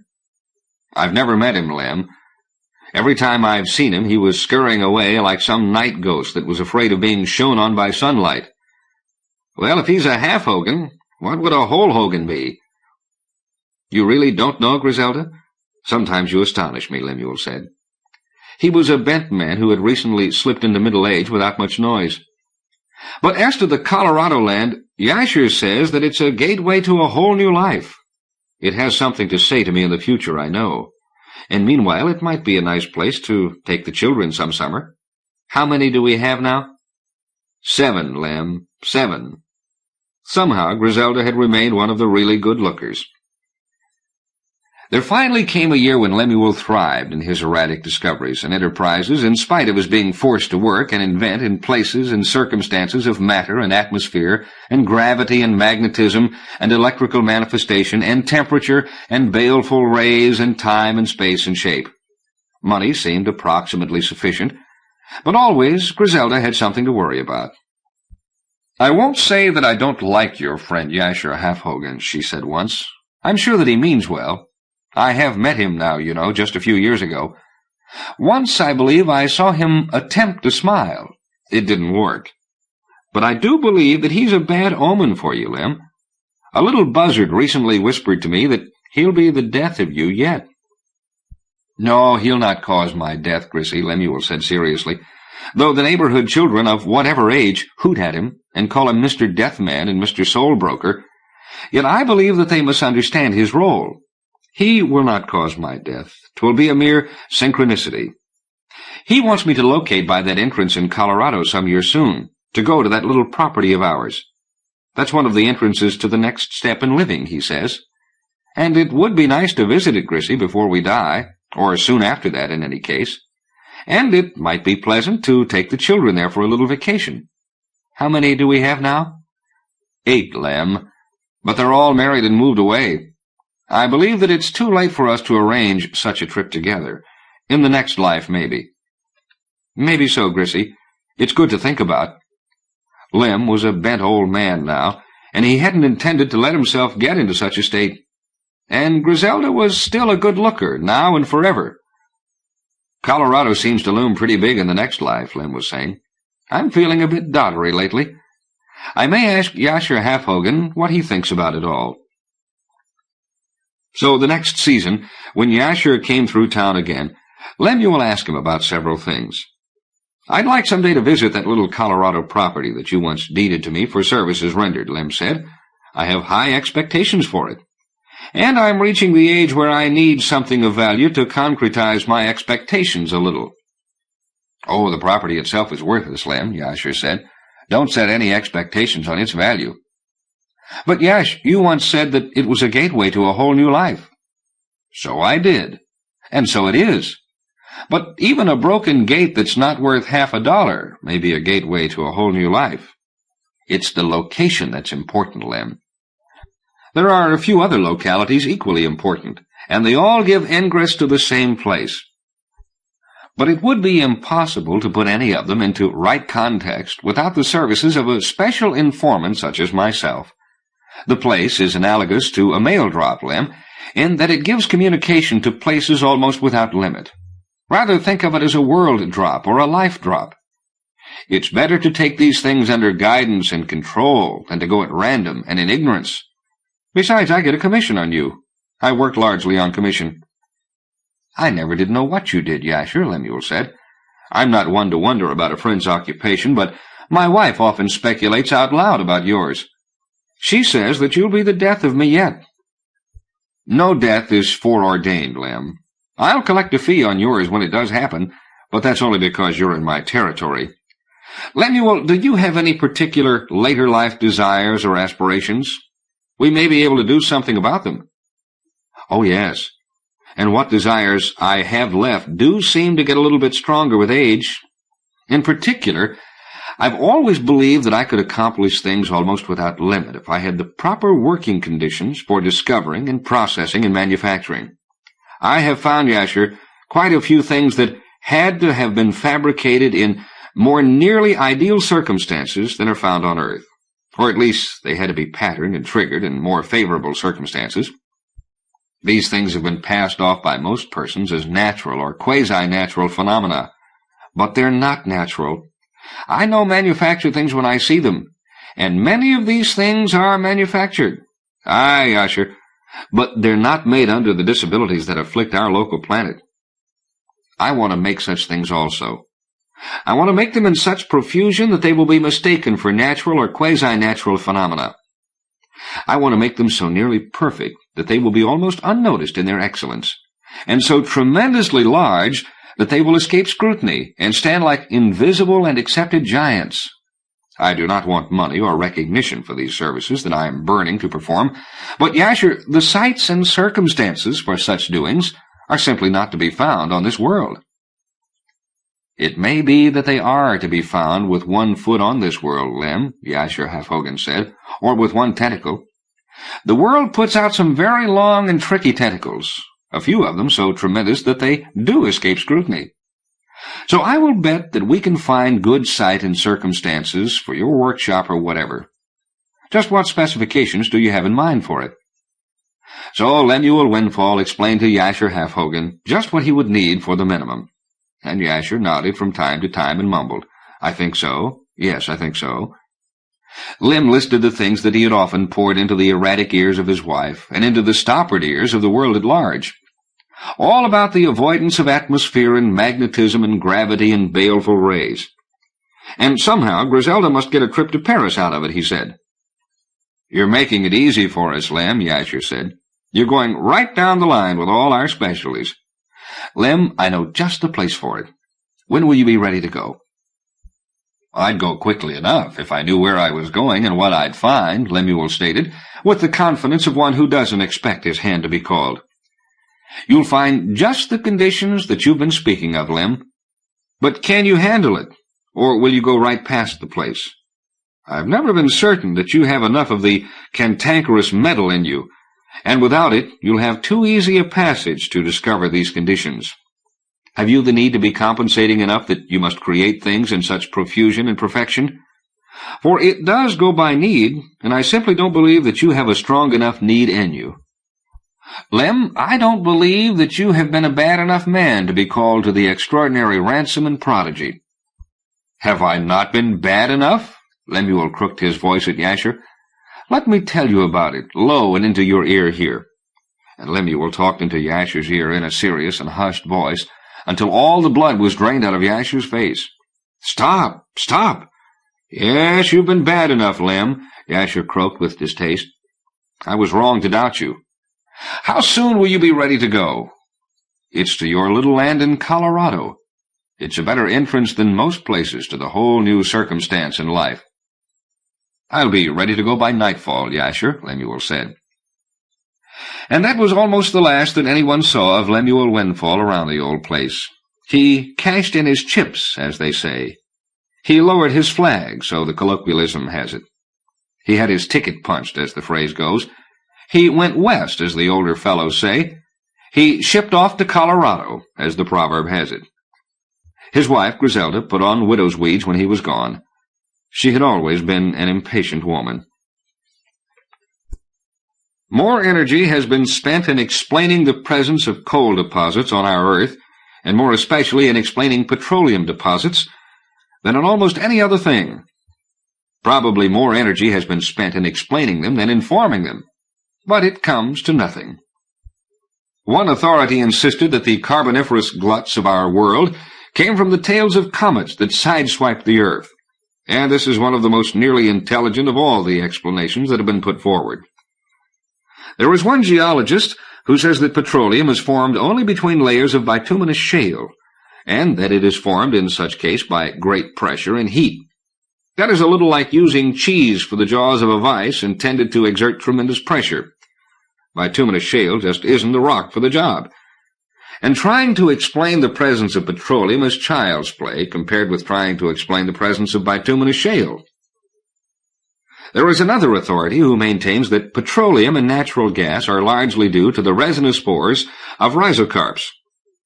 Savor that opinion for a moment, reader, and you must conclude that there is at least one authority running loose who should be confined. In every case, the temperatures sufficient to form coal or petroleum are somewhat higher than the temperatures sufficient to vaporize the entire Earth. One exasperated authority stated that all such deposits must have been made by kobolds or gnomes, laboring under the roots of mountains. He was righter than he knew.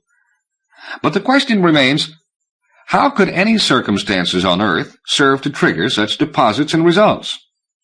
And the answer is an easy one. They couldn't. Arpad Arutinov, The Back Door of History.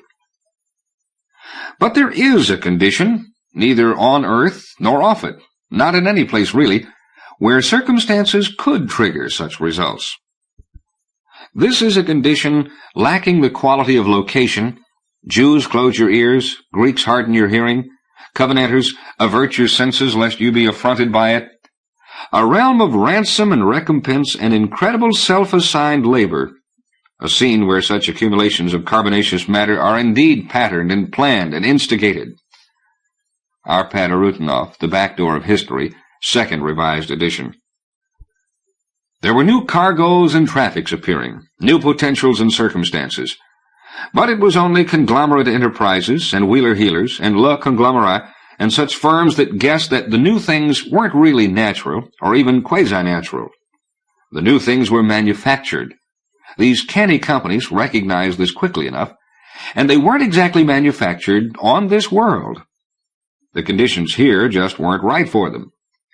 And as it seemed to the men of the several discerning firms and conglomerates, the new cargoes and traffics and products had the signature of one man all over them.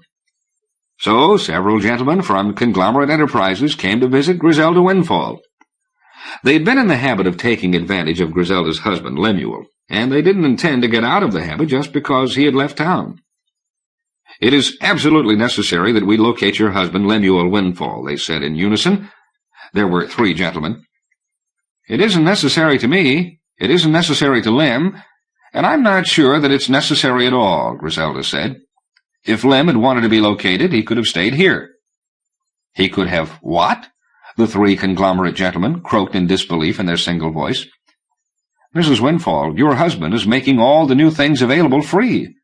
There are millions of dollars in this if you can help us locate him, or simply tell us where he is if you know.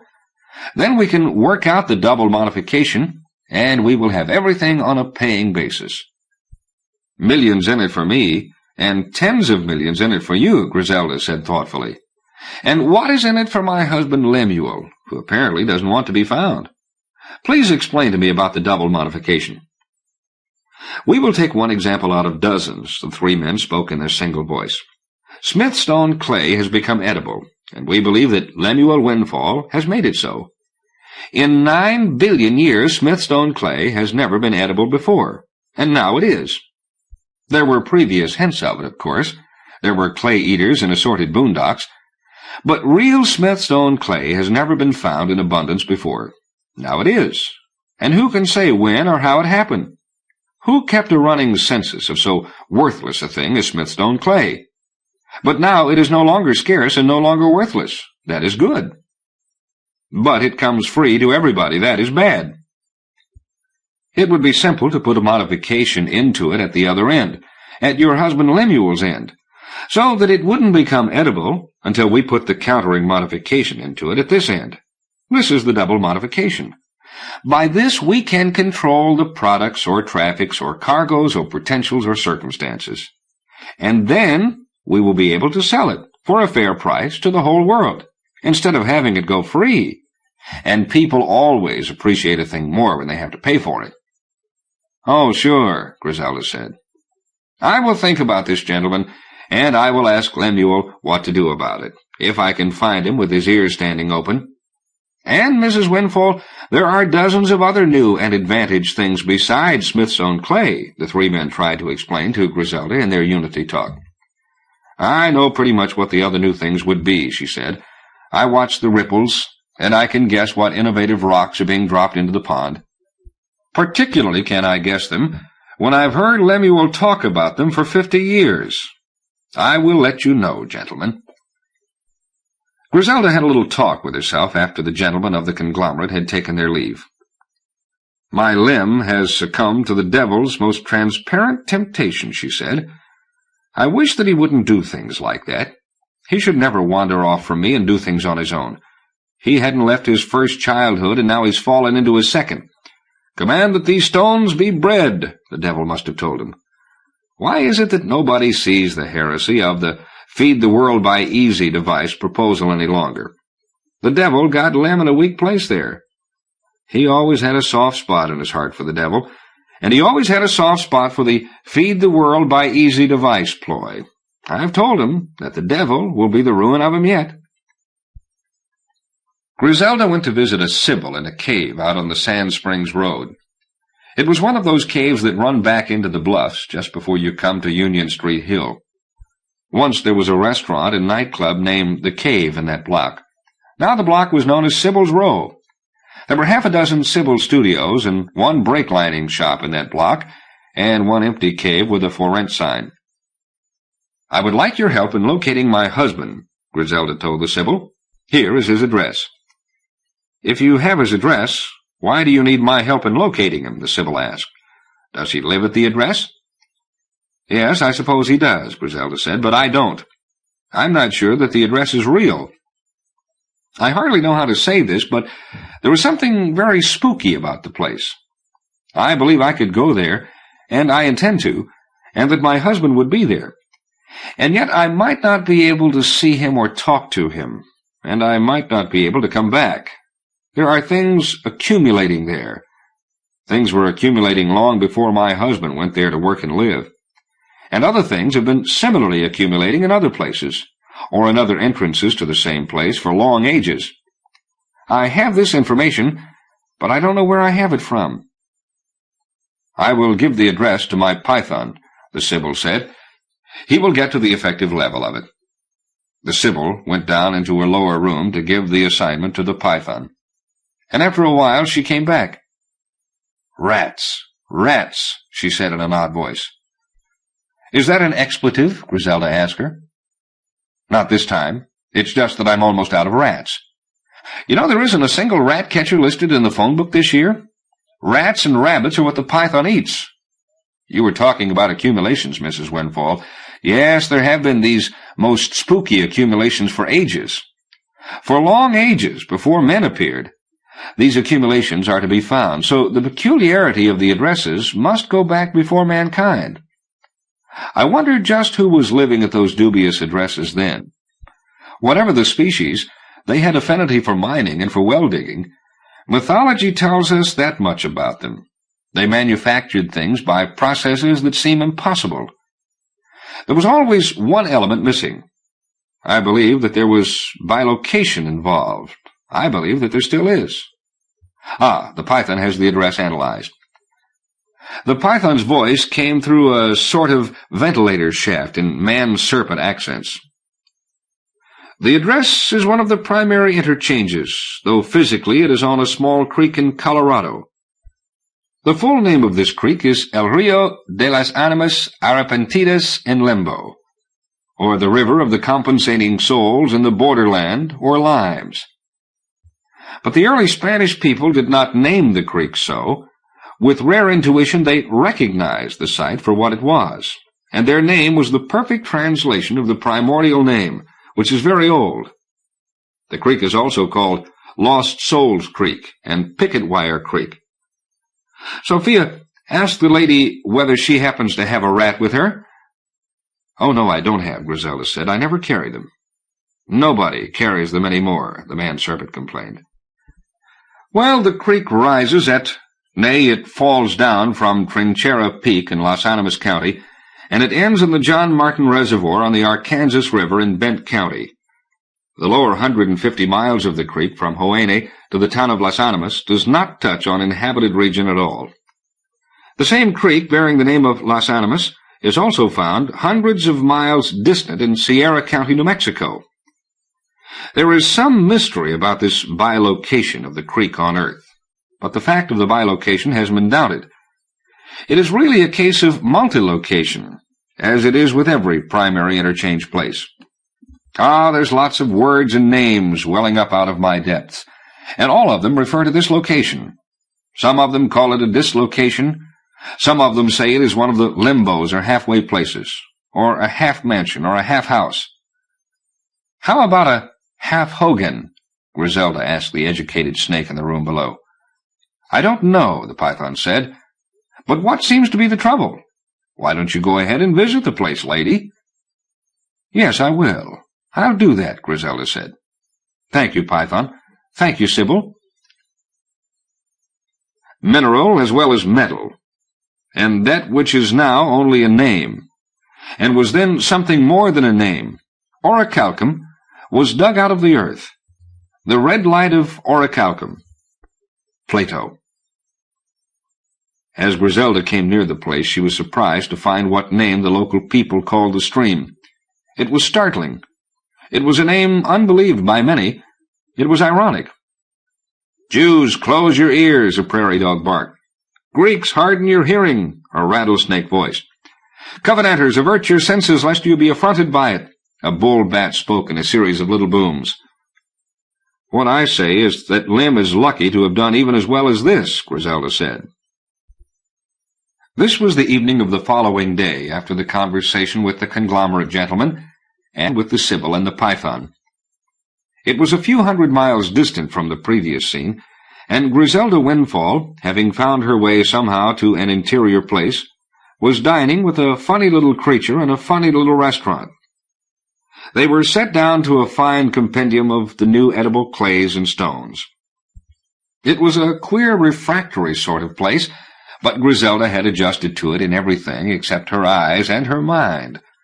Her dinner date had been getting smaller, and the cafe-restaurant had been getting stranger and more intimate. I knew, of course, that Smithstone clay had become edible, she said, but I had no idea that one could now eat dog-tooth rock, or ganister, or mealing stone. I sure did not have any idea that they were so excellent. Ah, yes, we are about to rehabilitate very many of the rocks and ores and metals. We will adapt them to earth, Griselda's dinner companion said. He was a bent sort of little gnome with bright and peering eyes. We can find a dozen uses for every one of them. The folks here were needing some new ideas when I came along.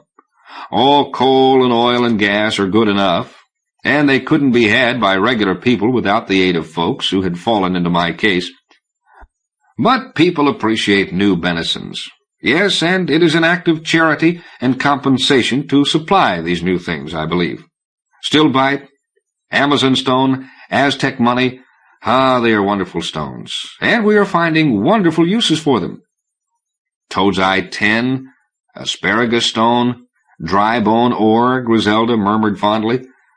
My husband Lemuel thought he could do great things with them, if ever he could find appropriate working place and conditions. Listen, Bright Eyes, what's good is that there can be money in these things. Somebody goofed at first and let Smithstone clay become edible free of charge. Now that they have it in such exotic restaurants as this, though, there will be a profit in it somewhere. Do you not understand that all food was originally free food? That little gnome said with his bent smile.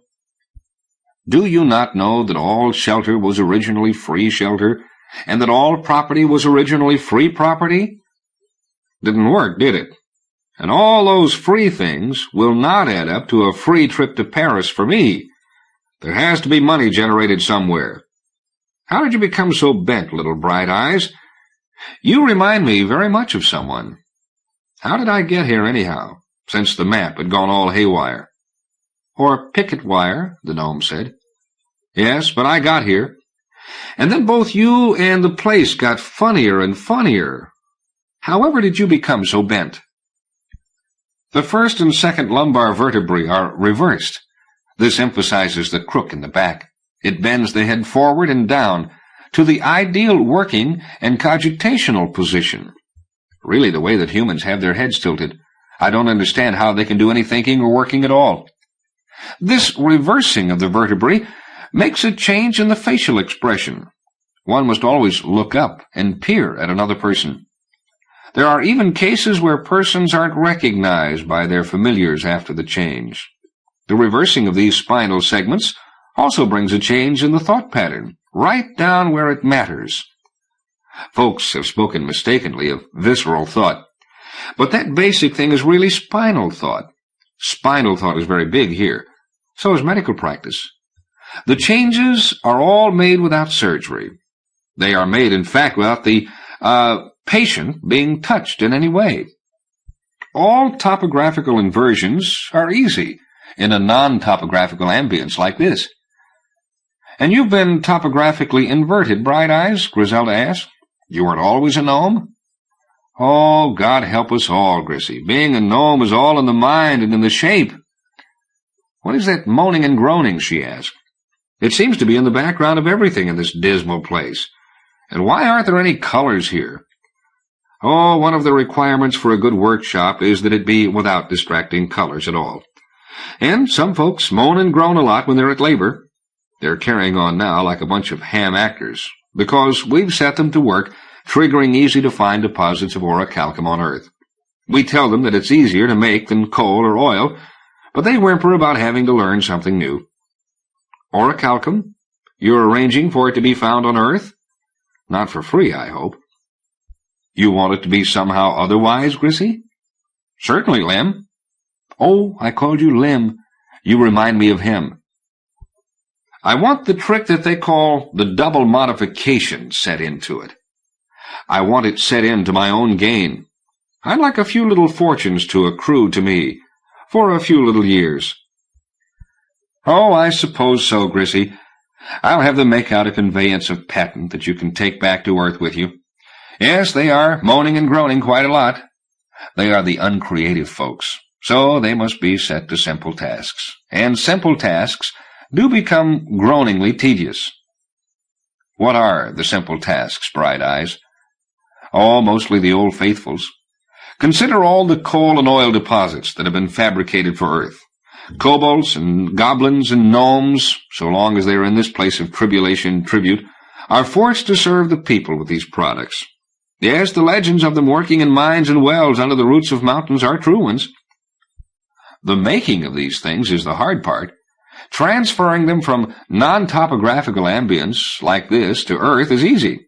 It's a law that all objects tend to locate themselves in the nearest topography. The great accumulations, or deposits, or gluts on Earth have been passed off as natural or quasi-natural occurrences. They aren't, Grissy. They are manufactured things, and they were manufactured here. I'm promised fortunes on the orichalcum intrusions, Griselda said.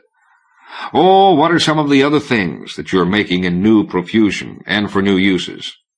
Oh, mealing stone, French chalk, cotton ball borax. Oh, yes, yes. Lemuel was projecting work on all of those. How about horseflesh ore and iron rose? We'll be ready with them quite soon, Grissy. And mispickle and noselight? Two of Lemuel's favorites. Oh, how startling. I've been sitting here with you and not realizing that you were Lemuel. I thought you were some gnome. But at least we buried you for Lemuel, though somehow you didn't seem quite dead. If you had, I wouldn't have come here on this wild goose ride. No wonder I got lost. The deed said Picketwire Creek, but the people in the area call it Purgatory Creek. No, I don't seem quite dead, Grissy. This dying makes quite a change in some persons, but it hardly touched me at all. It upset Yasher Halfhogan seriously very early in his life. That's why he always seemed a little strange to you. But dozens of things have happened to me that seem more decisive than dying.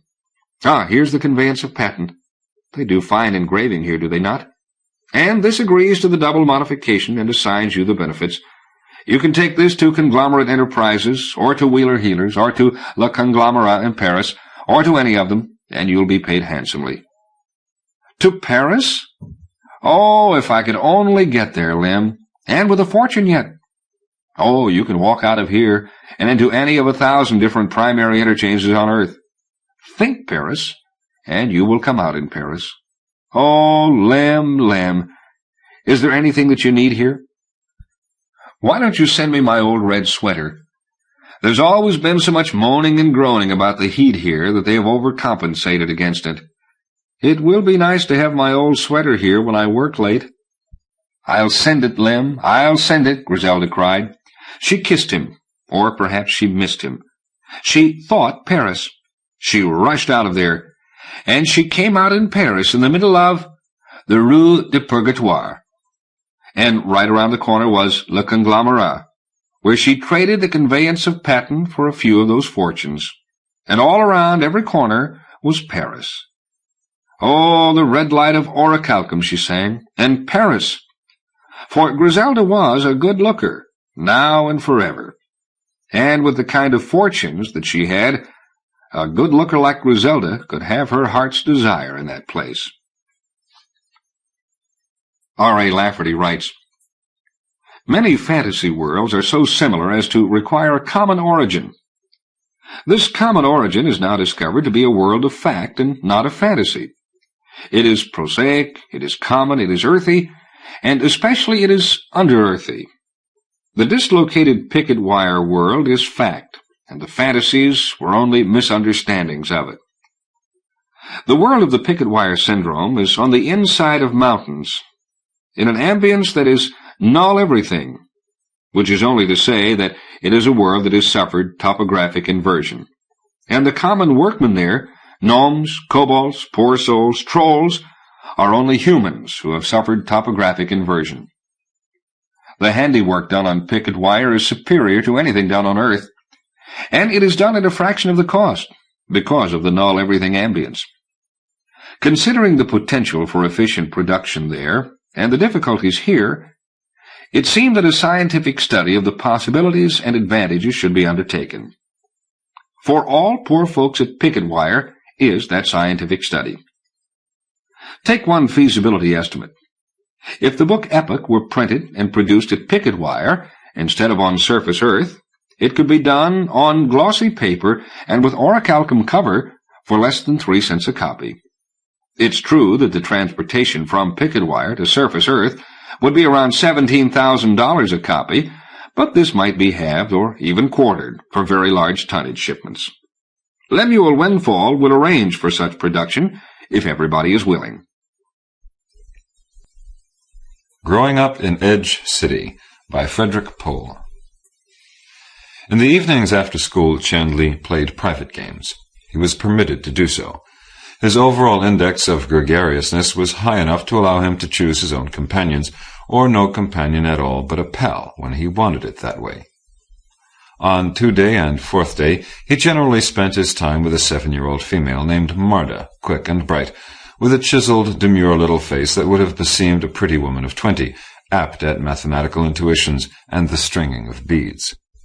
The proctors logged in their private games under the heading of sensuality sensitivity training, but they called them, "You show me yours, and I'll show you mine." The proctors, in their abstract and deterministic way, approved of what Chandley did. Even then he was marked for special challenge, having been evaluated as councilman potential. And when on most other evenings Chandley went down to the machine rooms and checked out a pal, no objections were raised, no questions were asked, and no follow-up warnings were flagged in the magnetic cores of his record fiche. He went off freely and openly wherever he chose. This was so even though there was a repeating anomaly in his log. Almost every evening, for an hour or two, Chandley's personal transponder stopped broadcasting his location fix. They could not tell where he was in Edge City. They accepted this because of their own limitations. It was recorded in the Proctor's basic memory file that there were certain areas of the city in which old electromagnetic effects interfered with the radio direction finding signals. They were not strategically important areas. The records showed nothing dangerous or forbidden there. The Proctors noted the gap in the log, but attached no importance to it. As a matter of routine, they opened up the PAL's chrome steel tamper-proof course plot tapes from time to time, but it was only spot checking. They did the same for everyone's PAL. They never found anything significantly wrong in Chandley's. If they had been less limited, they might have inquired further. A truly good program would have cross-referenced Chandley's personality profile, learned from it that he was gifted in man-machine interactions, and deduced from this the possibility that he had bugged the PAL. If they had then checked the PAL's permanent record of instructions, they would have learned that it was so. They did not do that. The Proctors were not particularly sophisticated computer programs. They saw in their inputs no reason to be suspicious. Chandley's father and mother could have told the programs all about him, but they had been dropouts since he was 3. At the edge of Edge City, past the school sections, near the hospital and body disposal units, there was a dark and odorous place. Ancient steel beams showed scarred and discolored. They bore lingering radioactivity, souvenir of an old direct hit from a scrambler missile. It was no longer a dangerous place, but it was not an attractive one either, and on the master location charts it was designated for storage. It was neither very useful nor very much used. What could be stored there was only what was not very much valued, and there were few such things kept in Edge City, if they were remembered. The air was dank. Spots of mildew and rust appeared and swelled on whatever was there. However often the handies came in to scrub and burn and polish, their surfaces were never clean. It was environmentally interesting in a city where there was no such thing as environment, for at times it was pervaded by a sound like a distant grumbling roar, and at times it grew quite cold or quite hot. These were the things that had first interested Chandley in it. What capped his interest was discovering by accident one evening, when he had just returned from wandering in the strange smells and sounds, that the Proctors had not known where he was.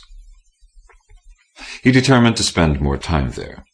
The thought of doing something the Proctors did not know all about was both scary and irresistible.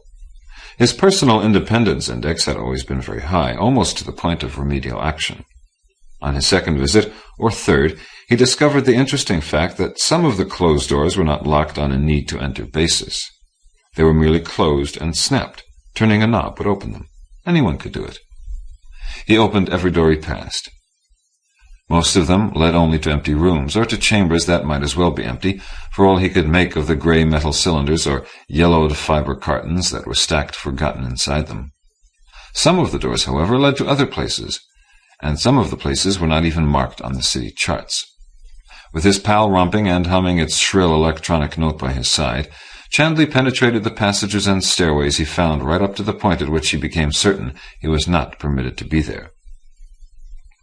A buckled guide rail that gouged at his flesh told him that. These areas were dangerous. Having reached that conclusion, he returned to his studies and spent a week learning how to reprogram the PAL to go into sleep mode on voice command from himself. He then returned to the dangerous area, left the PAL curled up inside one of the uninteresting doors, and went on into the unknown, down a broad and dusty flight of stairs. In the pits under Edge City the air was damper and danker even than in the deserted places above. It was not at all cold. Chandley was astonished to discover that he was sweating. He had never known what it was like to sweat before in his life, except as a natural consequence of exercise, or once or twice, while experiencing an illness surrogate. It took some time for him to realize that the reason for this was that the air about him was quite warm, perhaps as much as 10 degrees over the 28 degrees centigrade at which he had spent his life. Also, the grumbling, roaring noise was sharper and nearer, although not as loud as he had sometimes heard it before. He looked about him wonderingly and uncertainly. There were many things here that were strange, unfamiliar, and although he had not had enough of a background of experience to be sure of correctly identifying the sensation, frightening. For example, this part of the city was not very well lighted. Every other public place he had ever seen had been identically illuminated with the changing skeins of soft brilliance from their liquid crystal walls. Here, it was not like that. Light came from discrete points. There was a bright spot enclosed in a glass sphere here, another there, another 5 meters away. Objects cast shadows. Chandley spent some time experimenting with making shadows. Sometimes there were considerable gaps between the points of light, with identical glass spheres that looked like the others but contained no central glowing core, as though they had stopped working and for some reason the handy machines had not made them work again. Where this happened, the shadows merged to produce what he recognized as darkness. Sometimes, as a little boy, during the times when his room light was sleep-reduced, he had pulled the coverlet over his head to see what darkness was like, warm and cozy. This was not cozy. Also, there were distant thumping, creaking sounds. Also, he remembered that not far above him and beyond him was the corpse disposal area, and while he had no unhealthy fear of cadavers, he did not like them. Chandley felt to some degree ill at ease. To some degree he wished that he had not counter-commanded his pal to stay behind. It was exciting to be all on his own, but it was also worrisome.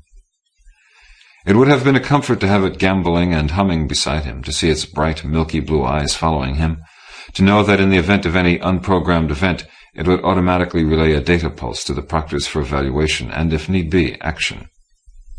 What action? He thought. Like rescuing a little boy from goblins, he joked to himself, remembering a story from his pre-primary anthropology talk times. Joking to himself helped him put aside the cobwebby fears. He still felt them, but he did not feel any of them strongly enough to turn back. His index of curiosity, also, was very high. All of this was taking place on a one-day after scheduled hours, which meant that Chandley had received his weekly therapies that day and was chock full of hormones, vitamins, and confidence. Perhaps it was that which made him so bold. On such accidents of timing, so many things depend. But he went on. After a time, he discovered that the new world he was exploring was no longer getting darker. It was getting lighter. Simultaneously, it was becoming even more hot. Sweat streamed from his unpracticed pores. Salty moisture drenched the long hair at his temples, dampened his chest, rolled in beads from his armpits and down his back. He became aware that he himself had an odor. The light was brighter before him than it was behind, and, rounding a corner, he saw a yellow radiance that made him squint. He stopped. He stared through his half-spread fingers. Then, heedless, he ran down a flight of ancient steps, almost falling as one slid loosely away beneath him, but righting himself and running on. He stopped on an uneven surface of grayish-yellowish gritty grains that he recognized from earth sciences as sand. The great distant noise was close now, grave and impersonal rather than threatening. He saw what it came from. Rolling hillocks of water humped themselves slowly up out of a flat blue that receded into infinity before him. They grew, peaked, bent forward, and crashed in white, wet spray, and the noise was their serial collision with themselves and with the sand. The heat was unbearable, but Chandley bore it. He was entranced, thrilled, consternated, delighted almost out of his skull. This was a beach. That was sea. He was outdoors. No such things had ever happened to any young person he had ever known or heard of. No such things happened to anyone but dropouts. He had never expected any such thing to happen to him. It was not that he was unaware that there were places not in the cities. Earth sciences had taught him all of that, as they taught him about the sluggishly molten iron core at the Earth's heart, and the swinging distant bodies that were called moon and planets and stars. He had even known, by implication and omission rather than by ever hearing it stated as a fact, that somewhere in the world between the cities were places like the places where people had lived generations and, ages ago, when people were dull and cruel, and that it was at least in theory possible for a person from a city to stand in such a place and not at once become transformed into a dropout, or physically changed, or killed. But he had never known that such places could be found near Edge City. All of that very painful brightness came from one central brightness, which, as Chandley knew, was the sun. It cost him some pain and several minutes of near blindness to learn that it could not be looked at directly without penalty. Its height, he recalled, meant midday, which was puzzling until he deduced and remembered enough to understand that city time was world time. He had known that solar time differed as one went east or west, but it had never mattered before. As he became able to see again, he looked about him. When he looked before him, he saw the rolling sweep of the ocean, dizzyingly big. When he looked behind him, he saw the skirted and stilted bulk of Edge City rising away like the Egyptian tetrahedral tombs for the royal dead. To his right was a stretch of irregular sand and sea that curved around out of sight under a corner of the city. But to his left there was something quite strange. There were buildings, plural, not one great polystructure like a proper city, buildings. People moved among them. He breathed deeply to generate courage and walked toward them. Plodding through the sand was new to him, difficult, like walking with 5-kilogram anklets on a surface that slid and slipped and caved irregularly away under his foot gloves. The people saw him long before he was close enough to speak or hear, even a shout, over the wind and the breaking waves. They spoke to each other, and then gestured toward him. He could see that they were smiling. He knew at once that they were dropouts. As he came closer to them, and a few of them walked toward him, he could see that some of them were not very clean, and all of them were straggly-haired, the women just on their scalps, the men wherever men could grow hair. Beards, sideburns, mustaches, one barrel of a man thatched front and back with a bear's pelt. They all seemed quite old. Surely not one was under 20. Physically they were deviant in accidental and unwholesome ways. On school trips to the corpse disposal areas, Chandley had been struck by the unkemptness of the dead, but these people were living and unkempt. Some were gray and balding. Some women's breasts hung like sucked dry fruits. Some wore glass discs in frames before their eyes. The faces of some were seamed and darkened. Some stood stooped or bent or walked limping. The clothes they wore did not hug and constrain them as right clothing should. The things they wore were smocks or shorts or sweaters, or anything at all. As Chandley had never seen an ugly person, he did not recognize what he felt as revulsion, and as he did not recognize it, it was not that, it was only disquiet. He looked at them curiously and seekingly.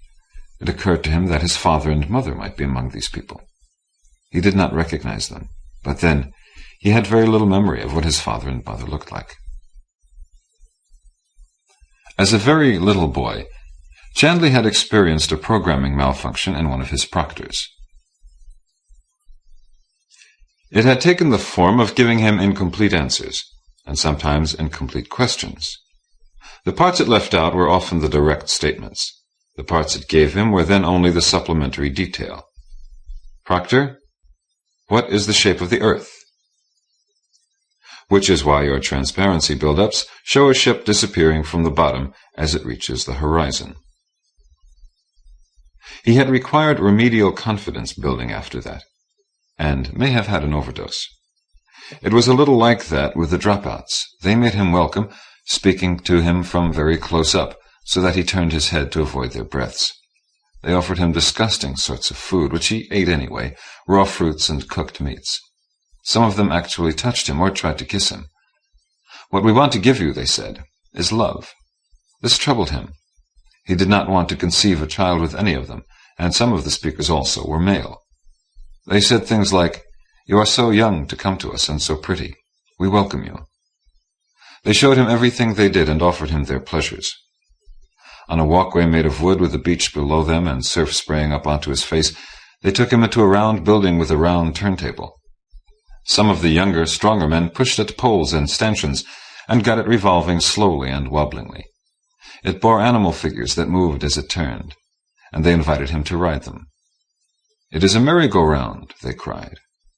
To oblige them, he sat on one of the horses for a revolution or two, but it was nothing compared to a sleeter or jumping pillows. "We live freely and without constraint," they said. "We take what the world gives us and harm no one.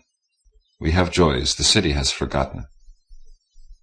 Causing him to detach the lower part of his day garments so that his feet and legs were naked to the codpiece, they walked with him along the edge of the water.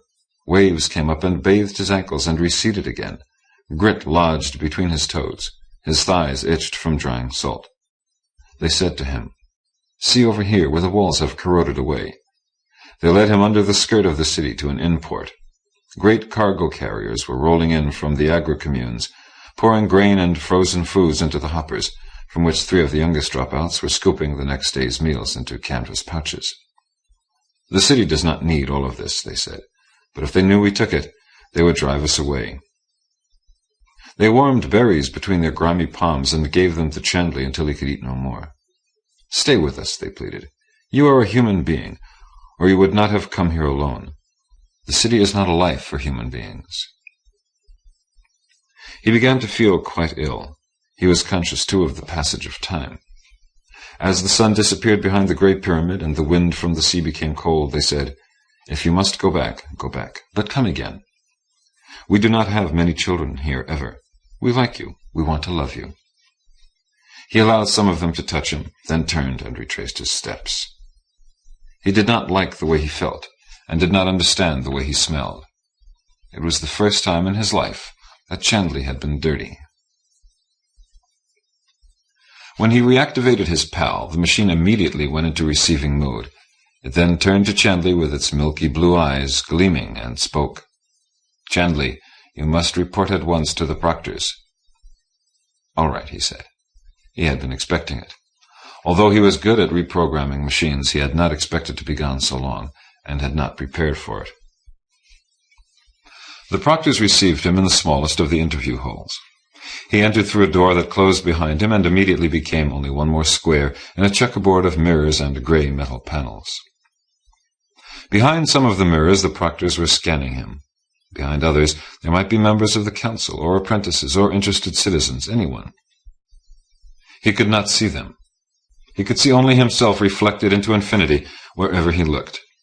He stood under the heatless bright lights, blinking stubbornly. The proctors did not ask him any questions. They did not make any threats either.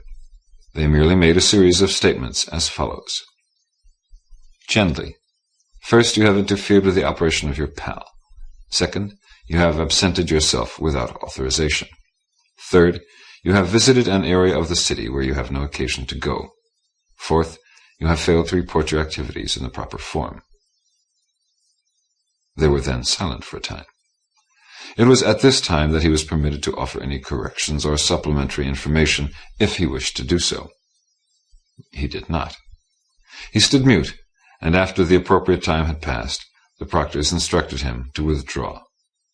One square of mirrors swung forward and became a door again, and he left the room. He returned to his dormitory. His peers were all in their own rooms and presumably asleep. It was very late. Chandley bathed carefully, attempted to vomit, failed, rinsed his mouth carefully, and put on a sleeping blouse. The food the dropouts had given him did not satisfy him, but he was afraid to eat until it had gone through his system. All that night he tossed and turned, waking up enough to know where he was and remember where he had been, and then falling back to sleep again, unsatisfied and unresolved. For some days Chandley continued his normal life, but he was aware that the matter would not stop there. Prudence suggested to him that he should behave at least normally, if possibly exemplarily. Curiosity overrode prudence. In free study times he dialed for old books that were known to be of interest to dropouts, Das Kapital and Walden, and silly, sexy satires by people like Voltaire and Swift. He played old ballads by people like Dylan Thomas and Joan Baez. He read poetry, Wordsworth, Browning, Ginsberg. He studied old documents that, so said his books, had once been electrically important, and was baffled by contextual ignorance. A well-regulated militia being necessary to the security of a free state, the right of the people to keep and bear arms shall not be infringed. Militia? State? Bear? In the sense of bearing a child, perhaps? But only the arm parts? Until he reached the decision to ask for clarification from the preceptors for social studies. Then he was baffled to understand why these things were important.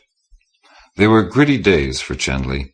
His age peers detected that something was wrong almost at once, deduced that he was in trouble with the proctors, and, naturally enough, anticipated the punishment of the proctors with punishment of their own. In living chess he was played only as a pawn, though usually he had been a bishop and once a rook. His Tai Chi movements were voted grotesque, and he was not invited to exercise with the rest of his group. They did not speak of his situation to him directly, except for Marta.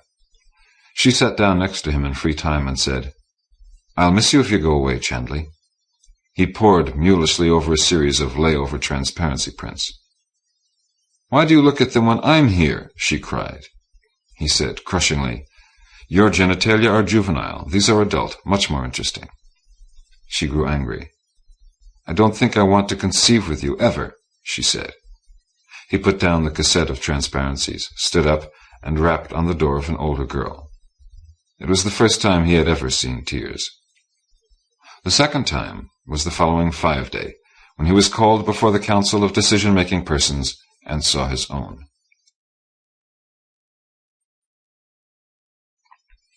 The council, which was charged with the responsibility for making decisions in all cases not covered by standing instructions to the proctors, met when it needed to, where it chose to. Chandley was of some interest to them, for whatever personal reasons each of them had for concerning him herself, and so there were nearly 25 persons present when he was admitted. The room they chose to use this time was rather like the drawing-room of a gentleman's club. There were small tables with inlaid chessboards, sideboards with coffee, candies, refreshments of all kinds, stereo paints of notables of the city's history squirming on the walls. The head of the council, as of that hour, indicated a comfortable seat for Chandley and gave him a cup of chilly sweet foam that was flavored with fruits and mint. He was a man. He looked about 30, with neat bangs, wide-spaced tawny eyes, diffraction grating rings on his fingers that moved hypnotically as he gestured. "Chandley," he said, "we have a full file of reports. Beach sand, bits of weathered wood, and caked salt have been found on your garments and on your skin after evaporating wash water. Stool analysis shows consumption of nearly raw vegetable foods.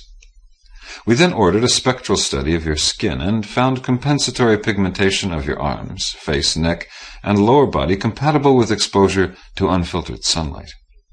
There is no point in wasting our time, Chandley. It is clear that you have been outside the city." The boy nodded and said, "Yes, I have been outside the city." He had thought carefully of what he should say when he was asked questions, for he was aware of the risks involved. Risks to himself to some extent. His ambitions were not fully formed at that time, but they excluded being downgraded as a potential dropout. Risks to the dropouts themselves, in a much more immediate way, of course. "What did you see outside?" asked the head of the council in a friendly and curious way, and all of the 25, or almost all, stopped talking or reading to listen. "I saw a beach," cried Chandley. "It was very strange. The sun was so hot, the wind so strong. There were waves 1.5 meters high that came in and crashed on the sand. I walked in the water. I found berries. They did not taste very good, but I ate them. There were buildings made of wood and, I think, plaster?" He was asked to describe the buildings. He did so. He was asked why he was there. He told them it was curiosity. Finally he was asked, very gently, "And did you see any people?" At once he replied, "Of course, there were some women in the corpse disposal area. I think someone they knew had died. And a man adjusting some handies." "No," said the head of the council. "We mean outside. Did you see anyone there?" Chandley looked astonished. "How could anyone live there?" he asked. "No, I didn't see anyone." The head of the council, after a while, looked around at the others. He held up 7 fingers inquiringly. Most of them nodded, some shrugged, a few were paying no attention at all. "You have 7 demerits, Chandley," he said, "and you will work them off as the proctors direct." At once Chandley was enraged. 7, he cried. "How unfair!" It was maddening that they should have believed him and still award so harsh a punishment. 7 days without free time, or 7 weeks with no optional foods privileges, or 7 of whatever the proctors judged would be most punitive, and therefore most likely to discourage repetition of the infractions for him. Before he left he was in tears, which only resulted in 2 additional demerits. He was then returned to his peer group, who gradually accepted him again, as before.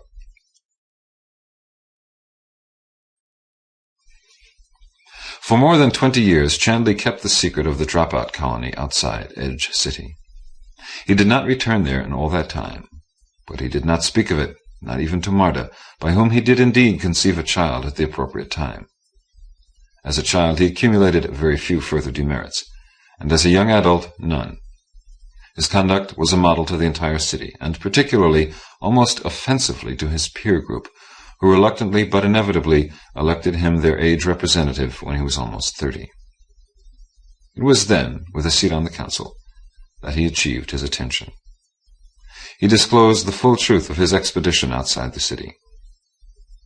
He denounced the former councilpersons for their failure to recognize when a little boy was lying. He accused them of suspecting that there was indeed a dropout colony at the edge of Edge City, and proposed that he himself be given the authority to deal with it.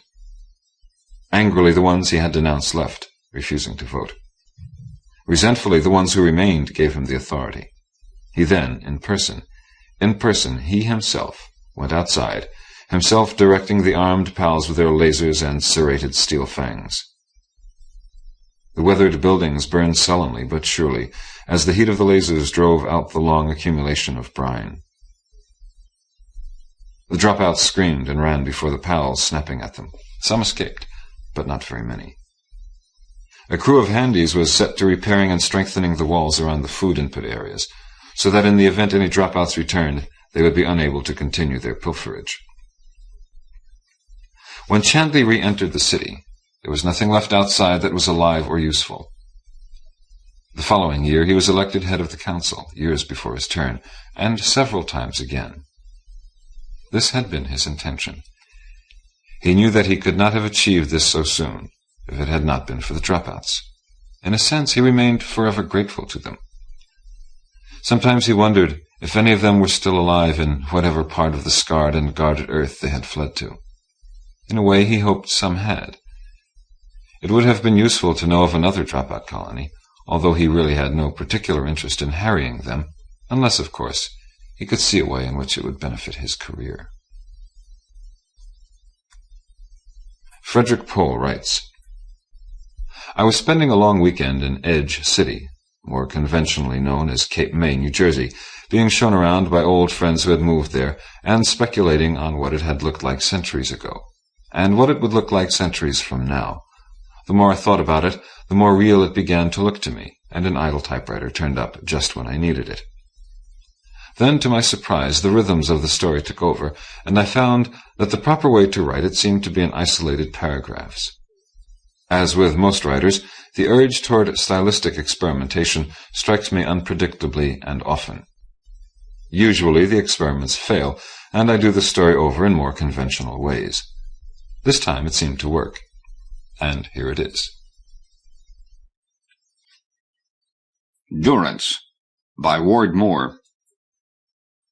With his marker, Larry scratched 498 on the concrete block walls of his cell, down low where no snooping fink would direct his flashlight, assuming he was privileged to possess a flashlight, looking for evidence of contraband, yet not so low that another snooping fink looking for signs of digging in the cracks of the ancient concrete floor would see it either. He was not at all sure what constituted contraband, nor had he any evidence of his cell being searched for any reason. Of course, 498 was practically an arbitrary figure, little more than a random guess, for he had no way of calculating how many days he had passed here before he discovered the fragment of metal on whose origin he had speculated often, sharpened to a fine point by rubbing it on the floor until it would make a mark in the wall deep enough for him to feel, even though there was no light in the cell for him to read the numbers he had scratched day after day, never free from the sinking fear that he had forgotten to scratch yesterday's number, or that he was scratching today's for the second time. Undoubtedly there had been a period when the cell had been lit, for even now there was light in other parts of the institution, unreliable, flickering, dimming, brightening, dying, reviving light, which could tease a man into relying on it, expecting it to keep on shining, only to go out without warning. In one way, 498 was as preposterous a number as a tormented mind could have, as it might well have done in his case, conjured up.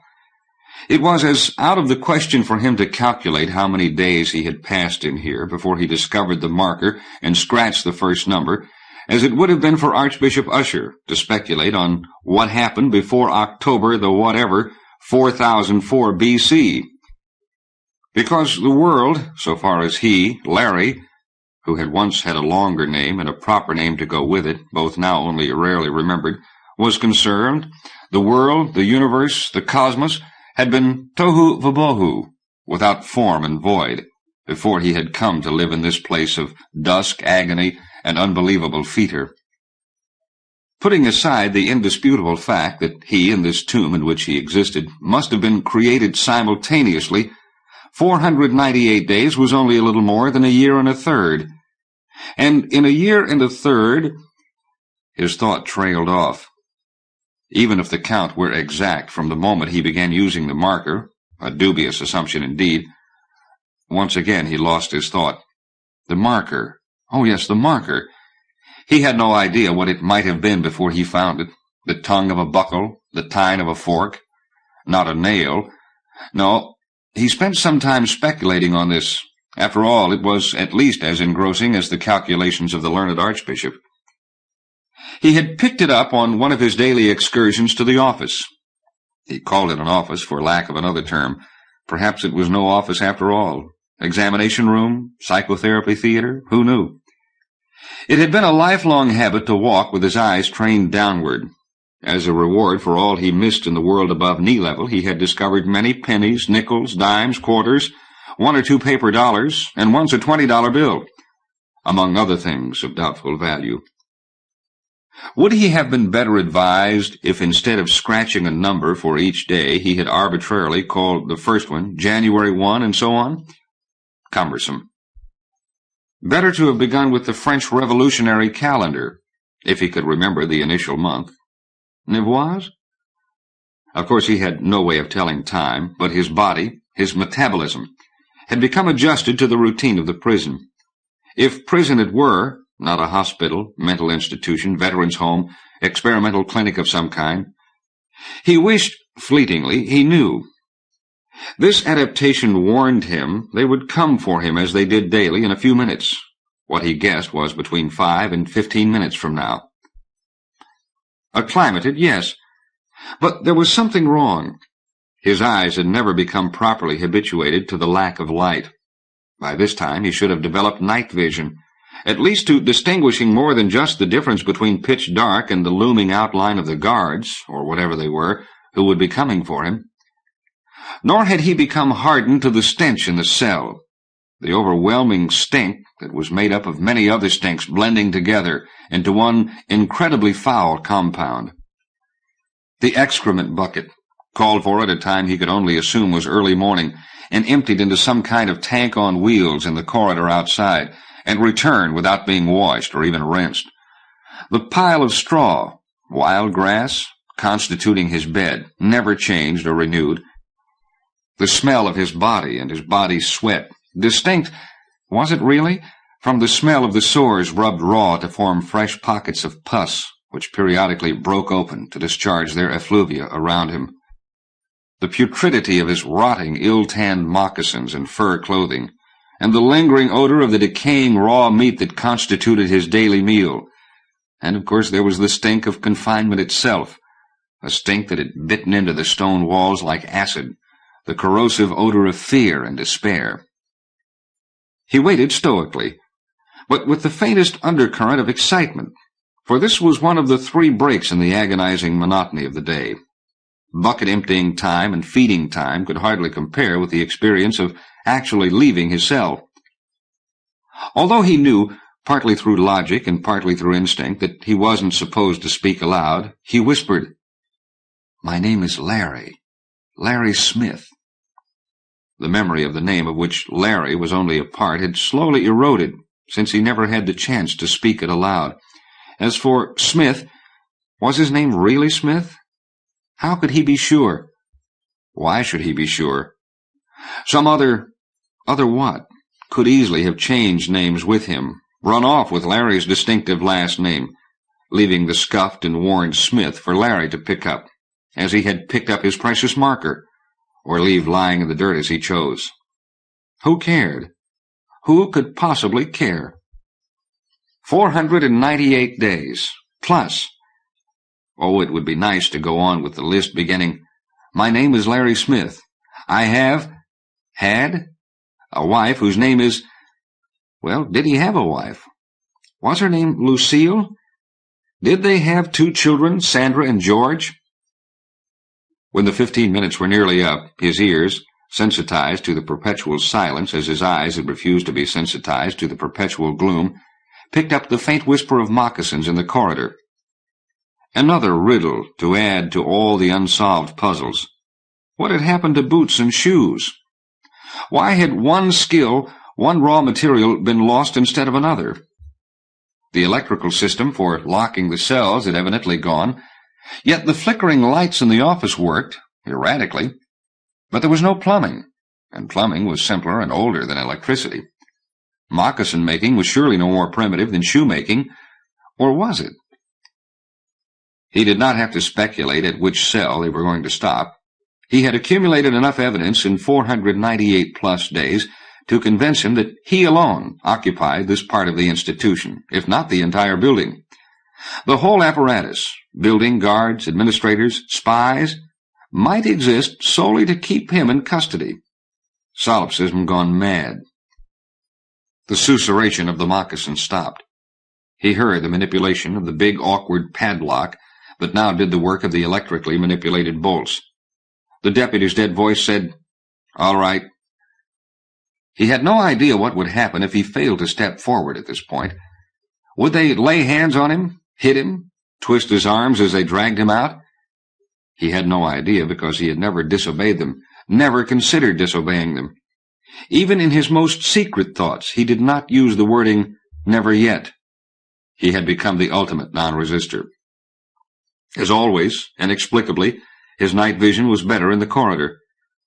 Was there some hidden source of light? Perhaps a wall had fallen into such disrepair, or the roof had holed, to let some daylight seep through. He could discern the shape of his escort, large men with fur hoods over their heads, and bulky, shapeless fur garments. Technology had deteriorated, as witnessed the padlock on his cell, but he was convinced from fleeting glimpses that they had cotton cloth. Why furs in a temperate climate? Docilely he went forward and stood between them. Long ago, 498-plus days ago, he would have asked, "Where are we going?" Or, if in an especially daring mood, "Great day for a stroll, isn't it?" But he knew they would no more respond now than they had then. Almost certainly they were bound by no vow of silence, no disciplinary interdiction against all speech. He conjectured that they simply had nothing to say to him, and couldn't conceive of his having anything to say to them worth the effort of listening to. Larry, if his name were really Larry, walked at the customary pace between them. He could have covered the route blindfold, without missing a turn or stumbling into a wall. He had been led along it daily for 498 days. He had long ago added to his sparse knowledge of them the fact that they had neither a 4, nor a 7, nor a 10-day work week, unless the personnel were rotated. He was convinced, mystically, that these men were the same who had come for him every day. And the interview at the end of the walk from his cell followed the same predictable pattern of its 498 forerunners. Except that there was always an unspoken, impalpable suggestion that perhaps today his interrogator, inquisitor, psychotherapist, jailer, warden, judge, executioner, would choose to vary the program, if only by an intonation here, an inflection there, to make it a confrontation, an exchange, a struggle, a descent, ascent, to the human level. The lights flared on just as they entered the office, and, painfully blinded, he shut his eyes tightly. The glimpse he caught of the room registered in incandescent lines on his retina as an after-image. How could these people, they, have so quickly lost all knowledge of what was, after all, not so complicated a craft? Quickly? But had it really been quickly? His beard had grown long even. He had no way of knowing if his hair had turned gray. if his muscles had relaxed and sagged, if his hands had become puffy, his knuckles enlarged. His teeth had not loosened and dropped out, but then he had always had good teeth. His father had bragged, at what age? His father had had the advantage of calendars to consult. Larry hadn't even a mirror to see how nearly his throat was coming to resemble a turkey gobbler's. Granted that they had lost the power to repair their electrical system, as the Arabs forgot how to repair the clocks their ancestors made, why was this place in darkness? They must have animal fat, since they tanned skins for footwear and wore furs, and much of the food shoved under the door seemed to be the flesh of seals or whales. Why hadn't they devised candles or oil lamps? Even more pertinently, why didn't they let the daylight in? Had some unbelievable catastrophe dimmed the sun? A volcanic cloud like Krakatoa's? Unlikely? What could be more unlikely than to find himself imprisoned? Or, to put it more genteelly, confined. As soon as the retinal afterimage faded, he opened his eyes, blinked, endeavoring to adjust to the normal dusk after the blazing flash. Ahead of him loomed the shadowy desk, the hooded figure of the official, if official he were, seated behind it. "Good day," the passionless voice from the depths of the hood said. Good day. Never good morning, good evening, good afternoon. Not even that much of a scrap of information. Just good day. Another indistinguishable one. Good day, he answered. What would happen if he shouted, cursed, yelled, became intransigent, insubordinate, uncooperative, militant, physically violent? Was it possible the hooded figure didn't know either, was waiting for his response to discover? The hooded one was also gloved. Thin gloves, clearly, in case of a need to write or draw. What with the gloves and the hood, it was impossible to discover the color of the interrogator's skin. For that matter, it was impossible to find out the color of his own in the eternal twilight of the institution. A liter of water a day for all purposes didn't leave enough for washing off the long-accumulated ingrained grime. He had tried washing in urine, but the sting of it in his sores was unbearable. And even if he had managed to get rid of the dirt, would he have dared to strip off his prison jacket to inspect the underside of his arms in the presence of the warden, assuming the light was conveniently on? No one had ever told him any of the rules regulating the conduct of inmates. Perhaps there were none. But if there were, written or unwritten, surely do nothing to irritate those in charge must be fundamental. He had a feeling, intuition, hope for a less vulnerable status, that he was a Caucasian, but his fingers in his long hair gave him no certainty. His hair seemed wavy.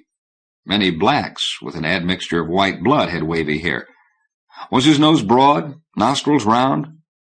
He had no way of telling, and if he had, would it mean anything irrefutable? His ears were small, but this was debatable evidence. Was a long, tangled, tightly curled beard Caucasian? Perhaps, perhaps not. As he had been ever since the first day in his cell, he was struck by the utter absence of sound. Beyond the quiet padding of his guards' moccasins on the concrete floor when they came for him, the creak of the honey cart's wheels, and the noise of his own movements, the place was utterly silent. Terrifyingly silent. Prisoners, patients, didn't shout for guards. Attendants, rattled something. What? Who had anything to rattle? Against the bars of cells. No one screamed in rage or anguish. There was no roar of planes overhead, or of cars outside the walls. Very well, this culture had no cars. But horses, donkeys, camels, oxen made noises of their own. Carts, wagons, vans, drags, buggies, creaked and clanked, squeaked and squealed. No typewriters clacked, no pens scratched. No one drank mid-morning coffee with smacks or satisfied grunts, munched dry crackers, guzzled cokes, belched, farted, blew their noses. If chunks of broken concrete were dislodged, they fell noiselessly, became dust before they landed. If rats or mice scurried out of holes, their nails scratched silently. If an institutionally sanctioned cat pounced on and devoured them, they died without squealing, and their captors did not purr. Do you have something to tell me? As always, he struggled to understand what lay behind this question. "What do you want me to tell you? Do you want me to confess to crimes? Whatever they are, I'll admit to them. Any and all of them. I'll confess freely. Murder, robbery, rape, mayhem, kidnapping, embezzlement, blackmail, commingling, espionage, congregation, conspiracy, forgery, slander, incest, perjury, bribery, extortion, arson. Anything you want. I'll give you details, name accomplices, expose plots. Swear I know anyone you like was implicated in whatever you want. I'll write out confessions, repent in open court, on the scaffold, beg for the harshest penalty, won't even ask for a trial, if you'll just tell me what you want. I beg you. I beg you." There was a heavy silence in the already silent room. In the same level, dead tones, the hooded figure said, "Regretfully? Surely not. You have nothing to say to me." Recklessly, Larry shouted, "But I have! I have! I want to know where I am and why I'm kept here. When will I be tried? And what is the charge? I demand to know." There was no answer. In the stillness, he could hear his own breathing, but no one else's. "At least tell me if I'm charged with a political offense." Again, there was no answer. "Oh, you can say there's no difference, that killing someone is treason to the regime, whatever regime is in power at the moment. Murder is treason, treason is murder. Theft is a crime against the state. Sedition is a crime against the security of the citizen, I understand. But surely you have some form of arrest, or indictment, arraignment, or charge. Even in the most secretive of tyrannies, one isn't punished without some formality. I implore you to repeat that form to me. I implore you." The lights flickered on, just long enough for Larry to see the eyes staring at him through the holes in the hood. They did not blink. Neither did they move to the right or left. He took a deep breath to control his rising hysteria. "Will you at least tell me how long my sentence is?" "I have no way of knowing." "But you must know how long I've been incarcerated. You can tell me that." "You have no way of evaluating such information. It would be useless to give you meaningless data. And surely you understand it isn't the time you've been here, but the time you've yet to stay that's vital." "Very well. How much time do I have to serve?" "I have no way of knowing." "Is this some mystical thing? Will I wake one morning knowing I've paid my debt to society and am about to be released? Or will you get a directive in the mail to that effect?" "It is impossible to say. There are too many factors. Do you sleep well?" Briefly, Larry had a tantalizing hint of the other's viewpoint. There were no yes or no answers. Too many factors. Did he sleep well? In sleep, he escaped into an oblivion, a refuge from the misery of being alive. In his sleep, he endured new torments, new terrors. "I don't know." "Take a handful of coca leaves." "Why not?" The drug would give him new endurance for his misery. Why reject the soporific simply because it was offered by authority? As well refuse the food shoved under his cell door. Was this some masochistic Puritan streak that urged him to cap inflicted suffering with voluntary hurt, affliction with self-denial, and, like the Christians, pay for the agony on the cross with mortification of the flesh? He shook his head. His jailer was silent. At this point, Larry knew the interview was over. Desperately, he cried out, "Can't I be allowed in the open air for a few minutes? I swear I'll not try to run away. Let me see the light. Let me—" He felt the tears running down his cheeks, furrowing channels in the dirt. "I beg—" He stopped, knowing it was futile. The hooded one maintained the ominous, inhuman silence.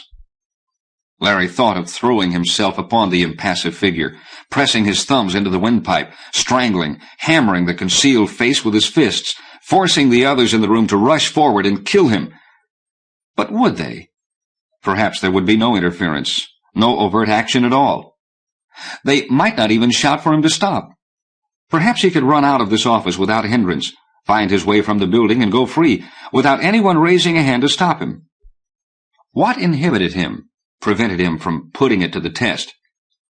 Perhaps if there had been light. He turned away from the desk, sensed his two wardens moving to either side of him. All three walked, out of step, through the door of the office, or whatever it was, into the corridor. Greatly tempted, he began, "What would happen if I—" But the knowledge that his words went unheard because of their complete lack of interest, their utter unconcern, forced him to let his voice trail off. They progressed at an even pace, retracing their route. Without a word of direction or a pressure against his arm, all three turned at the proper corners and halted before the door of his cell. He had an impulse to say, "Well, here we are, back at the old home," or "See you tomorrow, boys." Instead, he stepped quietly across the threshold and heard them slide the door closed behind him and snap the padlock. "Home," he whispered voicelessly to himself. "This is my home. I'll live and almost certainly die here. One day they'll come for me, unlock the door, and call, 'All right,' and get no response. What then?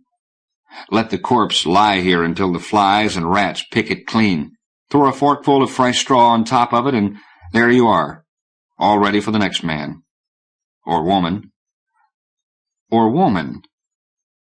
When he had first come here, he had been plagued was too strong a word, by thoughts of women, young girls particularly.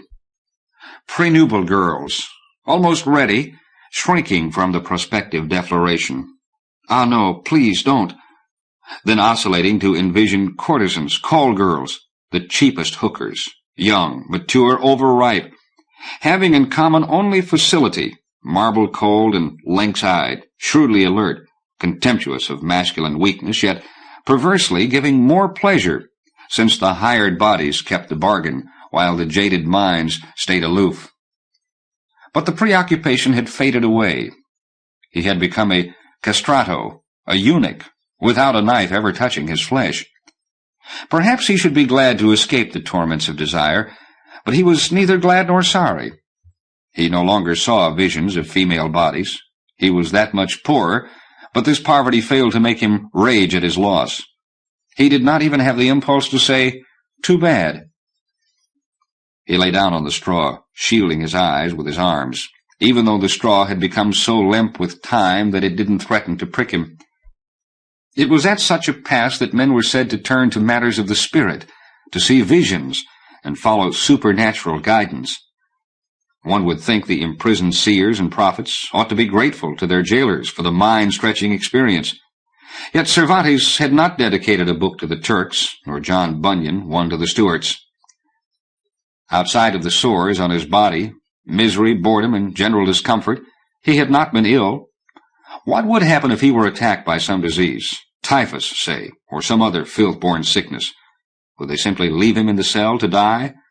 Or would there be a whole new dispensation, orderlies, a stretcher trip, gentle, cautious, to the infirmary, white, antiseptic, hidden in the depths of the building, scrupulously clean, staffed with nurses in starched uniforms, glorious hair penned up under perky white caps, crisply directing the lustful but cowed orderlies to strip off his filthy clothes and carefully lower his befouled, naked body into a bath of exactly the proper temperature, while they tenderly bathed him, not neglecting his private parts, and bending over him in frowning preoccupation to offer enchanting glimpses of rounded breasts and rosy nipples.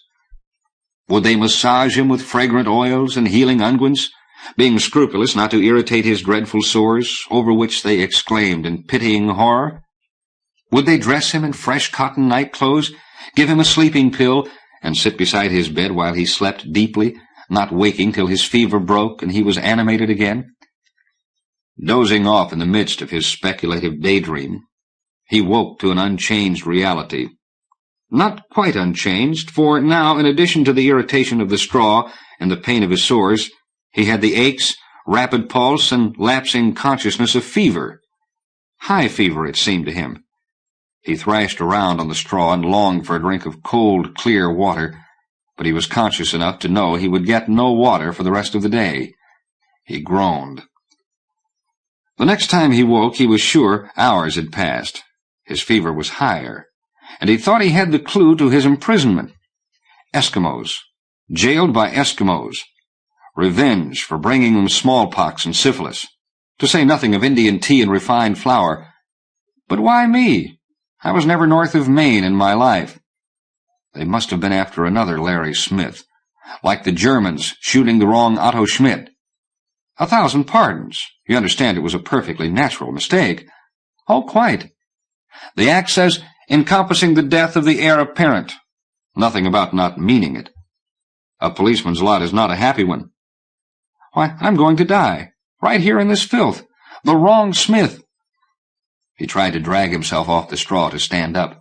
His knees folded, his body collapsed. "Help," he groaned. "Help me."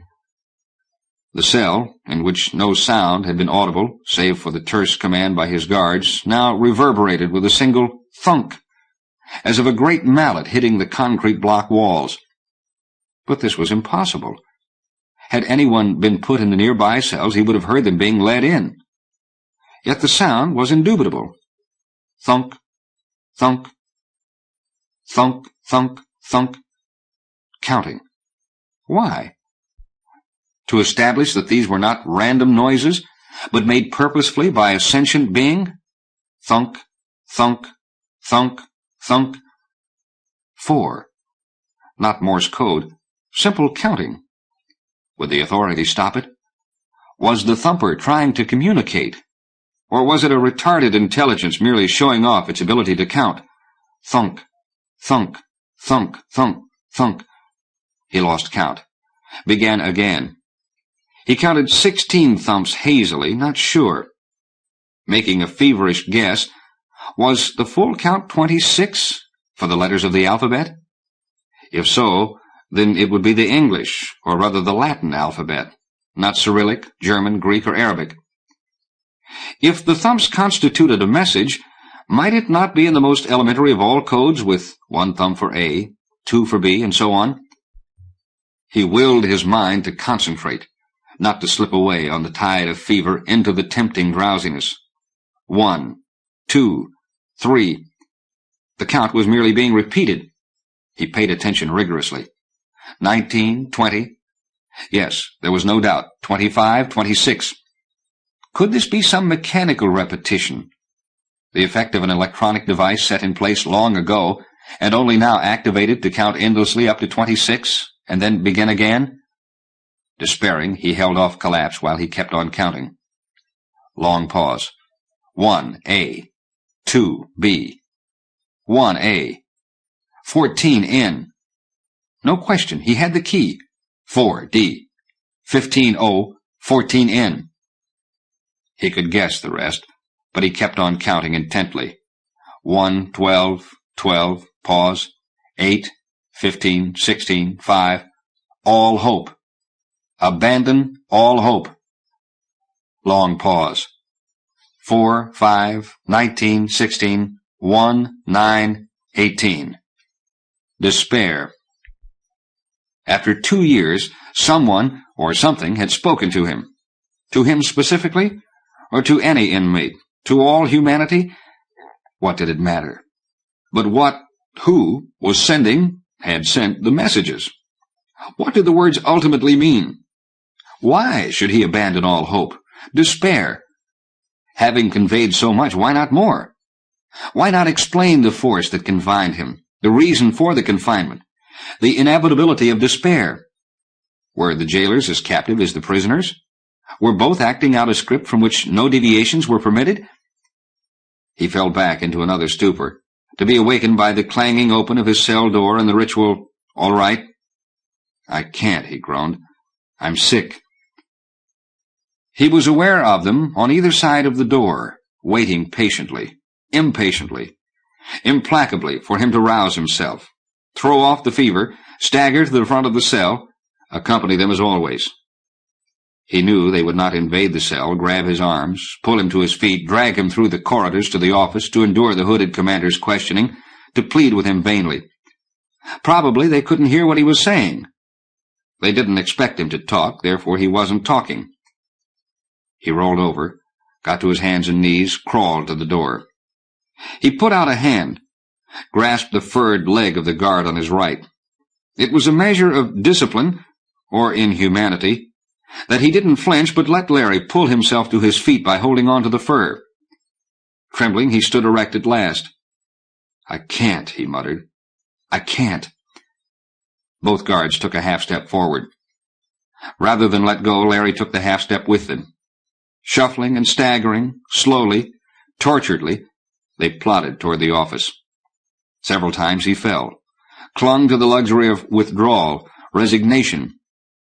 Each time the silent expectation of the guards, their perceptible conviction that he would eventually get to his feet, forced him to obey. When they reached the inquisitorial desk, Larry collapsed again. No one urged him to rise. There was no unspoken exhortation in the air. He had fallen, so be it. The hooded one spoke. "Have you anything to tell me?" "Yes," he whispered, knowing his voice could not carry. "Yes. No one is innocent. All are guilty." "Do you sleep well?" pursued the voice behind the hood. "I don't know what you mean," said Larry. "What is sleep and what is waking? Where is the line dividing them?" "You may have a handful of coca leaves." "Why? So I'll be doped when your executioner does his work? No, thanks." He tried to rise. He should have taken the coca. It would have supplied the hysterical energy to meet death with dignity. Ridiculous. One met death dignifiedly only to impress an audience. And what audience was there in figures with faces masked? Despair. Could the carefully banged-out message to abandon hope have come directly from his captors, to cow him into a final, absolute, unprotesting submission to his fate? By some curious stimulation, his fever momentarily receded. With an effort of will, he rose from the floor, and swaying, stumbled away from the desk. He had no feeling the warders were accompanying him. He stumbled out into the corridor, came to the familiar spot where he was accustomed to turning right. Surely that was what they were expecting, that he had become so conditioned that he would return meekly to his cell. Of course, they must know about the painful enumeration of days, had almost surely put the marker where he was bound to find it. Yes, everything had been preparation for his ultimate act of resignation. He turned left, and immediately fell into a panic at the unfamiliarity of the walls. He guided himself with his hand against the nearest one, resolved to turn right at the first opening and find his way to his cell. But though it was inconceivable that he had missed it, the first opening was very far away. He must have walked, staggered, much farther than the distance to his barred sanctuary. And, unbelievably, he thought he felt a faint stirring of air on his cheek, replacing the noxious atmosphere of the prison. Surely by this time they had summoned the killers, traced out his course, located his position, sent the executioner to do his work. He tried to brace, his shoulders against the blow of the axe that would surely come any second now, or the bludgeon crushing his skull. Or would they break their silence, discard their reversion to primitive means, and shoot him in the back of the head? He flinched. He would never hear the shot. Incredibly, there seemed to be light ahead. Not a dim glow, but actual blazing sunlight. Though it was constrained by an opening narrower than the corridor, it stabbed his eyes excruciatingly. He leaned against the wall with his eyes shut against the pane. He tried to open his lids slightly. Impossible. He could either open them wide, closing them again instantly, or keep them shut. He blinked rapidly. This was less painful. Also, at the end of the blink, he could close the upper lid. Interesting knowledge. Couldn't half open, could half shut. No question, it was daylight ahead. What a refinement of torture to let him get so close to escape before stopping him, killing him, or returning him to his cell. What if he whirled around suddenly? No longer facing the light, he could open his eyes wide. But whirl around? It was all he could do to slump against the wall. They were cunning, too cunning for him. If he put his hand over his face, he could tolerate the light let in between his fingers. He moved forward, still hunching his shoulders against the expected blow. A few feet, yards, farther on, he was in a large entranceway. No doors, no bars, just open space.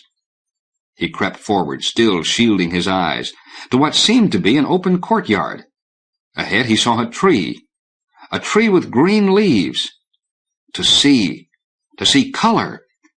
He began weeping helplessly, mourning his imprisonment and imminent death, but most of all the chromatic world. Putting his arms around the twisted shape of the tree, clinging to it, he stared back at the squat, grim building, standing there in a freedom as enigmatic as the captivity he had left behind. Ward Moore writes, I was walking along Fountain Avenue, which is one of the crummier streets in the tiny business district of Pacific Grove, a street which had distinct possibilities in, say, 1905, but which had unquestionably failed even to begin to fulfill them 70 years later. The November sun turned the cement sidewalk, the asbestos-shingled roofs, and the soapily washed windows into iridescent rainbows, batting their vibgeors back and forth in a dazzling tennis volley. The fall sun is Northern California's premature promise of the resurrection and the life. It is our belated, very belated summer, soon, any day, to be flooded and frosted to death. But while it endures, it is summer. The sun's heat penetrates through the bones, into the marrow of old men. But they do not think forbidden thoughts. Even the sun isn't that powerful. They think thoughts more proper to their senior citizenship. So I walked along, nursing my thoughts like invalid gruel, reflecting on all the intimations of mortality which were crowding in on me, the soothing, damning, triumphant words. Not alarm you, but medication. See, well, one must face reality, facts, whatever. After all, I thought, it is possible to resign oneself to reality. 72nd year, hearing gone to hell, eyesight going, hemorrhoids, gallbladder, all the disgusting ailments of aging. Resign oneself to decay, deterioration, desuetude, even the unspeakable prospect. Another 5, 10, even a miraculous 15 years. Resignation, fortitude, acceptance. Why not? And then, coming toward me, one of the glorious natural wonders of the world. Sandals on unblemished tan feet, long, fine, tan thighs and revealing white shorts, legs and thighs covered with fine golden down. Above, a laced white bodice, showing a sweet belly and a sweet belly button, the lacing strained apart by sturdy breasts, curved, the pink nipples just suggested rather than showing. No, I could not be resigned. Not this year. The Ghost of a Model T by Clifford D. Simak. He was walking home when he heard the Model T again. It was not a sound that he could well mistake, and it was not the first time he had heard it running in the distance on the road. Although it puzzled him considerably, for so far as he knew, no one in the country had a Model T.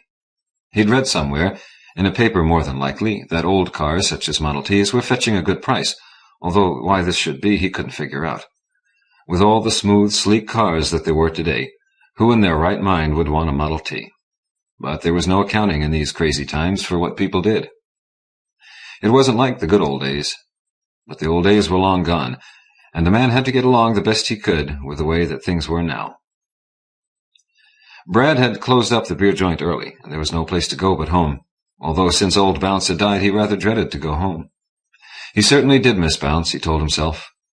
They'd got along just fine, the two of them, for more than 20 years, but now, with the old dog gone, the house was a lonely place, and had an empty sound. He walked along the dirt road out at the edge of town, his feet scuffing in the dust and kicking at the clods. The night was almost as light as day, with a full moon above the treetops. Lonely cricket noises were heralding summer's end. Walking along, he got to remembering the Model T he'd had when he'd been a young sprout, and how he'd spent hours out in the old machine shed tuning it up, although God knows no Model T ever really needed tuning. It was about as simple a piece of mechanism as anyone could want, and despite some technological cantankerousness, about as faithful a car as ever had been built. It got you there and got you back, and that was all in those days that anyone could ask. Its fenders rattled, and its hard tires bounced, and it could be balky on a hill, but if you knew how to handle it and mother it along, you never had no trouble. Those were the days, he told himself, when everything had been as simple as a Model T. There were no income taxes, although, come to think of it, for him personally, income taxes had never been a problem. No Social Security that took part of your wages, no licensing this and that, no laws that said a beer joint had to close at a certain hour. It had been easy then, he thought. A man just fumbled along the best way he could, and there was no one telling him what to do or getting in his way. The sound of the Model T, he realized, had been getting louder all the time, although he had been so busy with his thinking that he paid no real attention to it. But now, from the sound of it, it was right behind him, and although he knew it must be his imagination, the sound was so natural and so close that he jumped to one side of the road so it wouldn't hit him. It came up beside him and stopped, and there it was, as big as life, and nothing wrong with it. The front right-hand door, the only door in front, for there was no door on the left-hand side, flapped open, just flapped open by itself, for there was no one in the car to open it. The door flapping open didn't surprise him any, for to his recollection, no one who owned the Model T ever had been able to keep that front door closed. It was held only by a simple latch, and every time the car bounced, and there was seldom a time it wasn't bouncing, considering the condition of the roads in those days, the hardness of the tires, and the construction of the springs, every time the car bounced, that damn front door came open. This time, however, after all these years, there seemed to be something special about how the door came open. It seemed to be a sort of invitation, the car coming to a stop and the door not just sagging open, but coming open with a flourish, as if it were inviting him to step inside the car. So he stepped inside of it, and sat down on the right front seat, and as soon as he was inside, the door closed, and the car began rolling down the road. He started moving over to get behind the wheel, for there was no one driving it, and a curve was coming up, and the car needed someone to steer it around the curve. But before he could move over and get his hands upon the wheel, the car began to take the curve as neatly as it would have with someone driving it. He sat astonished, and did not touch the wheel, and it went around the curve without even hesitating, and beyond the curve was a long, steep hill, and the engine labored mightily to achieve the speed to attack the hill. The funny thing about it, he told himself, still half crouched to take the wheel and still not touching it, was that he knew this road by heart, and there was no curve or hill on it. The road ran straight for almost 3 miles before it joined the river road, and there was not a curve or kink in it, and certainly no hill. But there had been a curve, and there was a hill, for the car laboring up it quickly lost its speed and had to shift to low. Slowly he straightened up and slid over to the right-hand side of the seat, for it was quite apparent that this Model T, for whatever reason, did not need a driver, perhaps did better with no driver. It seemed to know where it was going, and, he told himself, this was more than he knew, for the country, while vaguely familiar, was not the country that lay about the little town of Willow Bend. It was rough and hilly country, and Willow Bend lay on a flat, wide floodplain of the river, and there were no hills and no rough ground until you reached the distant bluffs that stood above the valley. He took off his cap and let the wind blow through his hair. There was nothing to stop the wind, for the top of the car was down. The car gained the top of the hill and started going down, wheeling carefully back and forth down the switchbacks that followed the contour of the hill. Once it started down, it shut off the ignition somehow, just the way he used to do, he remembered, when he drove his Model T. The cylinders slapped and slobbered prettily, and the engine cooled. As the car went around a looping bend that curved above a deep black hollow that ran between the hills, he caught the fresh, sweet scent of fog, and that scent woke old memories in him. And if he'd not known differently, he would have thought he was back in the country of his young manhood. For in the wooded hills where he'd grown up, fog came creeping up a valley of a summer evening, carrying with it the smells of cornfields and of clover pastures, and many other intermingled scents abstracted from a fat and fertile land. But it could not be, he knew, the country of his early years, for that country lay far off, and was not to be reached in less than an hour of travel. Although he was somewhat puzzled by exactly where he could be, for it did not seem the kind of country that could be found within striking distance of the town of Willow Bend. The car came down off the hill and ran blithely up a valley road. It passed a farmhouse huddled up against the hill, with 2 lighted windows gleaming, and off to one side the shadowy shapes of barn and henhouse. A dog came out and barked at them. There had been no other houses, although far off on the opposite hills he had seen a pinpoint of light here and there, and was sure that they were farms. Nor had they met any other cars, although, come to think of it, that was not so strange, for out here in the farming country There were late chores to do, and bedtime came early for people who were out at the crack of dawn. Except on weekends, there'd not be much traffic on a country road. The Model T swung around a curve, and there up ahead was a garish splash of light, and as they came closer, music could be heard. There was about it all an old familiarity that nagged at him, but as yet he could not tell why it seemed familiar. The Model T slowed and turned in at the splash of light, and now it was clear that the light came from a dance pavilion. Strings of bulbs ran across its front, and other lights were mounted on tall poles in the parking area. Through the lighted windows he could see the dancers, and the music, he realized, was the kind of music he'd not heard for more than half a century. The Model T ran smoothly into a parking spot beside a Maxwell touring car. A Maxwell touring car, he thought with some surprise. There hadn't been a Maxwell on the road for years. Old Verge once had owned a Maxwell, at the same time he had owned his Model T.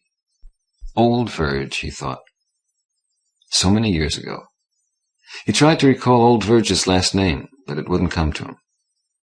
Of late, it seemed, names were often hard to come by. His name had been Virgil, but his friends always called him Verge. They'd been together quite a lot, the two of them, he remembered, running off to dances, drinking moonshine whiskey, playing pool, chasing girls, all the things that young sprouts did when they had the time and money. He opened the door and got out of the car, the crushed gravel of the parking lot crunching underneath his feet. And the crunching of the gravel triggered the recognition of the place, supplied the reason for the familiarity that had first eluded him. He stood stock still, half frozen at the knowledge, looking at the ghostly leafiness of the towering elm trees that grew to either side of the dark bulk of the pavilion. His eyes took in the contour of the looming hills, and he recognized the contour, and standing there, straining for the sound, he heard the gurgle of the rushing water that came out of the hill, flowing through a wooden channel into a wayside watering trough that was now falling apart with neglect, no longer needed, since the automobile had taken over from the horse-drawn vehicles of some years before. He turned and sat down weakly on the running board of the Model T. His eyes could not deceive him, or his ears betray him. He had heard the distinctive sound of that running water too often in years long past to mistake it now. And the loom of the elm trees, the contour of the hills, the gravelled parking lot, the string of bulbs on the pavilion's front, taken all together, could only mean that somehow he had returned, or been returned, to Big Spring Pavilion. But that, he told himself, was 50 years or more ago, when I was lithe and young, when old Verge had his Maxwell, and I my Model T. He found within himself a growing excitement that surged above the wonder and the sense of absurd impossibility, an excitement that was as puzzling as the place itself and his being there again.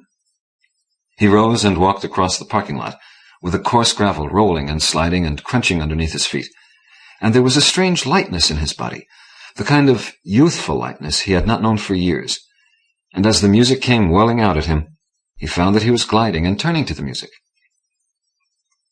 Not the kind of music the kids played nowadays, with all the racket amplified by electronic contraptions, not the grating, no-rhythm junk that set one's teeth on edge and turned the morons glassy-eyed, but music with a beat to it, music you could dance to with a certain haunting quality that was no longer heard. The saxophone sounded clear, full-throated, and a sax, he told himself, was an instrument all but forgotten now. But it was here, and the music to go with it, and the bulbs above the door swaying in the little breeze that came drifting up the valley. He was halfway through the door when he suddenly remembered that the pavilion was not free, and he was about to get some change out of his pocket, what little there was left after all those beers he'd had at Brad's, when he noticed the inky marking of the stamp on the back of his right hand. That had been the way, he remembered, that they'd marked you as having paid your way into the pavilion, a stamp placed on your hand. He showed his hand with its inky marking to the man who stood beside the door and went on in. The pavilion was bigger than he'd remembered it. The band sat on a raised platform to one side, and the floor was filled with dancers. The years fell away, and it all was as he remembered it. The girls wore pretty dresses. There was not a single one who was dressed in jeans. The boys wore ties and jackets, and there was a decorum and a jauntiness that he had forgotten. The man who played the saxophone stood up, and the sax wailed in lonely melody, and there was a magic in the place that he had thought no longer could exist. He moved out into the magic. Without knowing that he was about to do it, surprised when he found himself doing it, he was out on the floor, dancing by himself, dancing with all the other dancers, sharing in the magic, after all the lonely years, a part of it again. The beat of the music filled the world, and all the world drew in to center on the dance floor, and although there was no girl and he danced all by himself, he remembered all the girls he had ever danced with. Someone laid a heavy hand on his arm, and someone else was saying, "Oh, for Christ's sake, leave the old guy be. He's just having fun like all the rest of us." The heavy hand was jerked from his arm, and the owner of the heavy hand went staggering out across the floor, and there was a sudden flurry of activity that could not be described as dancing. A girl grabbed him by the hand. "Come on, Pop," she said. "Let's get out of here." Someone else was pushing at his back to force him in the direction that the girl was pulling, and then he was out of doors. "You better get on your way, Pop," said a young man. "They'll be calling the police." "Say, what is your name? Who are you?" "I am Hank," he said. "My name is Hank. They used to come here. Me and old Verge. We came here a lot. I got a Model T out in the lot if you want a lift." "Sure, why not?" said the girl. "We are coming with you." He led the way, and they came behind him, and all piled in the car, and there were more of them than he had thought there were. They had to sit on one another's laps to make room in the car. He sat behind the wheel, but he never touched it, for he knew the Model T would know what was expected of it. And of course it did. It started up and wheeled out of the lot, and headed for the road. "Here, Pop," said the boy who sat beside him. "Have a snort. It ain't the best there is, but it's got a wallop. It won't poison you. It ain't poisoned any of the rest of us." Hank took the bottle and put it to his lips. He tilted up his head and let the bottle gurgle. And if there had been any doubt before of where he was, the liquor settled all the doubt. For the taste of it was a taste that could never be forgotten, although it could not be remembered either. A man had to taste it once again to remember it. He took down the bottle and handed it to the one who had given it to him. "Good stuff," he said. "Not good," said the young man, "but the best that we could get. These bootleggers don't give a damn what they sell you. Way to do it is to make them take a drink before you buy it, then watch them for a while. If they don't fall down dead or get blind staggers, then it's safe to drink." Reaching from the back seat of the car, one of them handed him a saxophone.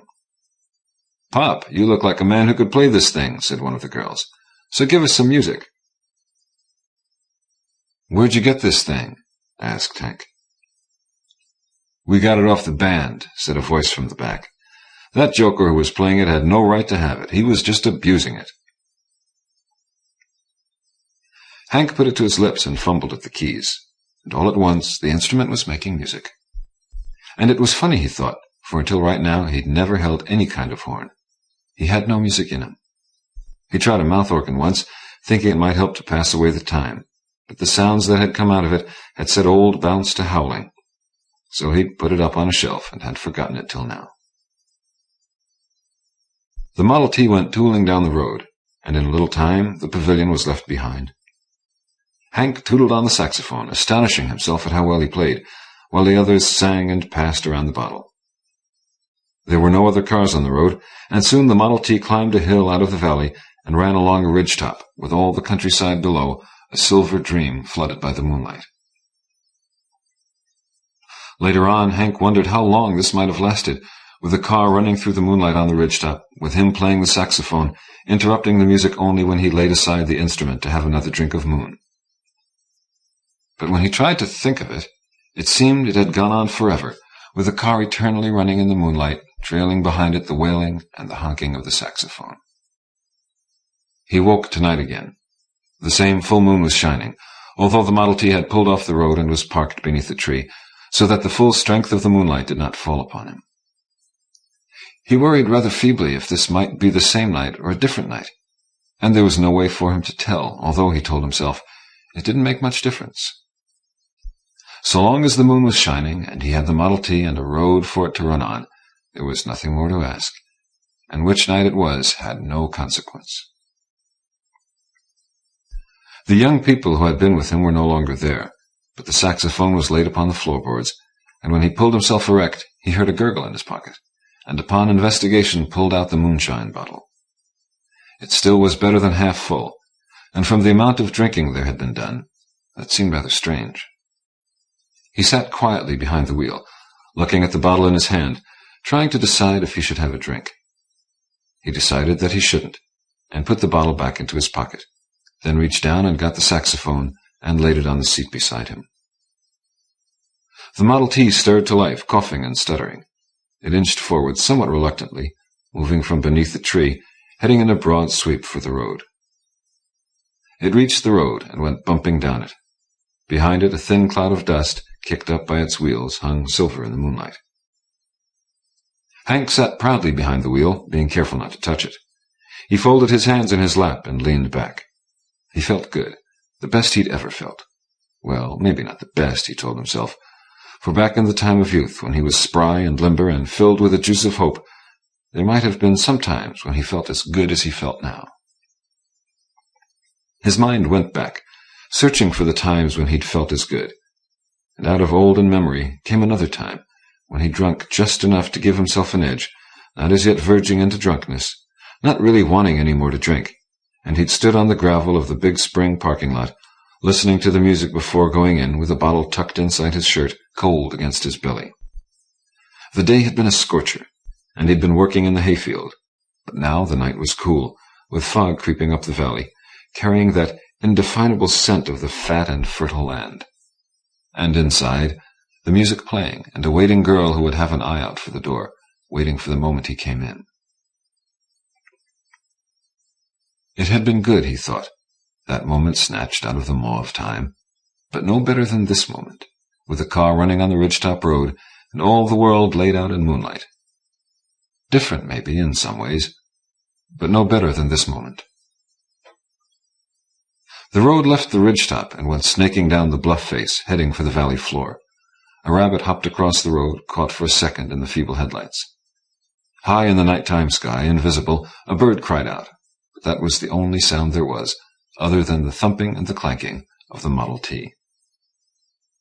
The car went skittering down the valley, and here the moonlight often was shut out by the woods that came down close against the road. Then it was turning off the road, and beneath its tires he heard the crunch of gravel, and ahead of him loomed a dark and crouching shape.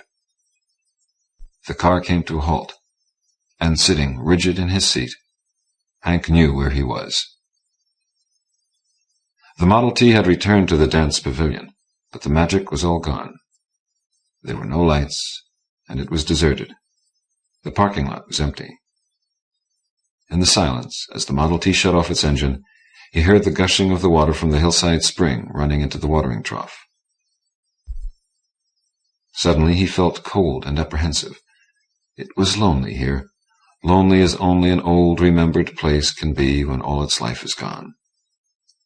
He stirred reluctantly and climbed out of the car, standing beside it, with one hand resting on it, wondering why the Model T had come here, and why he'd gotten out.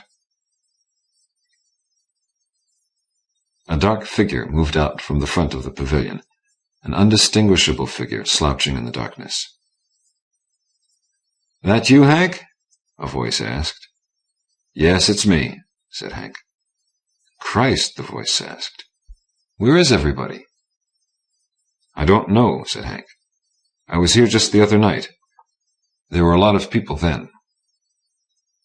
The figure came closer. "You wouldn't have a drink, would you?" it asked. "Sure, Verge," he said, for now he recognized the voice. "Sure, I have a drink." He reached into his pocket and pulled out the bottle. He handed it to Verge. Verge took it and sat down on the running board. He didn't drink right away, but sat there cuddling the bottle. "How you been, Hank?" he asked. "Christ, it's a long time since I seen you." "I'm all right," said Hank. "I drifted up to Willow Bend and just sort of stayed there. You know Willow Bend?" "I was through it once, just passing through. Never stopped or nothing. Would have if I'd known you were there. I lost all track of you." There was something that Hank had heard about old Verge, and felt that maybe he should mention it, but for the life of him he couldn't remember what it was, so he couldn't mention it. "Things didn't go so good for me," said Verge. "Not what I had expected. Janet up and left me, and I took to drinking after that and lost the filling station. Then I just knocked around from one thing to another, never could get settled. Never could latch on to anything worthwhile." He uncorked the bottle and had himself a drink. "Good stuff," he said, handing the bottle back to Hank. Hank had a drink, then sat down on the running board alongside Verge and set the bottle down between them. "I had a Maxwell for a while," said Verge, "but I seem to have lost it. Forgot where I left it, and I've looked everywhere." "You don't need your Maxwell, Verge," said Hank. "I have got this Model T." "Christ, it's lonesome here," said Verge. "Don't you think it's lonesome?" "Yes, it's lonesome. Here, have another drink. We'll figure what to do." "It ain't good sitting here," said Verge. "We should get out among them." "We'd better see how much gas we have," said Hank. "I don't know what's in the tank." He got up and opened the front door and put his hand under the front seat, searching for the measuring stick. He found it and unscrewed the gas tank cap. He began looking through his pockets for matches so he could make a light. "Here," said Verge. "Don't go lighting any matches near that tank. You'll blow us all to hell. I got a flashlight here in my back pocket, if the damn thing's working." The batteries were weak, but it made a feeble light. Hank plunged the stick into the tank, pulled it out when it hit bottom, holding his thumb on the point that marked the top side of the tank. The stick was wet up almost to his thumb. "Almost full," said Verge. "When did you fill it last?" "I ain't never filled it." Old Verge was impressed. "That old tin lizard," he said, "sure goes easy on the gas." Hank screwed the cap back on the tank, and they sat down on the running board again, and each had another drink. "It seems to me it's been lonesome for a long time now," said Verge. "Awful dark and lonesome. How about you, Hank?" "I've been lonesome," said Hank, "ever since old Bounce up and died on me. I never did get married, never got around to it. Bounce and me, we went everywhere together. He'd go up to Brad's bar with me and camp out underneath the table. Then when Brad threw us out, he'd walk home with me." "We ain't doing ourselves no good," said Verge, "just sitting here and moaning. So let's have another drink, then I'll crank the car for you, and we'll be on our way." "You don't need to crank the car," said Hank. "You just get into it, and it starts up by itself." "Well, I'll be damned," said Verge. "You sure have got it trained." They had another drink and got into the Model T, which started up and swung out of the parking lot, heading for the road. "Where do you think we should go?" asked Verge. "You know of any place to go?" "No, I don't," said Hank. "Let the car take us where it wants to. It will know the way." Verge lifted the sacks off the seat and asked, "Where'd this thing come from? I don't remember you could blow a sax." "I never could before," said Hank. He took the sax from Verge and put it to his lips, and it wailed in anguish, gurgled with light-heartedness. "I be damned," said Verge. "You do it pretty good." The Model T bounced merrily down the road with its fenders flapping and the windshield jiggling, while the magneto coils mounted on the dashboard clicked and clacked and chattered. All the while, Hank kept blowing on the sax, and the music came out loud and true, with startled nightbirds squawking and swooping down to fly across the narrow swath of light. The Model T went clanking up the valley road, and climbed the hill to come out on a ridge, running through the moonlight on a narrow, dusty road between close pasture fences, with sleepy cows watching them pass by. "I be damned," cried Verge, "if it isn't just like it used to be. The two of us together running in the moonlight. Whatever happened to us, Hank? Where'd we miss out? It's like this now, and it was like this a long, long time ago. Whatever happened to the years between? Why did there have to be any years between?" Hank said nothing. He just kept blowing on the sax. "We never asked for nothing much," said Verge. We were happy as it was. We didn't ask for change. But the old crowd grew away from us. They got married and got steady jobs, and some of them got important. And that was the worst of all, when they got important. We were left alone, just the two of us, just you and I, the ones who didn't want to change. It wasn't just being young that we were hanging on to. It was something else. It was a time that went with being young and crazy. I think we knew it somehow. And we were right, of course. It was never quite as good again. The Model T left the ridge and plunged down a long, steep hill, and below them they could see a massive highway, broad and many-laned, with many car lights moving on it. "We're coming to a freeway, Hank," said Verge. "Maybe we should sort of veer away from it. This old Model T of yours is a good car, sure, the best there ever was, but that's fast company down there." "I ain't doing nothing to it," said Hank. "I ain't steering it. It is on its own. It knows what it wants to do." "Well, all right, what the hell," said Verge. "We'll ride along with it. That's all right with me. I feel safe with it, comfortable with it. I never felt so comfortable in all my goddamn life. Christ, I don't know what I'd done if you hadn't come along. Why don't you lay down that silly sax and have a drink before I drink it all?" So Hank laid down the sax and had a couple of drinks to make up for lost time. And by the time he handed the bottle back to Verge, the Model T had gone charging up a ramp, and they were on the freeway. It went running gaily down its lane, and it passed some cars that were far from standing still.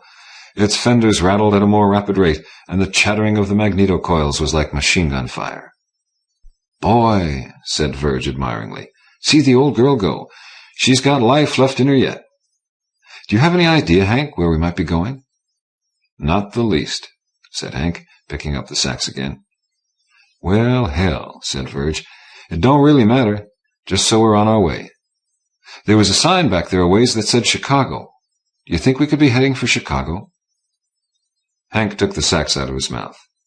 "Could be," he said. "I ain't worried over it." "I ain't worried neither," said old Verge. "Chicago, here we come. Just so the booze holds out. It seems to be holding out. We've been sucking in a regular, and it's still better than half full." "You hungry, Verge?" asked Hank. "Hell no," said Verge. "Not hungry and not sleepy either. I never felt so good in all my life. Just so the booze holds out and this heap hangs together." The Model T banged and clattered, running with a pack of smooth, sleek cars that did not bang and clatter, with Hank playing on the saxophone and old Verge waving the bottle high and yelling whenever the rattling old machine outdistanced a Lincoln or Cadillac. The moon hung in the sky and did not seem to move. The freeway became a thruway, and the first toll booth loomed ahead. "I hope you got change," said Verge. "Myself, I am cleaned out." But no change was needed, for when the Model T came near, the toll gate arm moved up and let it go thumping through without payment. "We got it made," yelled Verge. "The road is free for us, and that's the way it should be. After all you and I've been through, we got something coming to us." Chicago loomed ahead, off to their left, with night lights gleaming in the towers that rose along the lakeshore, and they went around it in a long, wide sweep. And New York was just beyond the Fishhook Bend as they swept around Chicago on the lower curve of the lake. "I never saw New York," said Verge, "but seen pictures of Manhattan, and that can't be nothing but Manhattan. I never did know, Hank, that Chicago and Manhattan were so close together." "Neither did I," said Hank, pausing from tootling on the sax. "The geography's all screwed up, for sure. But what the hell do we care? With this rambling wreck, the whole damn world is ours." He went back to the sax, and the Model T kept rambling on. They went thundering through the canyons of Manhattan, and circumnavigated Boston, and went on down to Washington, where the Washington Monument stood up high, and old Abe sat brooding on Potomac's shore. They went on down to Richmond, and skated past Atlanta, and skimmed along the moon-drenched sands of Florida. They ran along old roads where trees dripped Spanish moss, and saw the lights of old New Orleans way off to their left. Now they were heading north again, and the car was galumphing along a ridgetop with neat farming country all spread out below them. The moon still stood where it had been before, hanging at the selfsame spot. They were moving through a world where it was always 3 a.m. "You know," said Verge, "I wouldn't mind if this kept on forever. I wouldn't mind if we never got to wherever we are going. It's too much fun getting there to worry where we're headed. Why don't you lay down that horn and have another drink? You must be getting powerful dry." Hank put down the sacks and reached for the bottle. "You know, Verge," he said, "I feel the same way you do. It just don't seem there's any need for fretting about where we're going or what's about to happen. It don't seem that nothing could be better than right now." Back there at the dark pavilion, he'd remembered that there had been something he'd heard about old Verge, and had thought he should speak to him about, but couldn't for the life of him remember what it was. But now he'd remembered it, and it was of such slight importance that it seemed scarcely worth the mention. The thing that he'd remembered was that good old Verge was dead. He put the bottle to his lips and had a drink, and it seemed to him he'd never had a drink that tasted half so good. He handed back the bottle, and picked up the sacks, and tootled on it with high spirit, while the ghost of the Model T went on rambling down the moonlit road. Clifford D. Simak writes, "This story is pure nostalgia. It is a harking back to the early 1920s, when the Model T was a young man's car, if for no other reason than that he could afford nothing better. In a way, it was a symbol of an age, along with the saxophone, that bleating, blatting, wailing instrument that characterized the popular music of the day. The Model T, as a matter of fact, was a marvelous mechanism. It marked the watershed between the lifestyle and philosophy of the horse and buggy society and the technological complexity that today threatens to utterly overwhelm us. It was a simple and honest machine, now embedded in what seems, in retrospect, a blissfully simple age. It seems to me that the concept of the Roaring Twenties is a modern misinterpretation. To me, who lived through them, the 20s were a time when we had not entirely lost our innocence, when cynicism had not as yet become a national hallmark, a time when we still clung, however feebly, to some belief in not only our country's destiny, but in our own as well. Planet Story by Kate Wilhelm. There is nothing to fear on this planet. The planet is represented in our records by a series of numbers and letters, each conveying information: distance from its sun, mass, period of rotation, presence or absence of moons. The seedling colony that will arrive one day will name the planet. We are 27 men and women planet-side, with 3 more members who remain on the orbiting ship. Minimum age 25, maximum age 50. This is our 4th Earth year of a 7-year contract. There were 28 of us planet-side, but Ito went mad and committed suicide 20 days ago on the 7th day planet-side. There is abundant life here, a full spectrum from viruses to high-order mammals. The animals do not fear us. We walk among them freely. Each is conditioned to fear its predator and to seek its prey. Nowhere in that scheme does man fit in. The sun is a bright yellow glow in the clouds. It moves like a searchlight in fog to complete its trip in 34 hours. The planet's month is 37 days. On the 38th day we shall leave.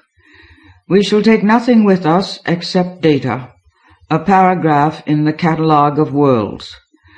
With our lives we are buying insurance for the family of Earthmen. Olga watches me with brooding eyes, for twice I have spurned her, while I in turn watch Harlem, a distant figure at the moment, operating his core drill with precision and concentration. It is as if he has become an extension of the mechanism he uses.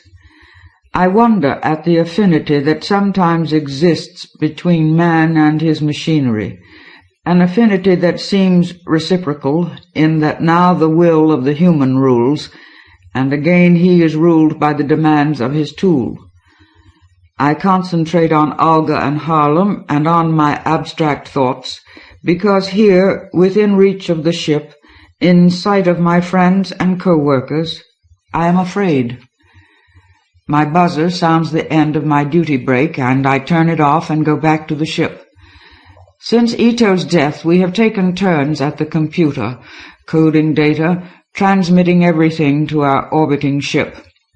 Should Harlem die, another would operate his core drill, complete his geological survey. Should I die, another would don doctor's garb and check temperatures, administer to the ill and injured. I wait for my signal to activate the steps and the airlock door to the decontamination chamber, and as I wait, I watch Harlem, a distant figure.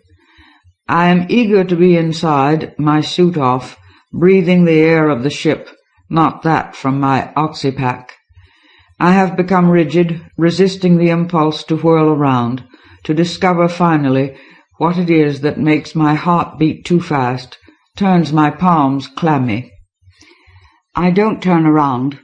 On this gentle continent, on this benign planet, where there is no menace to mankind in the air, on the ground, beneath the ground, no menace of any kind. To yield to baseless fear is to act irrationally.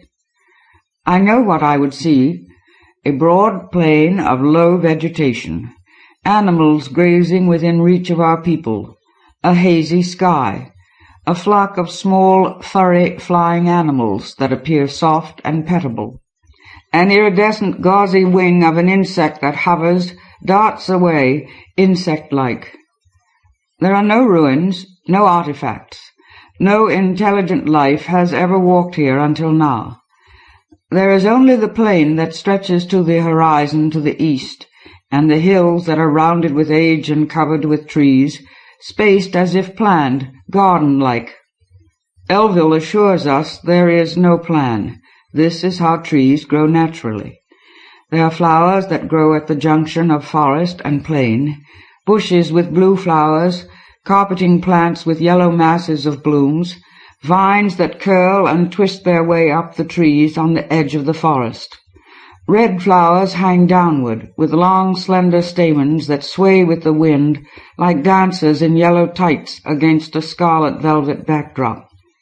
The flowers are the buffer zone, a living flag of truce, promising no encroachment on the part of forest or plain. The steps descend, and I climb upward and turn momentarily to see Olga's face lifted as she watches me with her great brooding eyes. I enter the chamber, and a spray cleanses my suit. Lights dry it and finish the process. I discard the garment and step naked into the shower and remain under the warm water for the allotted time, wishing it were longer, and still naked go into the dressing room where Elville and Derek are checking Derek's planet-side suit. A light signals that the flyer has been decontaminated. "Where are you going?" I ask. Derek is finished now. "To the ocean group. Jean is missing." My stomach lurches. Jean? She is tall and has hair the color of sun on pale sand, blindingly bright with dark streaks. Her skin is baby smooth, and there is a joy in her that makes her a favorite of everyone. "They need the third flyer for the search," Derek says, and enters the decontamination chamber. "They'll find her," Elville says, his hand heavy and cold on my bare shoulder. I nod and clasp his hand briefly. The ship lies on its side while it is on the ground. The seats for 30 become narrow beds, each with a screen that can be closed. When I am relieved at the computer, I find Olga waiting for me in my tiny area of privacy. "Please," she says, "don't make me leave. I only want to talk. I don't even want to touch you." It is not dark outside yet. My mind is on the search that is continuing along the ocean's edge. But I am very tired. I sit by Olga and draw her close to me and hold her. She is trembling. "I am so afraid," she whispers. "I keep looking to see what's behind me. And there's nothing. That makes it worse. Her trembling increases, and I lie down with her and stroke her and think of the search. Olga is beautiful in a broad-hipped, large-breasted way that is pure sensuality. Her response to any touch is always a sexual response. She apologizes for it often, but everyone understands her needs, and few deny her the caresses she craves, the release she must have. Her trembling now, however, is not caused by sexual tension, but fear, and I don't know how to allay it. We should have a meeting, an open session with everyone present, and air our fears, I decide. After the search is completed, I'll call a meeting, another with the shore party. Derek can preside there. He will know how to conduct it, what to look for, how to force it along certain lines. Olga moans, and I turn my attention once more to her. She has forgotten her fear, at least for the moment. When I leave her, she is sleeping peacefully. The captain's office is next to my infirmary. He is a slender man with delicate hands, and he, like Harlem, has an affinity for his machines. Sometimes it seems that he and the ship are one. His face is deeply carved, and often he is careless with his depilatory cream and misses a fissure in which dark hairs grow luxuriantly. Those lines make his face look like a caricature. He is studying a monitor on his desk when I enter. He grips the edges of it as if to make it yield up what he requires of it. I read the moving lights as readily as he, but I ask anyway. Any news yet? Nothing. We continue to watch together for a few moments, and then I sit down opposite him and say, "She has done it deliberately, then." He nods. There are constant signals from the suits unless the wearer turns them off. 2 buttons are involved, requiring both hands to deactivate the system. It is impossible for it to happen accidentally. "Like Ito," I say. Not like, but he knows what I mean. Ito hanged himself. "I'm afraid so," he says. He looks at me, but doesn't turn off his monitor. "Have you any suggestions?" "None. I would like an open session as soon as possible." There is no immediate response. He must weigh the possible results. An increase of fear if it becomes acknowledged, a decrease, a cause identified, someone else being driven to suicide. There are 10 days remaining to us on this planet. He says suddenly, "Today I found myself stopping to hear if there were footsteps behind me. I have been uneasy before, but not like today. I looked around before I could control myself." I nod. It is getting worse. Everyone has experienced it, I am certain, and no one has really talked about it. The kindest among us have become withdrawn, short-tempered. The indifferent ones have become quarrelsome. The ones tending toward meanness in the best of times have become vicious. Always before, the ubiquitous dangers of unknown worlds have drawn us closer, but here, in the total absence of any threat, we are struggling to free ourselves from the mutual dependency that is as necessary to our success as the individual skills each brings to the service. "I look around too," I say. There is nothing. He glances once more at the monitor. "When do you want your session?" "When we get up, before sunrise." It is a good time, when everyone will welcome a change from the records-keeping chores that occupy us all during the dark hours of the long night. I rise to leave and pause before stepping over the portal. "I'm sorry about Jean, Wes." I know she was a favorite of his. For a moment his grief is written in the crevices of his face. Then he turns away. High above the atmosphere of this planet, the orbiting ship is studying the sun. Closer, spy satellites weave an invisible web as they spin in their separate orbits, mapping the world, sensing mineral deposits, ocean depths, volcanic regions. On the surface, our group, split into halves, makes a minute examination of the soil, the air, the rivers and shores, the animal life. This planet can withhold no secrets from our assault. To date, our reports, codified in the computer, rate it as the best possible world for colonizing. There have been no negative reports, but 2 of our people have died here. The group that gathers for the open session knows this. We meet in the main room of the ship, where each of us has his own seatbed, with a screen to close or not. The seats are upright now, the screens open. We know we can trust one another. We know each has proven his bravery and intelligence frequently enough not to have them questioned. We are close enough emotionally to be able to forego pretense or preliminaries, intimate enough to recognize any signs of hesitation or evasion. There is doubt and fear and shock on the faces that I see before me now. I would like to try to get a profile of whatever it is causing our fear, I say. Since there is nothing anyone can see or detect with instruments, we might approach with the possibility that it is a projection. This is not a conclusion, merely a place to start. There are nods, and only Wilhelm seems disapproving of this beginning. I call on him first. Have you ever felt a comparable uneasiness that you couldn't rationalize? He shakes his head silently, and I feel a flush of annoyance with him. Is there anyone who has felt a similar baseless fear?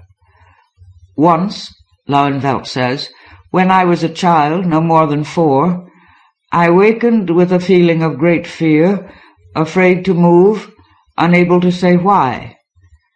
Not the usual nightmare awakening, but similar to it.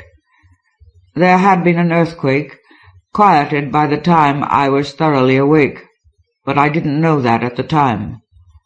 Lauenfeld is our botanist, a quiet man who seldom participates in any group activity.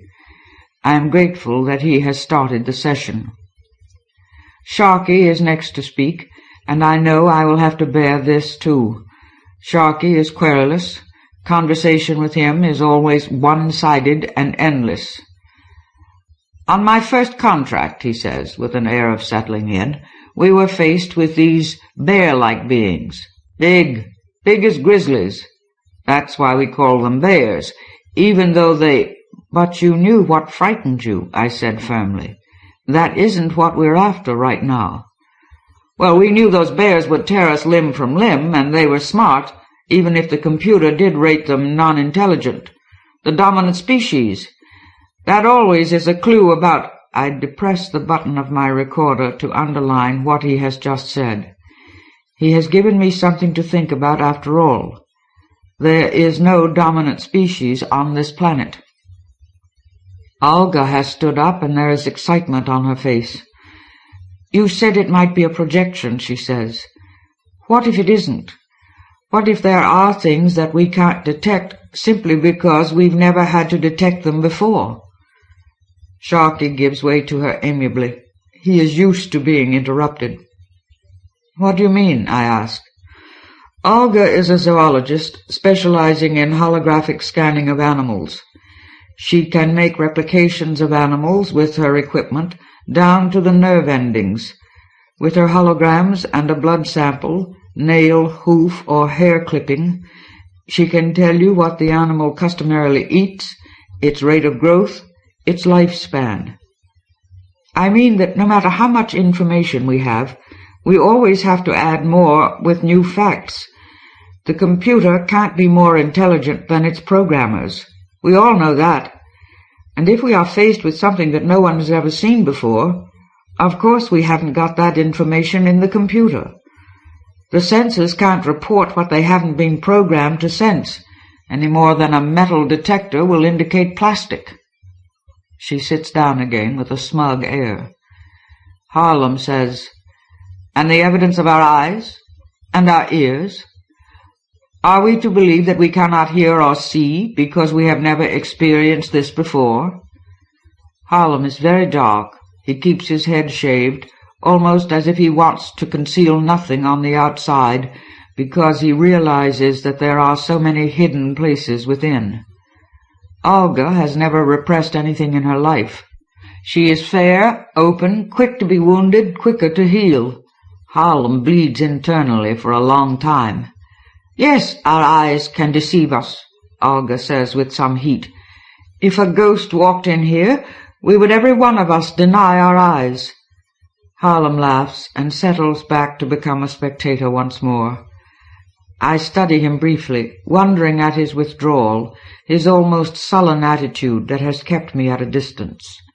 I yearn for him in my loins, but in his present mood we only fight when we are together, and it is well that he rebuffs me, I decide. He is wiser in some matters than I am. Julie tells of a time that she was overcome by fear in a deep woods in the Canadian Rockies, and someone else relates a similar feeling while at sea, standing alone in the stern of the ship. It goes on. Nearly everyone can remember such an incident, and when it is over, I wonder what we have accomplished, if we have accomplished anything. Perhaps we will all speak of it now when it occurs. Mel Sauder, a meteorologist, will chart the times and check them against weather changes, wind shifts. I expect little to come of it. My suit is lightweight and impermeable, my oxypack heavy on my back, an accustomed heaviness accepted, as one accepts a gain in weight or a swollen foot or hand, awkward but necessary. We do not breathe the air of the planets we discover. It is for the seedling colonists to take such risks, to adapt to the local conditions if necessary. We adapt to nothing but change. This is how Jean walked away, I think, her footsteps clear in the sand, her tracing clear on the recorder, until suddenly there was no tracing any longer, although the footprints continued up the beach another 20 or 30 meters, and then turned inland and were lost in the undergrowth of the tangled marsh trees and bushes. There is a pale coloring in the sky now. First comes the lightning with no particular color, and then the clouds glow as if a fire is raging somewhere, obscured by smoke and fog that lets a crimson band appear first, then a golden flare, then pale pink rolling clouds, and finally the yellow spot that is too bright to look at directly, but is not defined as a sun. I walk along the edge of the flowers that divide the plain from the forest. The vegetation is grass-like, but not grass. It is broader-leaved, pliable. It springs up behind me and shows no evidence of my passing. A swarm of jade insects rises and forms a column of life that hovers a moment, disperses, and settles once more, hidden again by the plants. There are birds here, songbirds, birds of prey, shore birds. Every niche is filled, from bacteria to mammals, but intelligence did not arise, nor is there a dominant species. I could go into the forest, walk for hours, and never become lost. My belt has homing instruments that would guide me back to the ship. My oxypack has a signal to warn me when half of my supply of air is gone. And aboard ship, telltale tracings would reveal my position at a glance to rescuers, should I fall and be unable to continue.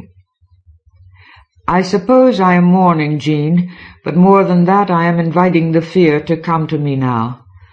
Always before I have been where I could busy myself instantly or return to the ship or seek out another and start a conversation designed to mask the fear.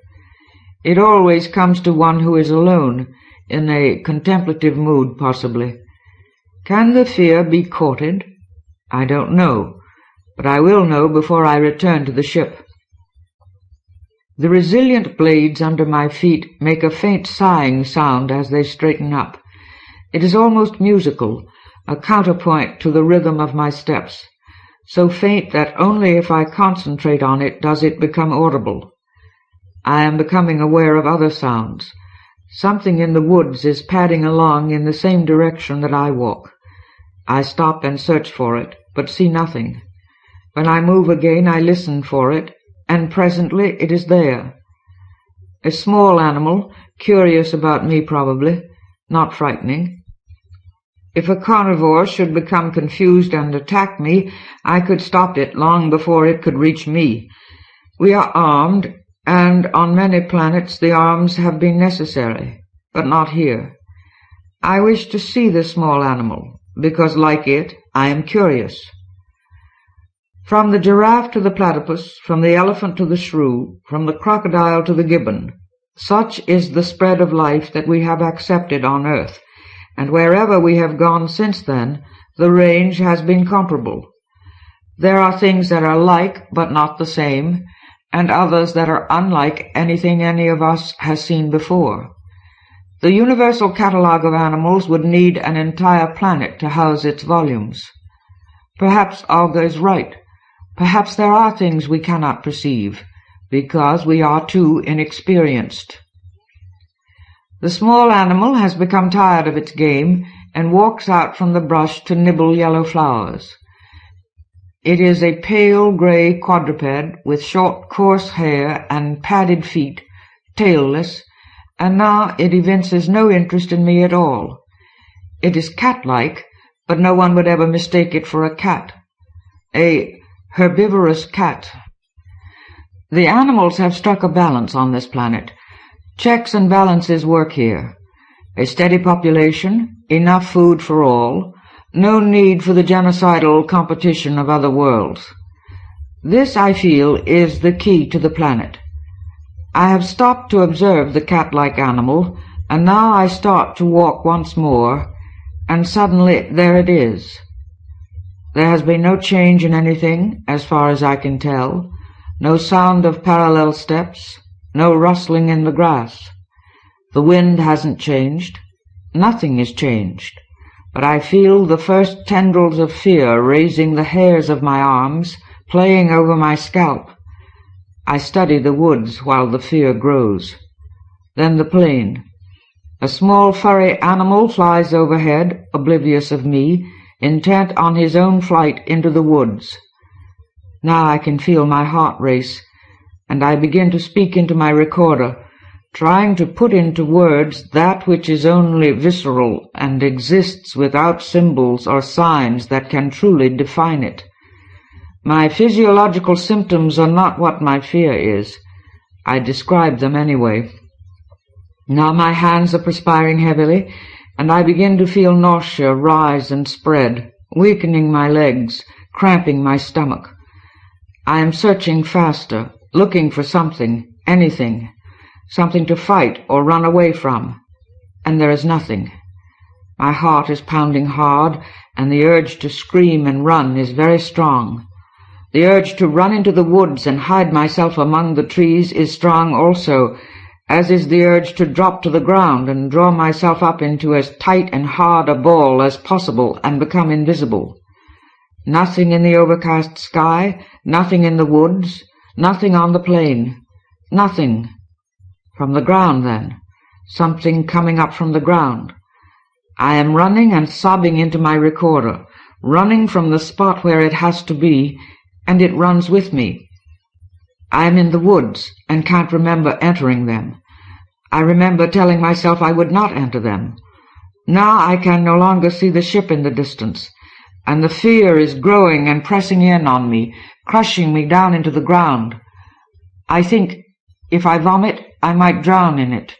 The suits were not made for that contingency. I would have to take off the helmet and expose myself to it even more. If I turn off all my devices, then it won't be able to find me. I can hide in the woods then. Even as the thought occurs to me, I start to scream. I fall to the ground and claw and scrabble at it, and I am screaming and screaming. I begged them not to give me a sedative, but West countermanded me and administered it personally, and I slept. Now it is late afternoon, and much of the morning is dreamlike, but I know this will pass as the sedative wears off. They think I am mad, like Ito, like Jean probably was at the end. I am very sore. I believe I fought them when they found me in the woods clawing a hole in the ground, screaming. I am in a restraining sheet, and there is nothing I can do but wait until someone comes to see about me. Not Sharkey, I hope, but Wes is too considerate and wise to permit Sharkey access to someone who cannot walk away. It is Wes who looks in on me, and behind him I can see Harlem. I'm all right, I say. Pulse normal, no fever, calm. You can release me, you know. How did you take your pulse? Harlem asks, not disbelieving, but interested. In the groin. I have to talk to you, and this sheet makes it damn difficult. Wes releases the restraint, and I sit up. Before I can start, he says, "If you have found out anything at all, let's have it straight. Now." The clouds have lifted, and for the first time we have the opportunity for aerial reconnaissance, and I want to go along. The cloud cover of this planet is not thick, not like Venus, but since our arrival there has been a haze. There have been no sharp features that were visible from the aircraft. Probably a spring feature, the meteorologist said, that would not be a factor throughout the rest of the year. With the lifting of the clouds there would be sharp shadows, and clearly defined trees and streams, and peaceful animals that would look with wonder on the things in the sky. Inside the Chinese puzzle box are other boxes, each smaller than the last, and our innermost box is the one-man aircraft. You mustn't go, I say. Don't let anyone go anywhere alone again. The captain clears his throat and even opens his mouth, but it is Harlem who speaks first. What happened to you? I tell them quickly, leaving out nothing. I recorded all of it, I say, until I started to scream. I turned that off.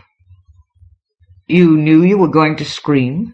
Wes asked with some surprise, or possibly disbelief. I had to. The adrenaline prepares one to fight or to run. If he can do neither, and sometimes even if he can, the excess adrenaline can change the chemistry of the brain, and the person may go mad, like Ito, or lose consciousness. I chose to do neither. Screaming is another outlet, and I had to do something with my hands, or they would have clawed at the buttons of my controls. So I dug and screamed. And what have you proved? Harlem asks. He sounds angry now. I continue to look at Wes. It gets overwhelming if the person is alone, beyond the reach of others or the ship, and there is no living thing present to account for it. Unlike other fear situations in which the fear peaks and then subsides, this doesn't diminish but continues to grow. You were still feeling it when we found you? I was. It was getting worse by the second. I glanced quickly at Harlem and then away again. Screaming helped keep me sane, but it didn't do a thing for the terror. Wes stands up decisively. I'll cancel the overflights, he says, but he gives me a bitter look, and I know he is resentful because I have denied him this pleasure, flying over a land where no man has walked, seeing what no man has seen, knowing that no man will ever see it this way in the future, for virginity cannot be restored.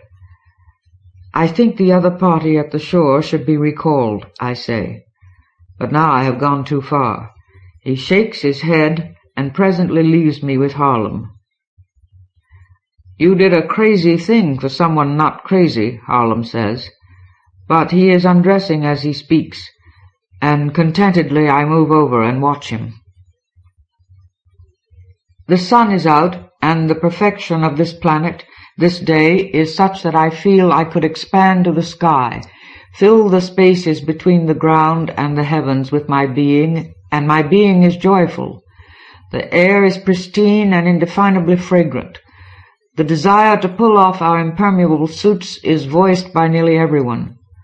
to run naked in the fields, to love and be loved under the golden sun, to gather flowers and strew them about for our beds, to follow the meandering stream to the river and plunge into the cool, invisible water, where the rocks and plants on the bottom are as sharp and clear as those on the bank. These are our thoughts on this most glorious day. An urgent message from the shore party shatters our serenity.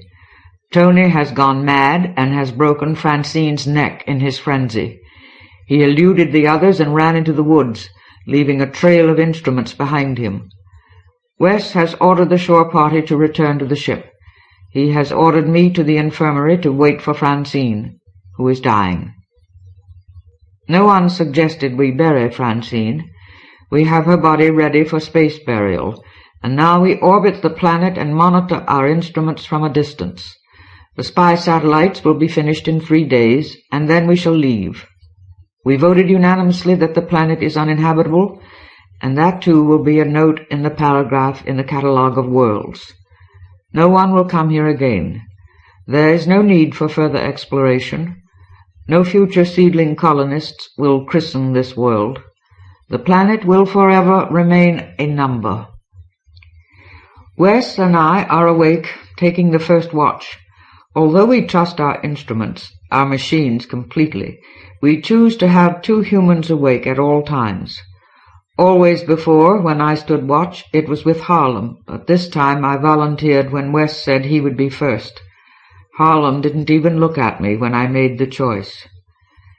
The deep sleep will erase the immediacy of the planet, melt it into the body of other planets, so that only by concentration will any of us be able to feel our experience here again. And there is something I must decide before I permit this to happen. Harlem said mockingly, "No one believes in heaven, but there is a system of responses to archetypes built into each of us, and this planet has triggered those responses." I refuse to believe him. Our instruments failed to detect a presence, a menace, a being that made what appeared to be perfection, in fact, a death trap. I think of the other worlds to which we have condemned our colonists, worlds too hot or too cold, with hostile animal life or turbulent weather, and mutely I cry out that this planet that will remain forever a number in the catalogue of worlds is worse than any of them. None of the other worlds claimed a life, and this planet has taken 4. But my dreams are troubled, and I think of the joy and serenity that we all felt, only to be overcome again by terror. We all shared the fear. The thought races through my mind over and over. We all shared the fear, the best of us and the worst. Even I. Even I.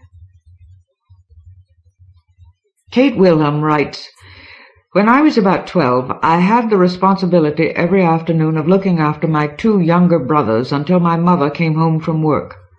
One of the things I did to keep them indoors was tell them stories. I told short stories and novels in serial form, leaving off each day with a cliffhanger in the best pulp tradition. I never had seen a pulp and had no idea that that was what I was doing, but it seemed an ideal way to handle this particular situation. I found I could make up incidents as fast as I could talk, and each one led to another, even more exciting. Most of the stories involved other worlds, fairy tale lands, or alternate universes where wonderful things could and did happen. To reach one of these worlds, my young protagonists had to swim underwater in a pool on an abandoned estate whose grounds were full of statues in disrepair. Near the bottom of the pool was a metal door that never rusted, that opened to a passage where the water turned to sweet air and led upward into a forest of strange trees.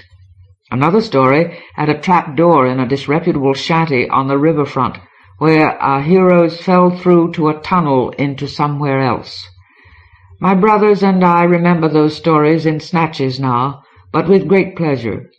Instinctively, I had used what must be a universal symbol, the strange world in which we don't understand the laws or our own ability to deal with them. I am still intrigued by other worlds.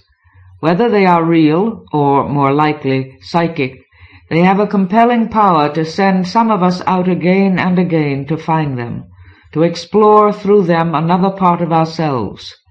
This story must be a continuation of the search I started when I was 12, and haven't completed yet.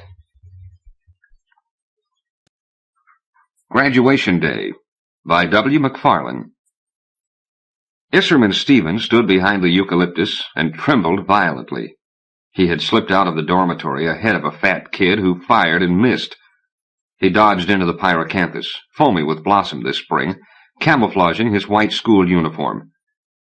While other boys and the girls cleared the dorm for sanctuary in the brush and shrubbery, he had scuttled to the service area, his bright orange tote bag masked by his body.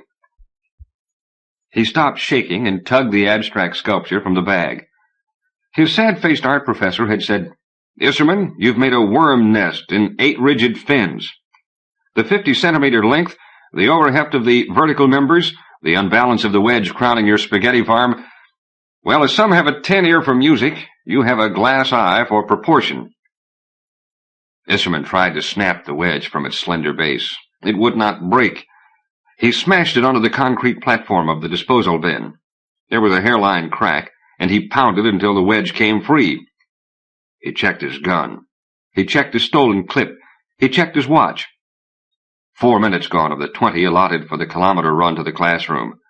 A boy sobbed not far away. He trembled again. He knelt and looked around the eucalyptus. The kid had given up for today.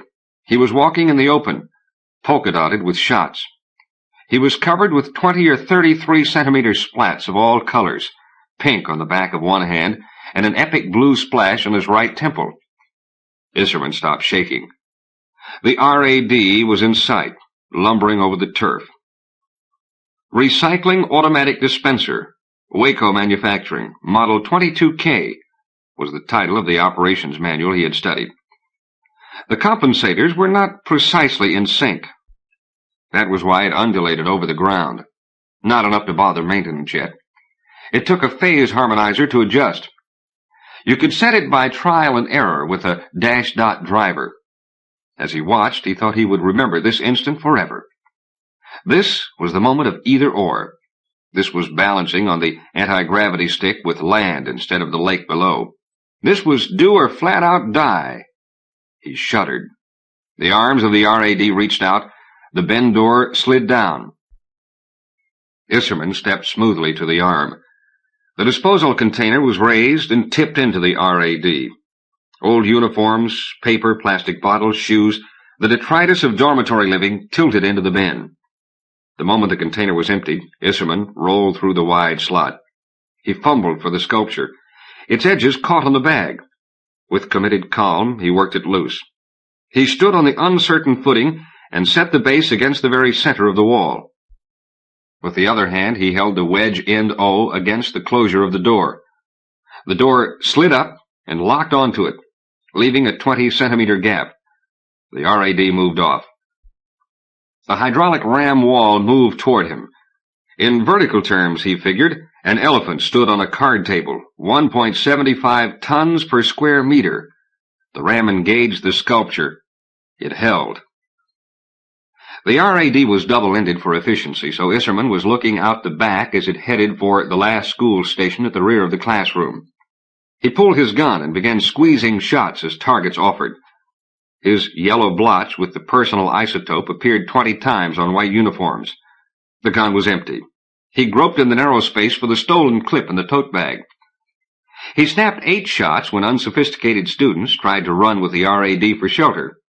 He had to bend farther over as the trash rose under his feet. His elbow was forced to the line of his shoulders. He ignored the evidence. He made 7 more scores before he looked down. The sculpture was failing. Plastic turned plastic under the inexorable pressure.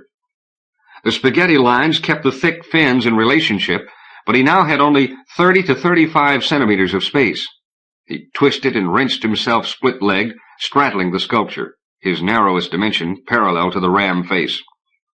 He held the gun in his teeth and pulled down with all his strength on the horizontal door.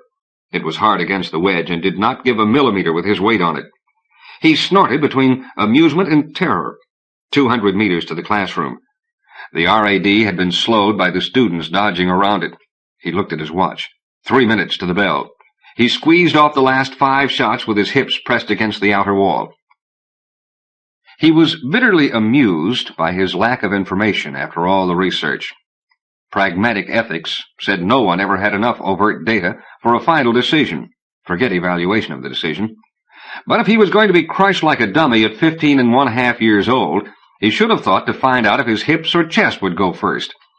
The ram squeezed tighter. The empirical method. He bared his teeth. Never too late to learn. He would find out. The RAD stopped. The arms went out, the door lowered, the ram retracted. He swarmed through the opening. He hit the ground between the arms at a dead run. His tote bag swung wide as he turned the corner of the building. The bell began to ring. He was through the door and stuffed his key card into the counter before it stopped. He walked down the corridor and stepped into the classroom. His name stood out from all the others in blue fire on the wall. His score, 40-0. While his classmates stood and snarled, booed and hissed and cheered, he looked at the 293 names, a few in red. 20-5 was the best score. No one had scored over 20 in his 3 years of school. There had been only 50-some graduates from a student body fluctuating at 300 and under. This was achievement. He stood wire-taut. The names faded. The wall printed, Isserman Stevens, report to personnel.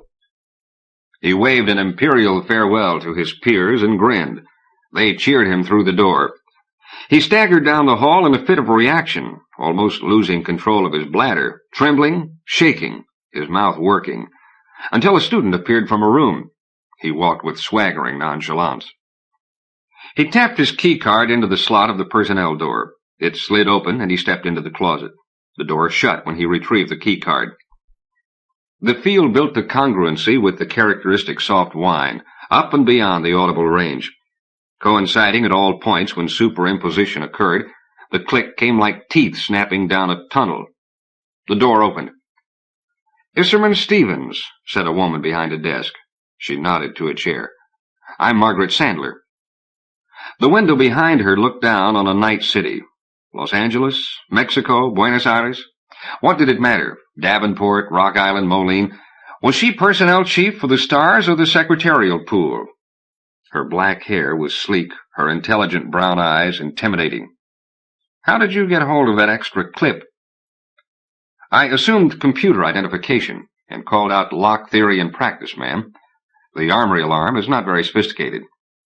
Did you share access? No, ma'am. And how did you get to class all clear? His answer matched her brevity. When she asked why he had risked death by crushing, he said he had not figured to die any more than the girl who panicked on the Aggie stick and drove into the side of the boat. She looked doubtful. How did you get out, ma'am? I suborned my peers. When did you realize what school was all about? Weapons, or praglogic, or exotic anthro, he hedged. Who you shoot or who you don't?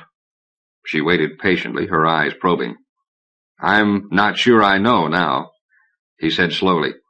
The right to make mistakes, maybe, and graduation by ordeal. Oh, I figured this out, but I had a feeling I'd better learn something first. Maybe I was scared. I nearly scheduled art last year. With no possessions allowed, it's not easy. It's hard to know the right time to go. He stopped speaking. How many levels is school about? She said softly, and answered herself. Well, you can't feed enough data to a computer because relative values change, because the human computer is associational on a value-shifting time-release program. The only meter stick is eating the model. She ignored her confused metaphor. Go to the next room. When Rawling is done with you, come back here. Rawling was impersonal, deft, and quick. Strip down, sir. Step into the fitting booth. Let me snug the collar under your chin. Hold out your arms with the fingers separated. First the lubricant spray and then the mold form. Arms to the side. Touch your hands to your shoulders. Squat down, sir. Full knee bend. The quadriflex will accommodate with no discomfort. Stand still for the catalyst. Very well, sir. Step out. Slit here and here. Let me help you peel it off." Left alone at last in the programmed shower, Isserman shook and shook mindlessly while the scrubber and oil and water and foam worked on him. Spider silk soft mesh underwear was waiting. The bronze rust uniform fit like a second skin. It was engineered to support 2 guns at his thighs from his shoulders. The boots were red bronze, and the fingertip-length coat was dull dazzle striped. "Your complete outfit will be waiting for you, sir," said Rawling. "Will you check your guns now? Military jolt load." He watched the holster release when the guns were drawn. He made and set a slight adjustment to the down pull and said Margaret Sandler was waiting. She looked him over. "Very nice. There's a glass of Berrier by your chair." He sat and sipped it. "Do you have a clean handkerchief?" She smiled ruefully. "That's my mother syndrome. It's hard to let you children go. That's why I must follow the book as well as you. My condolences. White uniform plus full score equals graduation. And my congratulations." Thank you, ma'am. "You are the new factor for Laramie." Factor? "An early period planet. Timeless West. Out in Boötes somewhere." She watched a tremor shake him. Muscles and windmills and water power working up to steam. No internal combustion. Despite all the ridiculous conditions, historical fixed planets flourish. You'll go to Laramie because the last factor was shot 2 weeks ago. He stopped trembling at this news, and she continued. "Not from your school. She carried a clean uniform in her tote bag to graduate. That was when we stopped putting out uniforms with the assistance of young men. She extrapolated her talent on Laramie. A wife used a period pistol on her. And before this, a woman filled the post for 26 years. She retired to spend more time with her grandchildren. So it always comes down to the individual. But it seemed more politic to send a man this time." She sat at her desk and punched coordinates at a terminal. She checked her work and tapped execute and hold. She stood and said, "Isserman, my only advice is the third law. The exercise of power has an opposite and equal action." "Somebody must be responsible, ma'am."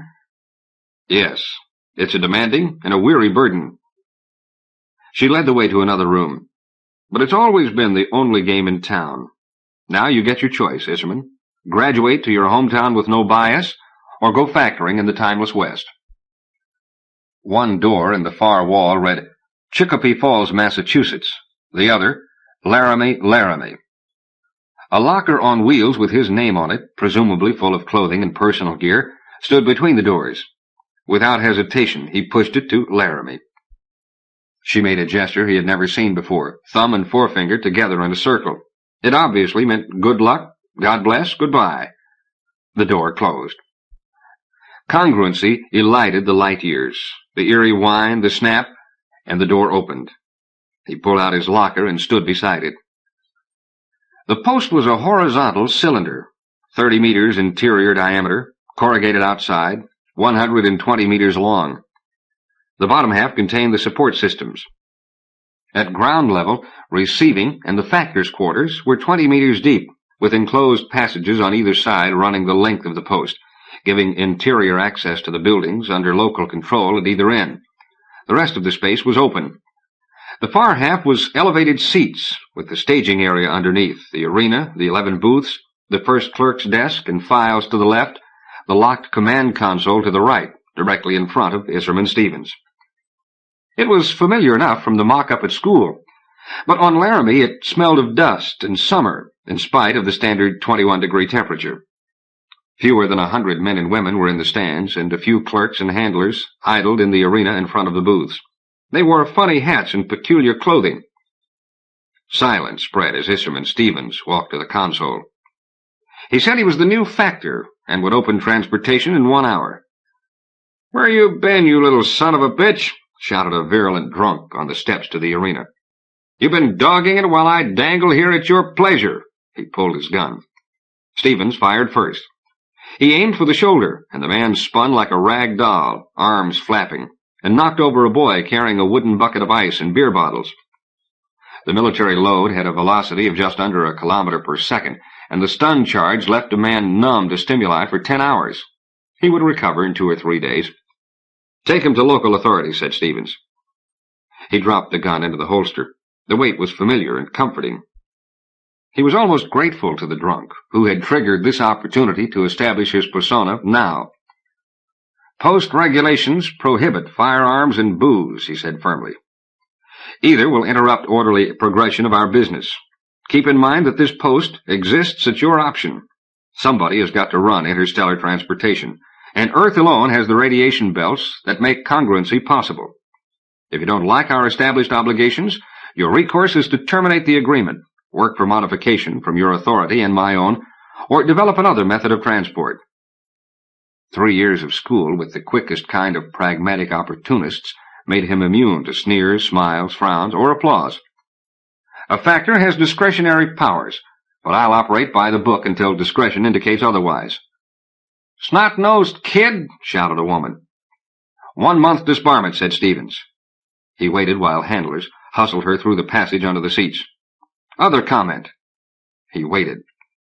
He walked backstage, put his key card in the door to the factor's quarters, and shoved in his locker. He closed the door. He sat in the middle of the floor and howled. As factor, he was at the focus of the love-hate that men felt for the mother of the stars, the octopus of space, cosmocentric Earth. Isserman mourned his own condition. Alone. Alone. After the first dozen planets were settled, it became obvious that the paraphernalia of advanced society was too expensive to drop into the stellar void. The emphasis was drastically shifted to any group of 250,000 people or more who wanted a world. 250,000 made a reasonable minimum gene pool. The basic agricultural equipment was comparatively inexpensive. Each planet was decreed self-sufficient, to wither or flourish by its own efforts. The trickle of trade that could be handled by one factor kept a commodity flow open and covered handling costs.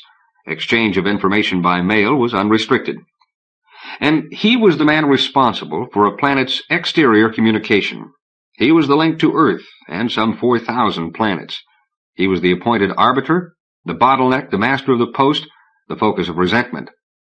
He dumped this overwhelming burden on the carpet and howled. "You got a problem, buddy?" A girl leaned against the door jamb. She was dressed in the local costume, dark blue tapered pants and a bandana print shirt with pearl buttons, but she carried earth pistols at her hips. Her shoes were pointed-toe boots with high heels. "Got a thorn in your paw? Let Mama—" He jumped to his feet. "Who are you?" "Kathy Sutton. I'm the new housekeeper." "What's housekeeper?" "I've been out shopping. My feet hurt." She hopped on one foot and then the other, pulling off her boots. With the 6-centimeter heels, her eyes came to his chin. Now he could see that she was a small girl with long legs and a short, trim waist. Her mouth was wide and her lips smooth. She carried her head at a jaunty angle. "Somebody has to buy food and fix it, Shorty. See, the clothes are washed and scrub bad ideas. Somebody has to keep the post and the planet going. Somebody's got to be responsible for the whole thing, to check and balance and make it work. That's me." She walked to him on stockinged feet and infringed his personal space. "Who's going to take care of you when you get sick of yourself? Who's going to tinker inside your head when you're out of sync and untrack your tangled feet?" "Me. I'm one of the one-to-one. I'm here to keep this operation in a condition of fine tune. What do you want to eat?" Thistles. No local artichokes. I'll fix a snack. Where are you going?" "I'm going to inspect He fled. He stumbled down the hall and out the back door as she called after him that lunch would be ready in 10 minutes. He stood on the loading dock at the far end of the post with receiving stalls on either side. The native construction was built to join. It was hot and dusty in the pillared log warehouse. A team of horses stood half asleep, harnessed to a wagon back to the dock. Men's voices came from one of the storage rooms lining the sides of the barn. Dust motes idled in thin shafts of sunlight through the shingled roof. He leaned against the wall. What color were her eyes? He had no idea. Responsibility and obligation. He groaned. Any problem has solutions, he argued silently with the near horse. Most are unacceptable. I could lock her outside. I could go native. I could always kill myself. The horses sighed and shifted weight. I could go along. And what's so great about solutions, he said wearily. Add apples and oranges to make fruit salad. A door opened. A man with bowed legs and a leather face walked to the dock and introduced himself as receiving chief. He said things were slow with no exports at the other end. The mail came in, and that was the most of it. He allowed that this was a hell of a way to run a railroad. Stevens cheered up at his impersonal pique and said take all the considerations and figure a better way. He returned to his quarters and picked at the lunch Kathy Sutton had prepared. She said, "You don't like my cooking." He said it was delicious. Her face was woebegone. He snatched his hand away from her shoulder before he patted it. He washed his face and went into the post. Her hair was thick and soft, brown and shining and short. Her eyes, whatever color, and woebegone, forget it. The seats were filled with people. The buzz diminished as the first clerk greeted him. He was a scoop-nosed man with a broom mustache and drooping eyelids. "I'm Moberly Driggs. What happened was, the mayor let anybody in Promiscuous out of the heat. So me and the boys cleared the post and started over. Got numbers drawn, ready to go. Mail's on the line. How long you figure to run?" Stephen said, "Mail first, and then let's see how it goes. I'm 8 personal hours ahead of Laramie time. Tomorrow we'll go on schedule." "Don't you think maybe—" began Driggs. Stevens looked at him with level eyes. All interior personnel was appointed and paid by the factor in local funds. Yes, sir," said Driggs. Stevens keycarded the console and studied the board. A red eye showed in the BITE panel. "What's with B, Doc?" Driggs said a new handler had run a skid out of the post, and a gang was carrying it back right now. Stevens looked at him thoughtfully. The built-in testing equipment panel went green. "I want an efficient, clean, no-foolishness operation," he mused aloud. "I didn't figure on any personnel changes for a week at least." He did not wait for an answer. He turned to the board, checked the mail in the 11th stall, and pushed the set key for Earth. The mail vanished. The booth gate unlocked. "Lot 1, announced Briggs in loud relief. 10 sacks of gold. Shipper, by Tompkins. Come on by. Let's have the destination slip. Just don't stand there." Tompkins sidled up to the console. He had unblinking owl eyes. "Looky, Factor," he said, "it's not fair. You people take your 10th off the top, and I got caught in the floods last spring in the Poconos, and it washed so bad that the gopher hole stood 2 meters in the air." Stevens walked along the 10 booths and said, "Number 7. A clerk with pink armbands took the bag to the 11th booth. Stevens sat at the console and turned to By Tompkins. The pickup carried his voice clearly to the spectators. 10% for transportation is more than fair, and you know it, Mr. Tompkins. And you know the odds are in your favor. 9 chances out of 10 if you want to gamble. The post bag might be full of rocks. Give me your consignee slip." He set the coordinates for a planet he never heard of. He pushed the execute button when the board went green. The sacks vanished when congruency occurred. The doors swung open. Lot 2 was a shipment of wheat in the standard 2-meter cube containers. Stevens directed the 9th to the post booth. The anti-grav skid handlers were clumsy, and one man barely escaped being smashed against the wall. Stevens told Driggs to run the bloody momentum training tape for all handlers, and since this would be a short day, get them some practice time later. Lot 3 was bundles of furs, and he chose the 9th again. Lot 4 was a mixed consignment of ornamental wrought iron. He chose the 9th for the 3rd time. Lot 5 was dried beef in containers, and he picked a random number from the console. 6 was bulk corn. He took the opportunity to make the standard warning about concealed transmission of humans. No exceptions. The death rate was 100%. 7 was hides. 8 was high-grade chrome ore, and 9 a single kunzite crystal, 68 centimeters long. Stevens took the speculators' bids, but the shipper waited and paid the post 10% of the top figure. The man also had the 10th lot, a 34-centimeter crystal, and let it go to the high bidder with a wolfish grin. A man of rectitude objected to Lot 11, which he said was immoral, leather images for a degenerate religion. Stevens told him that redress lay with the government of Laramie, which controlled both exports and imports. The factor's business was not censorship. The man grew offensive and was banned for a month. Lot 12 was leather, 13 bundles of herbs. Lot 14, 3 boxes of beauty mud consigned by a woman who never should have sold it. Lot 15, 8 wheels of cheese that went to the high bidder. 16 was a doctor of medicine who wanted drugs from Earth to halt an epidemic. He made a powerful plea. Little children were dying. Driggs watched the factor with speculative eyes. Stevens, quite properly, offered his personal sympathy. He asked what the doctor or the government or the people involved proposed to trade. He would do everything he could do to expedite the matter. Next lot. 17 was delicately braided stock whips with snappers to snatch a gout of flesh.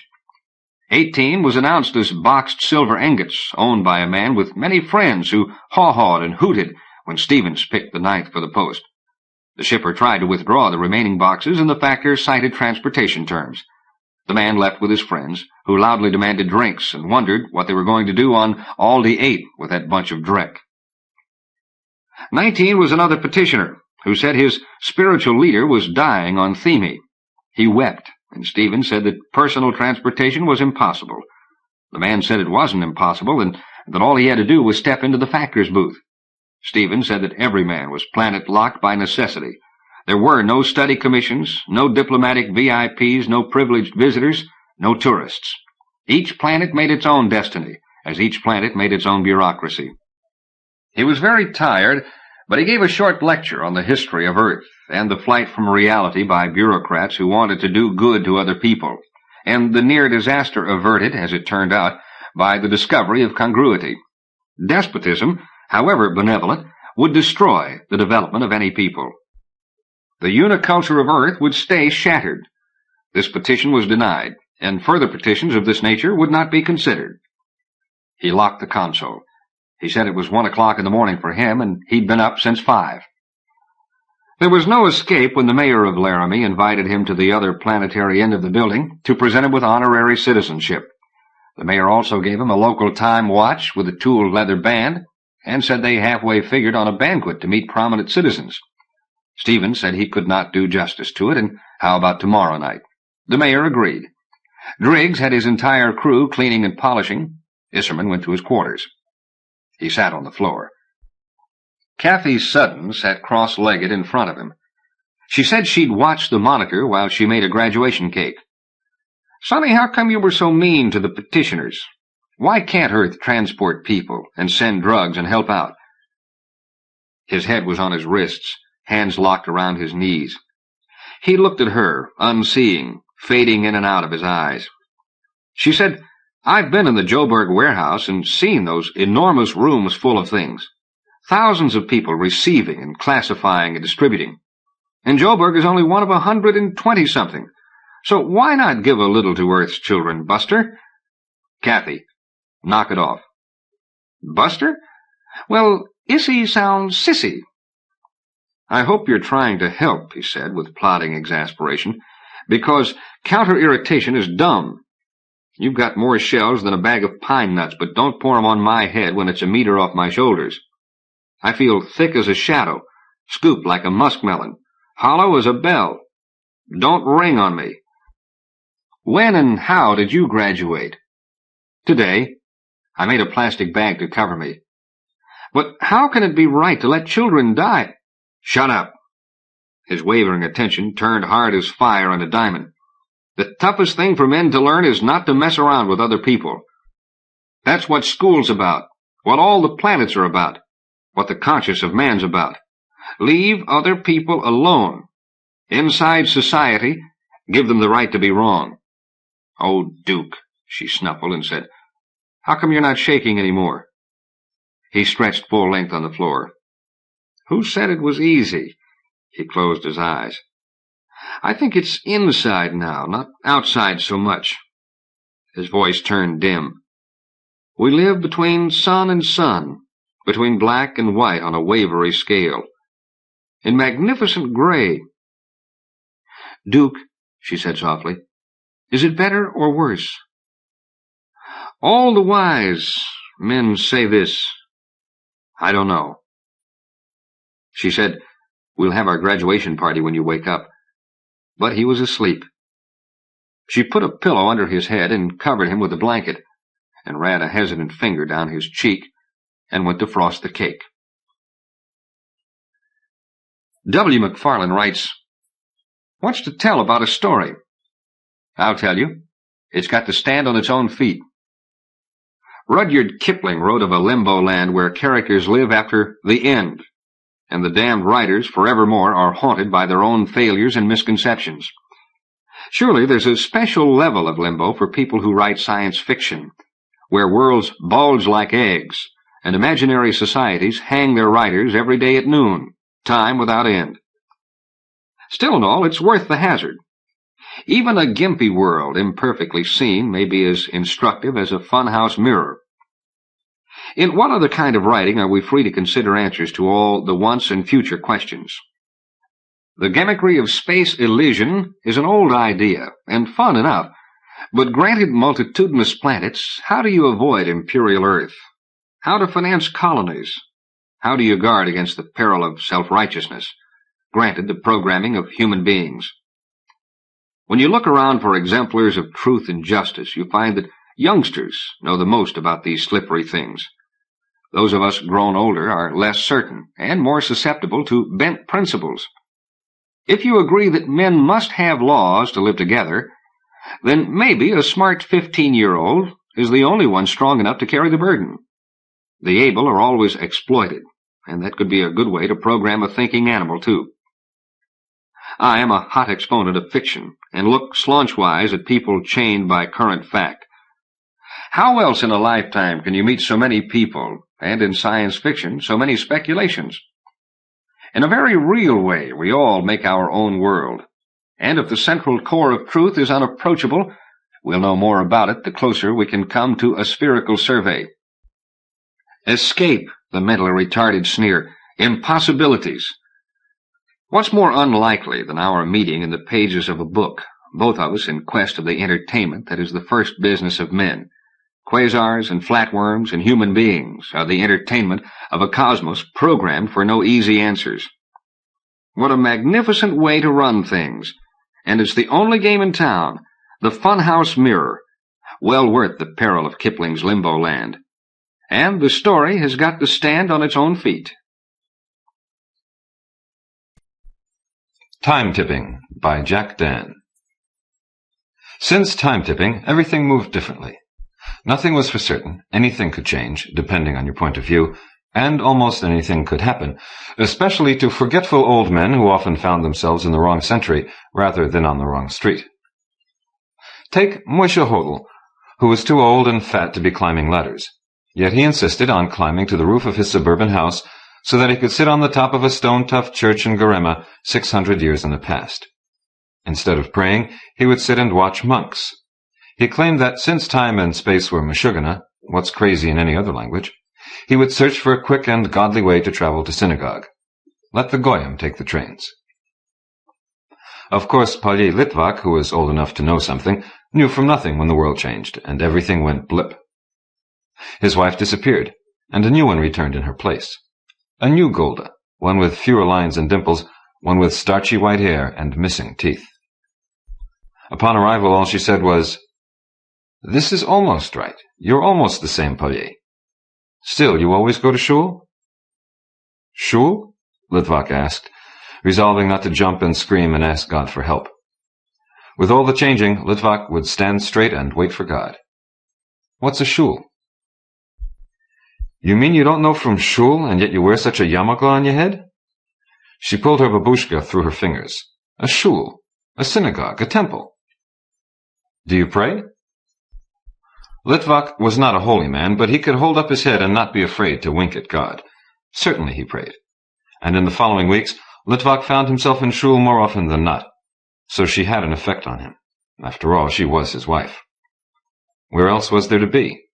With God, he had a one-way conversation, from Litvak's mouth to God's ears, but at home it was turned around. There, Litvak had no mouth, only ears. How can you talk with a woman who thinks fornicating with other men is holy? But Litvak was a survivor.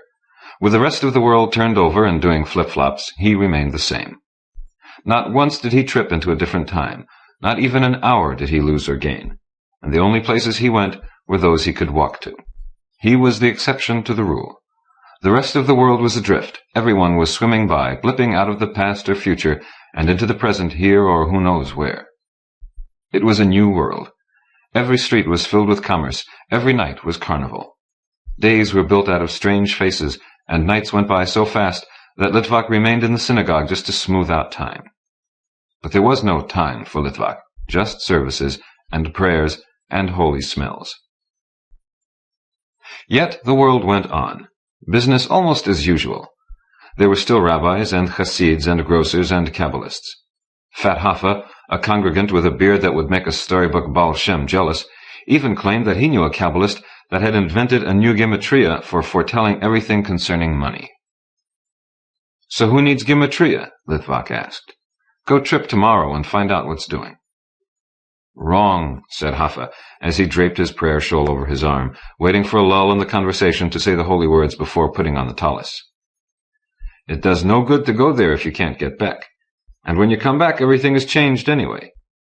Who do you know that's really returned? Look at you. You didn't have gray hair and earlocks yesterday." "Then that wasn't me you saw. Anyway, if everybody but me is tripping and tipping back and forth, in and out of the devil's mouth, so to speak, then what time do you have to use this new gematria?" Haffa paused and said, "So the world must go on. You think it stops because heaven shakes it? You're so sure it's heaven? But you can go see the Kabbalist. You're stuck in the present. You sit on one line. Go talk to him. He speaks a passable Yiddish, and his wife walks around with a bear behind." "So how do you know he's there now?" asked Litvak. "They come and go. Perhaps a Neanderthal or a Klezmer from the future will take his place." "So, if he isn't there, what matter? At least you know he's somewhere else, no? Everything goes on. Nothing gets lost. Everything fits somehow. That's what's important." It took Litvak quite some time to learn the new logic of the times, but once learned, it became an advantage, especially when his pension checks didn't arrive. Litvak became a fair second-story man, but he robbed only according to society's logic and his own ethical system. One half for the shul, and the rest for Litvak. Litvak found himself spending more time on the streets than in the synagogue, but by standing still on one line he could not help but learn. He was putting the world together, seeing where it was, would be, might not be. When he became confused, he used logic. And the days passed faster, even with praying and sleeping nights in the shul for more time. Everything whirled around him. The city was a moving kaleidoscope of colors from every period of history, all melting into different costumes as the thieves and diplomats and princes and merchants strolled down the cobbled streets of Brooklyn. With prisms for eyes, Litvak would make his way home through the crowds of slaves and serfs and commuters. Staking out fiefdoms in Brooklyn was difficult, so the slaves momentarily ran free, only to trip somewhere else where they would again be grabbed and raped and worked until they could trip again, and again, until old logic fell apart. King's Highway was a bad part of town. The boys' club had been turned into a slave market and gallows room. Litvak's tiny apartment was the familiar knot at the end of the rope. Golda had changed again, but it was only a slight change. Golda kept changing as her different timelines met in Litvak's kitchen and bedroom. A few Goldas he liked, but change was gradual, and Goldas tended to run down. So for every sizzling Golda with blonde-dyed hair, he suffered 50 or 1,000 Goldas with missing teeth and croaking voices. The latest Golda had somehow managed to buy a parakeet, which turned into a blue jay, a parrot with red feathers, and an ostrich, which provided supper. Litvak had discovered that smaller animals usually time-tipped at a faster rate than men and larger animals. Perhaps he thought it was a question of metabolism. Golda killed the ostrich before something else could take its place. Using logic and compassion, Litvak blessed it to make it kosher. The rabbi was not to be found, and he was a new chassid, imagine, who didn't know Talmud from soap opera. Worse yet, he read Hebrew with a Brooklyn twang, not unheard of with such new rabbis. Better that Litvak bless his own meat. Let the rabbi bless Goyish food. Another meal with another Golda, this one dark-skinned and pimply, overweight and sagging, but her eyes were the color of the ocean seen from an airplane on a sunny day. Litvak could not concentrate on food. There was a pitched battle going on 2 streets away, and he was worried about getting to Schul. "More soup?" Golda asked. She had pretty hands, too, Litvak thought. "No, thank you," he said, before she disappeared. In her place stood a squat peasant woman, hands and ragged dress still stained with rich black soil. She didn't scream or dash around or attack Litvak. She just wrung her hands and scratched her crutch. She spoke the same language in the same low tones that Litvak had listened to for several nights in Schul. An Egyptian named Rhampsinitus had found his way into the synagogue, thinking it was a barbarian temple for Baiti, the clown god. "Baiti?" she asked, her voice rising. "Baiti," she answered, convinced. So here it ends, thought Litvak, just beginning to recognize the rancid odor in the room as sweat. Litvak ran out of the apartment before she turned into something more terrible. Changes he had expected. Things change and shift. That's logic. But not so fast. He had slowed down natural processes in the past, he thought. But now he was slipping, sinking like the rest of them. A bald Samson adrift on a raft. Time isn't a river, Litvak thought as he pushed his way through larger crowds, all adrift, shouting, laughing, blipping in and out, as old men were replaced by ancient monsters and fears. But dinosaurs occupied too much space, always slept, and could enter the present world only in torn pieces, a great ornithischian wing, a stegosaurian tail with 2 pairs of bony spikes, or perhaps a 4-foot-long tyrannosaurus head. Time is a hole, Litvak thought. He could feel its pull. Whenever Litvak touched a stranger, someone who had come too many miles and minutes to recognize where he was, there was a pop and a skip, and the person disappeared. Litvak had disposed of 3 gilded ladies, an archdeacon, a birdman, a knight with Norman casque, and several Sumerian serfs in this manner. He almost tripped over a young boy who was doggedly trying to extract a tooth from the neatly severed head of a tyrannosaurus. The boy grabbed Litvak's leg, racing a few steps on his knees to do so, and bit him. Screaming in pain, Litvak pulled his leg away, felt an unfamiliar pop, and found the synagogue closer than he had remembered. But this wasn't his shul. It was a cathedral, a caricature of his beloved synagogue. "Catch him!" shouted the boy with an accent so thick that Litvak could barely make out what he said. "He's the thief who steals from the shul." "Gewalt, this is the wrong place," Litvak said, running toward the cathedral. A few hands reached for him, but then he was inside. There in God's salon everything was, would be, and had to be the same. Large, clear-story windows, double aisles for Thursday processions, radiating chapels modeled after Amiens 1247, and nave, choir, and towers, all styled to fit the stringent requirements of halakhic law. Over the altar, just above the Holy Ark, hung a bronze plate representing the egg of Kumu, who created the substance of the world on a potter's wheel. And standing on the plush pulpit, his square face buried in a prayer book, was Rabbi Rhampsinitus. "Holy, holy, holy," he intoned. 25 old men sang and wailed and prayed on cue. They all had beards and earlocks, and wore conical caps and prayer garments. "That's him!" shouted the boy. Litvak ran to the pulpit and kissed the holy book. "Thief, robber, purloiner, depredator!" "Enough," Rhampsinitus said. "The service is concluded. God has not winked his eye. Make it good," he told the boy. "Well, look who it is!" Rhampsinitus recognized Litvak at once. "So it is the thief. Stealer from God's coffers, you have been excommunicated as a second-story man." "But I haven't stolen from the shul. This is not even my time or place." "He speaks a barbarian tongue," said Rhampsinitus. "What's shul?" "This Palye Litvak is twice or thrice removed," interrupted Moshe Hodel, who could time tip at will to any synagogue God chose to place around him. "He's new. Look and listen. This Palye Litvak probably does not steal from the synagogue. Can you blame him for what someone else does?" "Moshe Hodel?" asked Litvak. "Are you the same one I knew from Beth David on King's Highway?" "Who knows?" said Hodel. "I know a Beth David, but not on King's Highway. And I know a Palye Litvak who was stuck in time and had a wife named Golda who raised hamsters." "That's close, but—" "So don't worry. I'll speak for you. It takes a few hours to pick up the slang, but it's like Yinglish, only drawled out and spiced with too many Egyptisms." "Stop blaspheming," said Rhampsinitus. Philosophy and logic are very fine indeed, he said to Hodel, but this is a society of law, not philosophers, and law demands reparations. But I have money, said Litvak. There's your logic, said Rhampsinitus. Money, especially such barbarian tender as yours, cannot replace the deed. Private immorality and public indecency are one and the same. He's right, said Hodel with a slight drawl. Jail the tergiversator, said the boy.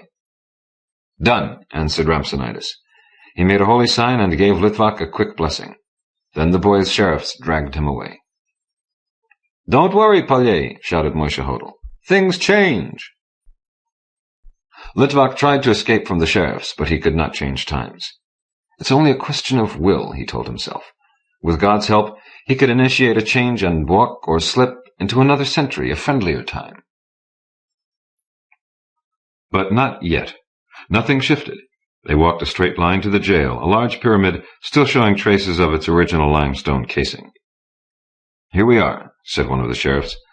This is a humble town. We don't need ragabrash and riffraff. It's enough we have foreigners. So time tip or slip or flit somewhere else. There's no other way out of this depository. They deposited him in a narrow passageway and dropped the entrance stone behind him. It was hard to breathe, and the damp air stank. It was completely dark. Litvak could not see his hands before his eyes. Gotten you, he thought, as he huddled on the cold stone floor. For a penny they plan to incarcerate me. He recited the Shema Yisrael and kept repeating it to himself, ticking off the long seconds with each syllable. For 2 days he prayed, at least it seemed like 2 days. Perhaps it was 4 hours. When he was tired of praying, he cursed Moishe Hodel, wishing him hell and broken fingers. Litvak sneezed, developed a nervous cough, and his eyes became rheumy. It's God's will, he said aloud.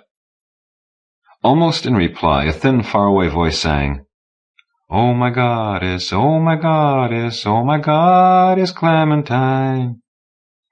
It was a familiar folk tune, sung in an odd Spanish dialect, but Litvak could understand it, for his mother's side of the family spoke in Ladino, the vernacular of Spanioli Jews. So there, he thought. He felt the change. Once he had gained God's patience, he could slip, tip, and stumble away. Litvak followed the voice. The floor began to slope upward as he walked through torchlit corridors and courtyards and rooms. In some places, not yet hewn into living quarters, stalactite and stalagmite remained. Some of the rooms were decorated with wall paintings of clouds, lightning, the sun, and masked dancers. In one room was a frieze of a great plumed serpent. In another were life-size mountain lions carved from lava, but none of the rooms were occupied. He soon found the mouth of the cave. The bright sunlight blinded him for an instant. I've been waiting for you, said Castillo Maldonado in a variation of Castilian Spanish. You're the third. A girl arrived yesterday, but she likes to keep to herself. Who are you? Asked Litvak. A visitor, like you. Maldonado picked at a black mole under his eye and smoothed his dark, thinning hair. Litvak's eyes became accustomed to the sunlight. Before him was desert. Hills of cedar and pinyon were mirages in the sunshine. In the far distance, mesa and butte overlooked red creeks and dry washes. This was a thirsty land of dust and sand and dirt and sun, broken only by a few brown fields, a ranch, or an occasional trading post and mission.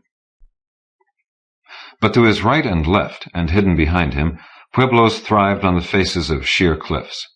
Cliff dwellings and cities made of smooth-hewn stone commanded valley and desert.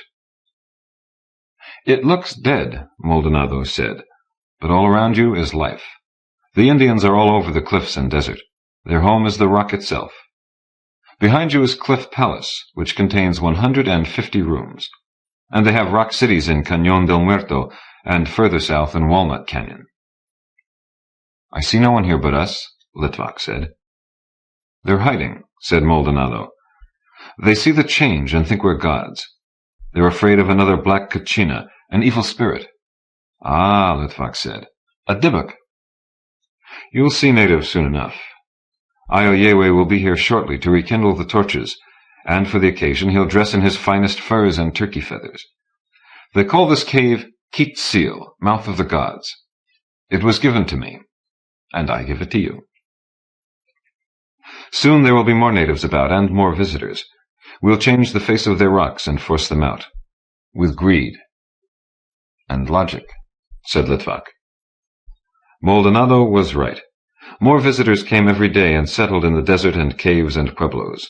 Romans, Serbs, Egyptians, Americans, Skymen, Mormons, Baalists, and trackers brought culture and religion and weapons. They built better buildings, farmed, bartered, stole, prayed, invented, and fought until they were finally visited by governors and diplomats. But that changed, too, when everyone else began to time-tip. Jews also came to the pueblos and caves. They came from different places and times, bringing their conventions, babble, tragedies, and hopes. Litvak hoped for a Maimonides, a Moses ben Nachman, a Luria, even a Schwartz. But there were no great sages to be found, only Jews. And Litvak was the first. He directed, instigated, ordered, soothed, and founded a minyan for prayer. When they grew into a full-time congregation, built a shul, and elected a rabbi, they gave Litvak the honor of sitting on the pulpit in a plush velvet chair. Litvak was happy. He had prayer, friends, and authority. Nighttime was no longer dark. It was a circus of laughter and trade. Everything sparkled with electric light and prayer.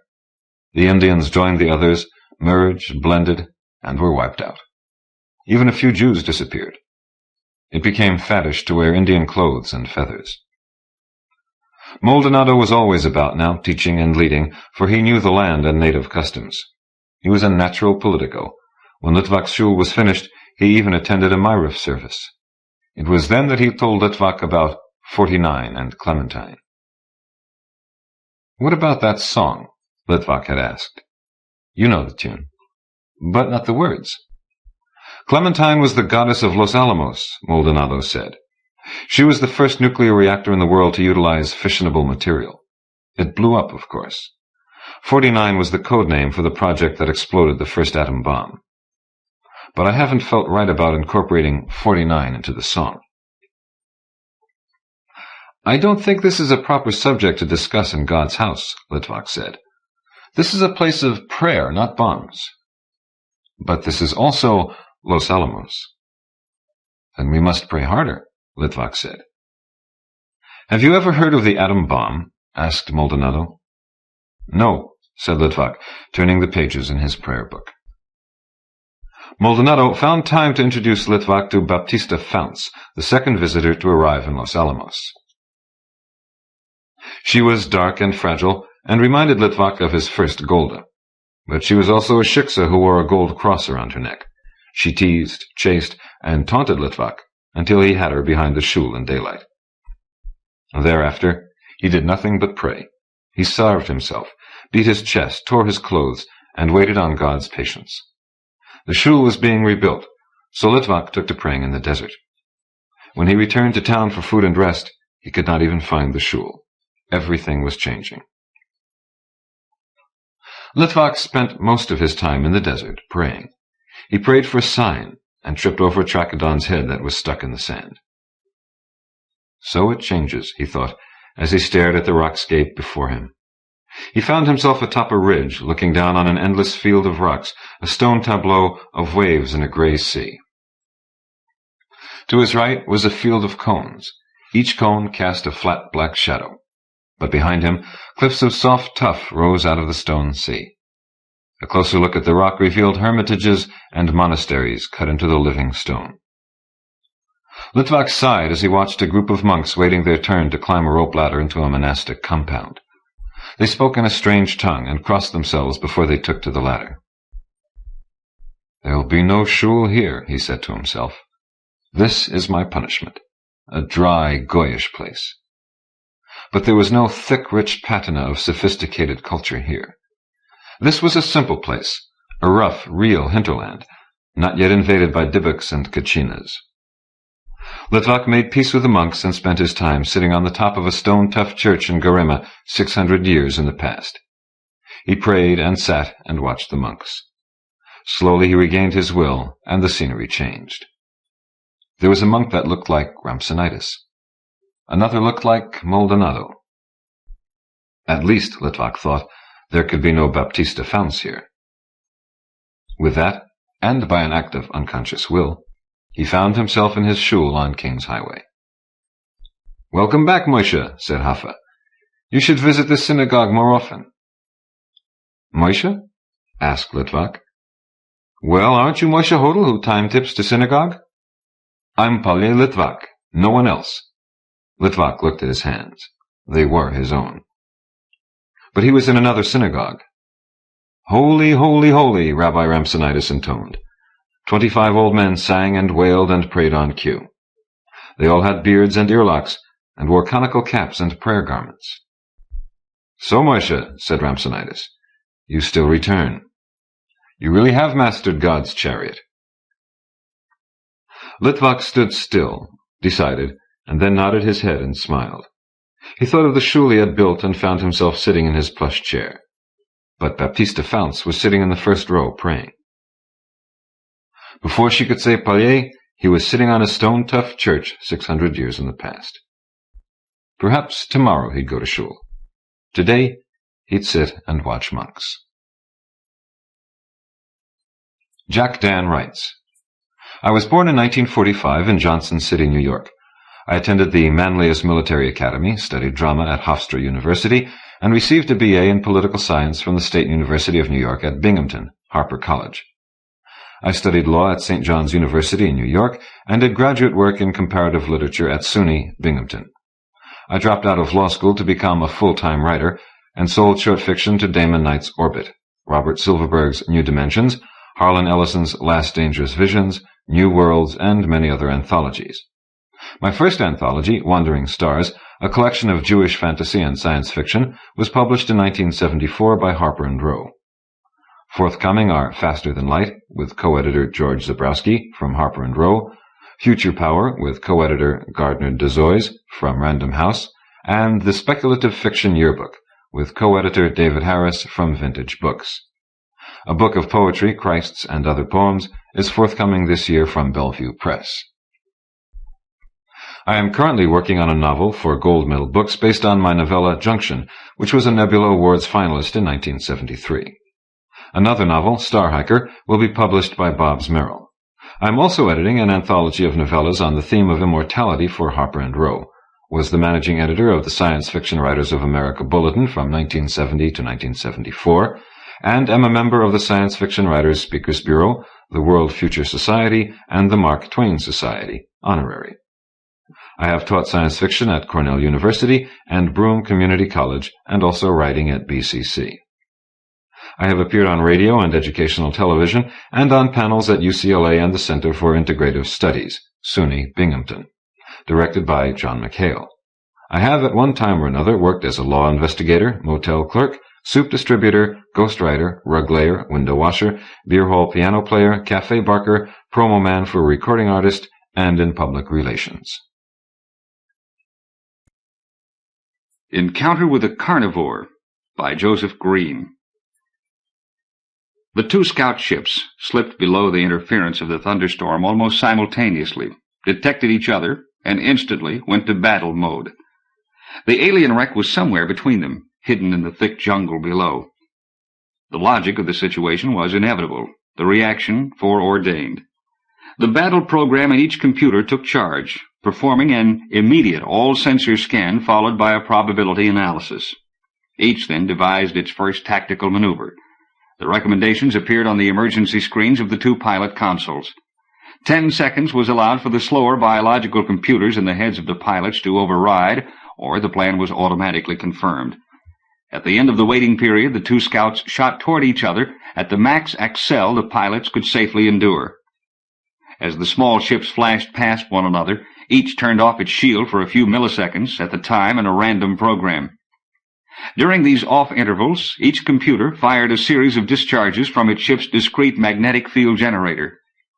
When almost through the two programs, each scout finally caught the other with its shield down. All electronic controls on both ships were fused into instant immobility, except those in the separately protected pilot escape modules. Each pilot then made the only decision possible and pressed the two red eject buttons in the proper sequence. And several seconds later, two large parachutes opened automatically and 2 living pilots descended to the ground, to be swallowed by the waiting green jungle. Neil Jones hung by his hands from the bottom rim of the escape module, kicking vigorously to start himself oscillating. After several gradually widening swings, he was able to lock his legs over a thick limb. He released the escape module and let it fall back, to hang suspended by the ripped and tattered parachute. He was almost 30 meters above the ground. Keeping a tight grip with his legs, Jones worked his way slowly down the limb to the trunk, then stood up. His uniform boots and spacesuit were not designed for tree climbing. The bole was too thick to grip with arms and legs. To reach the ground, he had to thrust his 80 kilos to the vines that wrapped around it in tangled profusion. The vines proved unexpectedly strong. When his feet touched soil, Jones breathed a big sigh of relief. The ill-straith, with their feline ancestry and still usable claws, could climb with ease. He had watched Sith's slim form scamper up several trees during the past year. For him, it was more difficult.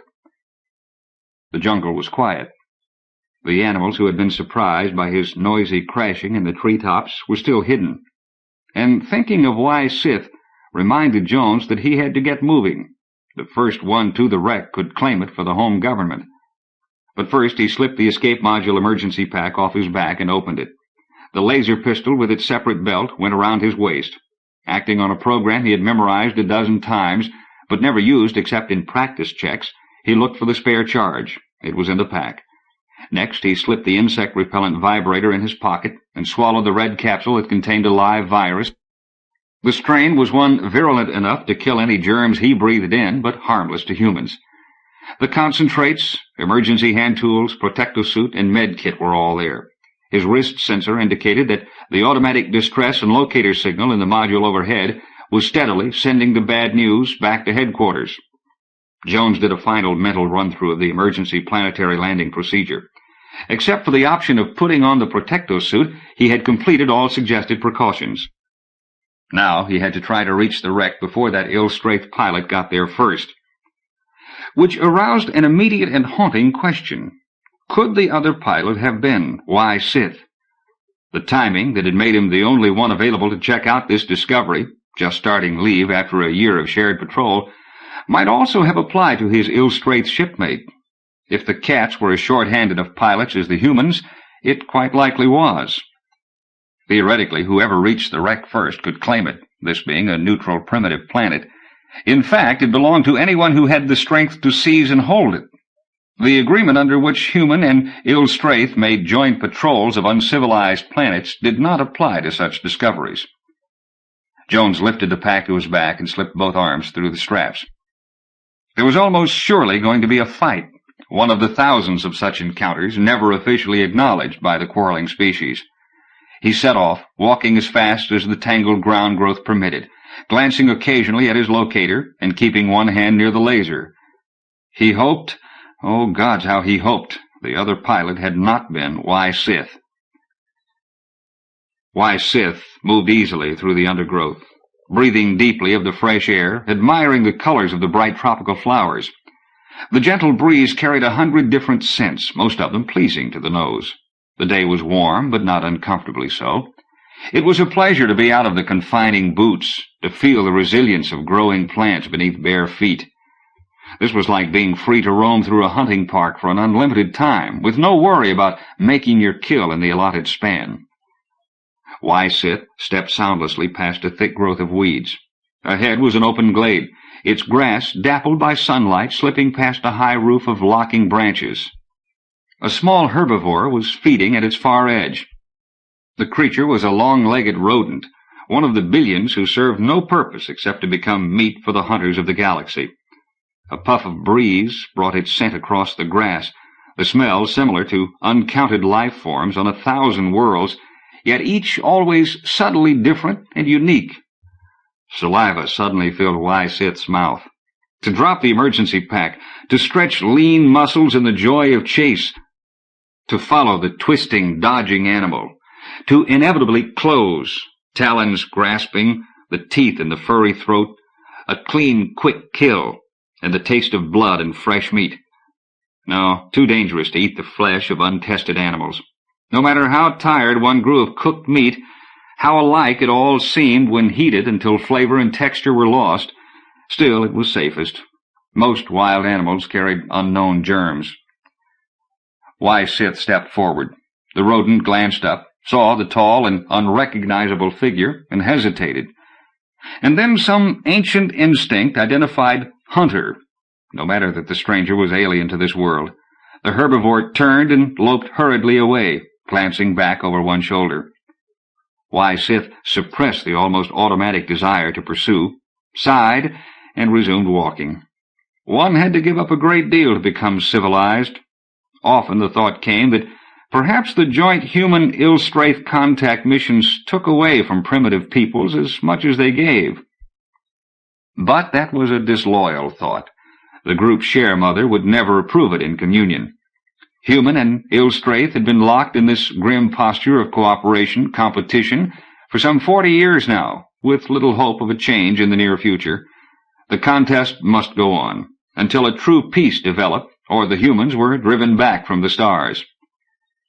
At least one could hope the person struggling toward the wreck from the opposite direction was not in Jones. But if the humans had as few trained pilots as the ill-straith, then it most likely was. And that would be a shame. To have to fight with In Jones if he reached the wreck first. To perhaps kill, it was a dreadful thought. The idea that one could learn affection for a hairless human had seemed preposterous before the joint patrol began. But over the months of shared adventure and danger, that liking had slowly appeared, until in the end it was perhaps even more. No, killing Jones would be a difficult task. But if duty compelled, Sith stepped up the pace. Best try to reach the wreck, claim it, and then worry over whether the opposing human was indeed In Jones. Jones worked his way through an unusually thick tangle and into trouble.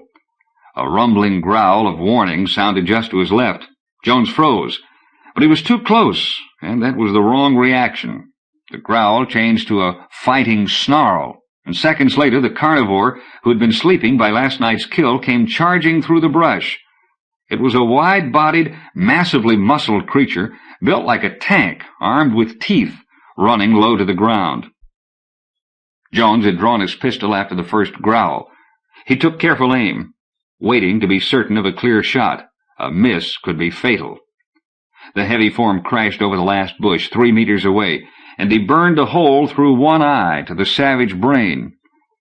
The 4 crooked legs kept the dying killer moving. Jones sprang to one side and let it pass. A few meters farther on, it stopped, shivered violently for a few seconds, then collapsed in a heap.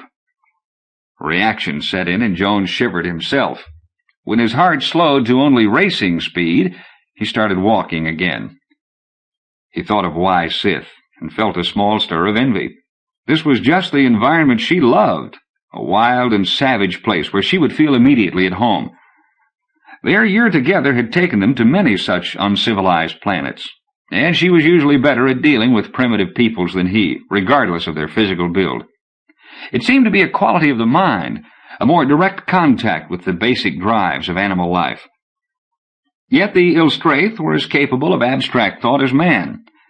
Their theories of math were subtly different, and yet beautifully symmetrical and complex. The two species had contributed equally to the design of these jointly operated small scout ships. Their civilization was fully comparable to man's in technology, though some of their personal habits seemed savage and revolting. Sith had told him that their favorite sport was chasing down animals left wild in parks, killing them with short but still sharp fangs, eating the meat raw and bloody. Jones shivered again. When Sith had learned how the controlled hunting affected Jones, she asked how anyone could make a habit of using baited hooks to tempt creatures as stupid and harmless as fish, and fishing was still the most popular sport on Earth. Besides, ill-straith fangs barely extended past the other teeth and did not show in a normal smile. Only when the pink, downturned full lips drew far back in anger or passion had he noticed Sith's carnivorous dentition. In repose, her hairless face seemed almost human, the feline ancestry obvious only in the slanted purple eyes and pointed flexible ears. She wore her hair long, rising in a high crest of rich brownish red shot through with white, sweeping back from the high forehead and cascading down the back and sides. Hair that rippled and moved like a living animal when she tossed her head. The very white skin of her face never tanned. The short, fine hair that covered her body felt like mole fur to the touch, smoother and sleeker than human skin.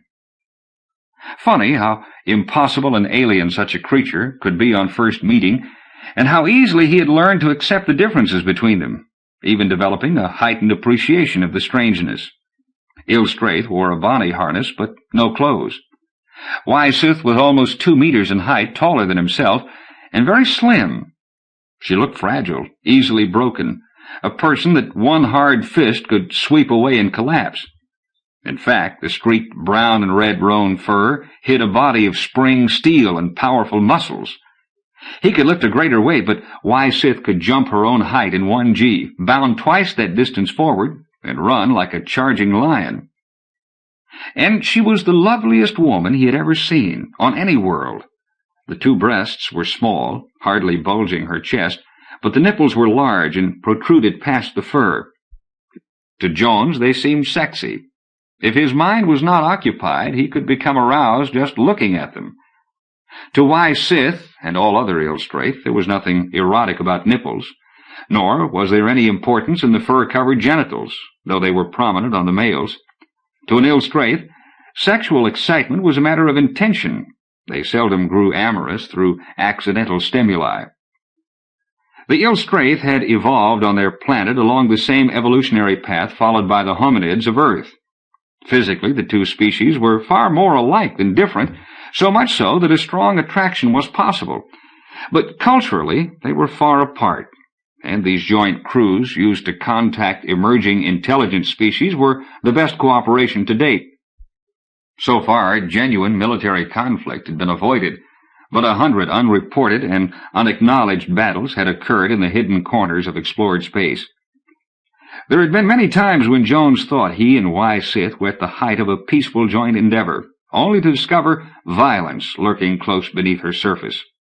He rubbed the claw marks on both buttocks and felt a sympathetic twitch in the scarred skin across the backs of his calves. She liked to grasp a lover on each buttock, pulling hard, while the long, slim legs rose high above their heaving bodies, bent at the knees, the thin feet resting on his calves. And at the height of passion, the extensible claws came curving out, gripping and digging into his flesh. Though they were not as long and sharp as the killing weapons of their distant ancestors, the Ilstraith claws could still hurt. Yet he had never seen Wiseth use teeth or claws in a fight. The weapons provided by science were far more potent, and the Ilstraith used them with great skill. Their teeth were employed only for recreational kills, and the claws as the final involuntary caress in a kill-a-coup session. Jones had barely noticed the scarring at the times it happened, but over their last 5 months on patrol he had been heavily marked by Wiseth. Wiseth glanced at her wrist locator, estimating the distance covered. The other scout had gone down considerably closer to the wreck. In open country one could easily outpace a human, but in this thick jungle she was probably no more than 20% faster, which meant the other pilot was going to reach the wreck first. That could be an advantage. The first arrival had to occupy the structure, then defend it. His location would be known. The opponent could choose the time and place for an attack. The Ilstraith had a prior claim.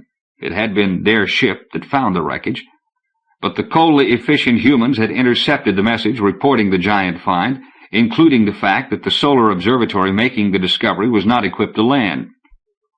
Since the hard-won agreement on alien artifacts specifically required actual possession, the grasping apes had promptly dispatched a scout ship. The scouts were not only jointly designed but identically equipped, leading to highly predictable outcomes when they battled each other. But on the ground it was a different matter. The humans admittedly functioned well in their vast concrete cities, where the environment they had created was as alien to nature as themselves. Here, in the jungles of the galaxy, only the Ilstraith still felt at home. The humans were cunning, though. Earthmen made a habit of attempting to enforce an agreement even if the circumstances that produced it had changed. They tried to insist that new facts did not justify unilateral amendments to an existing understanding, that both parties had to agree to the changes before they became effective. This was a matter hard for an ill-straith to grasp. Eventually they simply accepted the peculiarity as an alien's way of thinking. Sith glanced at the chronometer dial on the wrist locator, and estimated 2 more hours to the wreck. One wondered what could have survived the original crash, and the probable 1,000,000 revolutions the hulk had lain rotting in this jungle. Only a very stable planetary surface had kept it from being buried long ago. But it was a full-size ship, the first ever found that belonged to the tantalizingly elusive people who had left the marks of their exploration over known galactic space. If they were substantially ahead of ill-straith and man in scientific knowledge, the wreck could yield a treasure trove of data. They might even find some powerful weapon or new physical principle that would at last place the ill-straith in a superior position to the hairless apes. The human pilot would barely have time to occupy the structure before one would arrive. If one waited until after dark, but no, that would give the opponent 2 hours to prepare a defense, and the tricky devil could rig traps or prepare alerting systems that would more than compensate for an ill-straith's better night vision. Best to start the attack immediately. The human had to be removed, and all signs of his prior physical presence eliminated. The riches to be gained here belonged to the ill-straith by right of discovery. Only the humans would insist the freak of chance that made the observatory ship unable to land did not change the specific terms of the agreement. But their dogged insistence on adhering to their own inflexible cultural patterns had been well demonstrated in the past. One had no choice but to kill the other pilot and hide the body. And that made one hope again that logic was wrong, and the coming opponent not in Jones. One had developed too much affection for Jones during that year of forced intimacy. He was a poor partner in Kilaku, short-winded, quick through to the end, not aggressive enough to give one more than minor thrills, but he was also more considerate of one than an ill-straith male. Over the second half of the tour, when they had gotten well into the Kilakuing stage, she had learned to appreciate the unaccustomed gentleness and patience. He was quite different from one's own kind, but oddly satisfying in a pleasant and less fast-blooded way. One hoped the humans had sent some pilot other than In Jones. Jones did not realize at first he had found the ship. It loomed ahead like a high rock ridge covered with trees and brush on the slopes. And then something of the size it must have been dawned, and he frowned. The overly large and the sophisticated seldom went well together. The normal growth of technological expertise was toward precision and smallness. It had been a relatively easy trip here, even though slowed by the thick growth. He calculated that the ill-straith pilot had landed at least 5 kilometers farther away. Perhaps he had an hour before his faster opponent would arrive. He needed to get inside the wreck, but its size made it obvious several days would be required to run even a preliminary inventory. For now he should mark it claimed, and then try to gain an advantage over the other pilot. Would it be best to wait inside, or... No, that was the obvious move. Jones set off again, paralleling the kilo-long mound. About a third of the way down he saw what he was seeking, an area of bare metal near the top. That was the most logical place to attempt an entrance. Otherwise, digging was required. He climbed the sharp slope at that point, sweating heavily from the effort, being careful to leave a noticeable trail. If his opponent was as smart as wise Sith, she would know he had arrived first, make a circle of the mound, and try to pinpoint his chosen entrance. And if the ill-straith did the obvious thing, and silently followed his trail... When Jones finally stood on the alien metal, he took a hasty look around the jungle below. He was above most of the trees. Only a few growing on the slopes still spread branches several meters over his head. He saw nothing in the wilderness below, of course, but he made a fine target if there was anyone below to see him. Hastily he crossed to the other slope, where he stayed in the thick brush and headed for the tallest tree, then recovered just in time from what could have been a serious mistake. Jones changed his course to one of several trees about equal in height. All of them overlooked the area of bare metal he had crossed. If the coming battle was with Y. Sith, let it not be. He remembered the peculiar, musky smell of her, and how it changed when she was ready for him in Killiku. He remembered the long, long talks during the runs between planets, the way her wide mouth opened when she laughed, the feel of the full, soft lips against his, the funny manner in which she arched and curved her body when he touched her, the way she urged him to be more aggressive, hold tighter. Let it not be. She was quite capable of following his thinking. He would have to be extra clever, unusually subtle. She might ignore the wreck completely and simply make a silent approach to the tallest tree that looked back over his obvious trail. Was she capable of shooting him from ambush? It would be her safest bet. He was a better marksman with the laser. Would she be capable of sending a searing beam of coherent light through the body that had held her so often in Killiku? That marvelous form of ill-straight love-making, where actual sex was only the final caress. And could he shoot at her, even to save his own life? Y. Sith was fanatically loyal to her own people, as were all ill-straight. Did he think equally well of his own? He could leave, return to his escape module, claim he had been unable to find the wreck because of an inadequate fix before the scout was shot down. Did the potential of this old ship matter that much to him? Jones answered himself that it did. And besides, he could not know for certain it was Y. Sith now making her way through the woods toward him. It might be some other pilot, perhaps even one of the arrogant males, none of whom could get along with a human pilot well enough for a year's tour. Earth sent both sexes on joint patrols, but all ill-straight were females. Jones hoped it was a male. Then it could not be Y. Sith. Y. Sith stared at the signs of recent passage, thinking hard. If the human wanted one to follow— She looked up the steeply rising slope to the single area of bare metal. The obvious first place to try for an entrance, establish a claim. But when one's opponent was a devious, subtle human, like N. Jones, whose mind seemed constantly to explore ramifications whose importance became apparent only later, he might choose to guard the entrance area, and from the outside. No other ship would arrive for several rotations. The claim could be established after there was no one left to dispute it.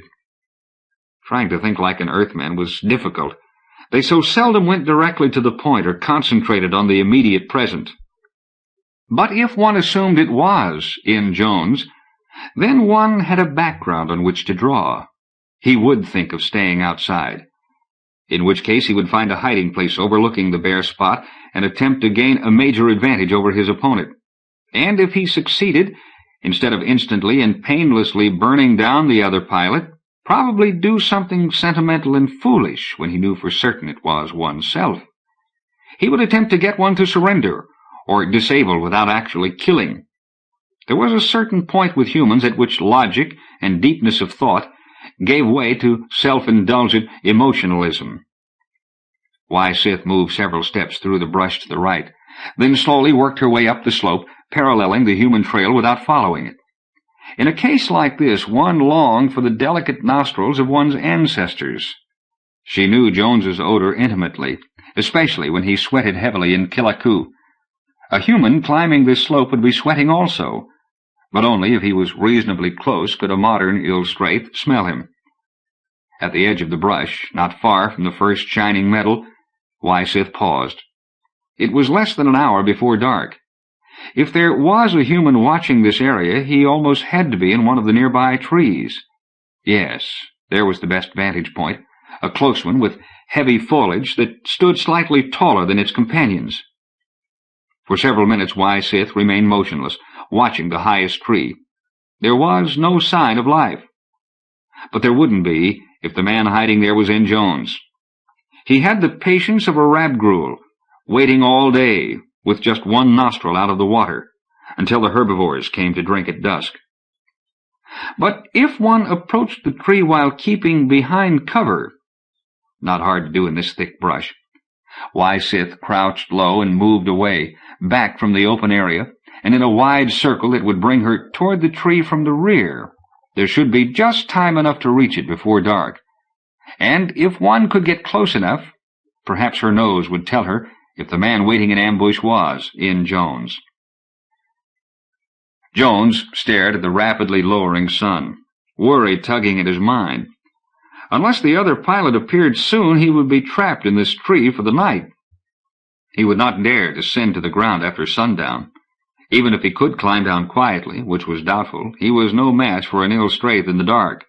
Not only did they have the hunter's night vision, they could actually smell humans.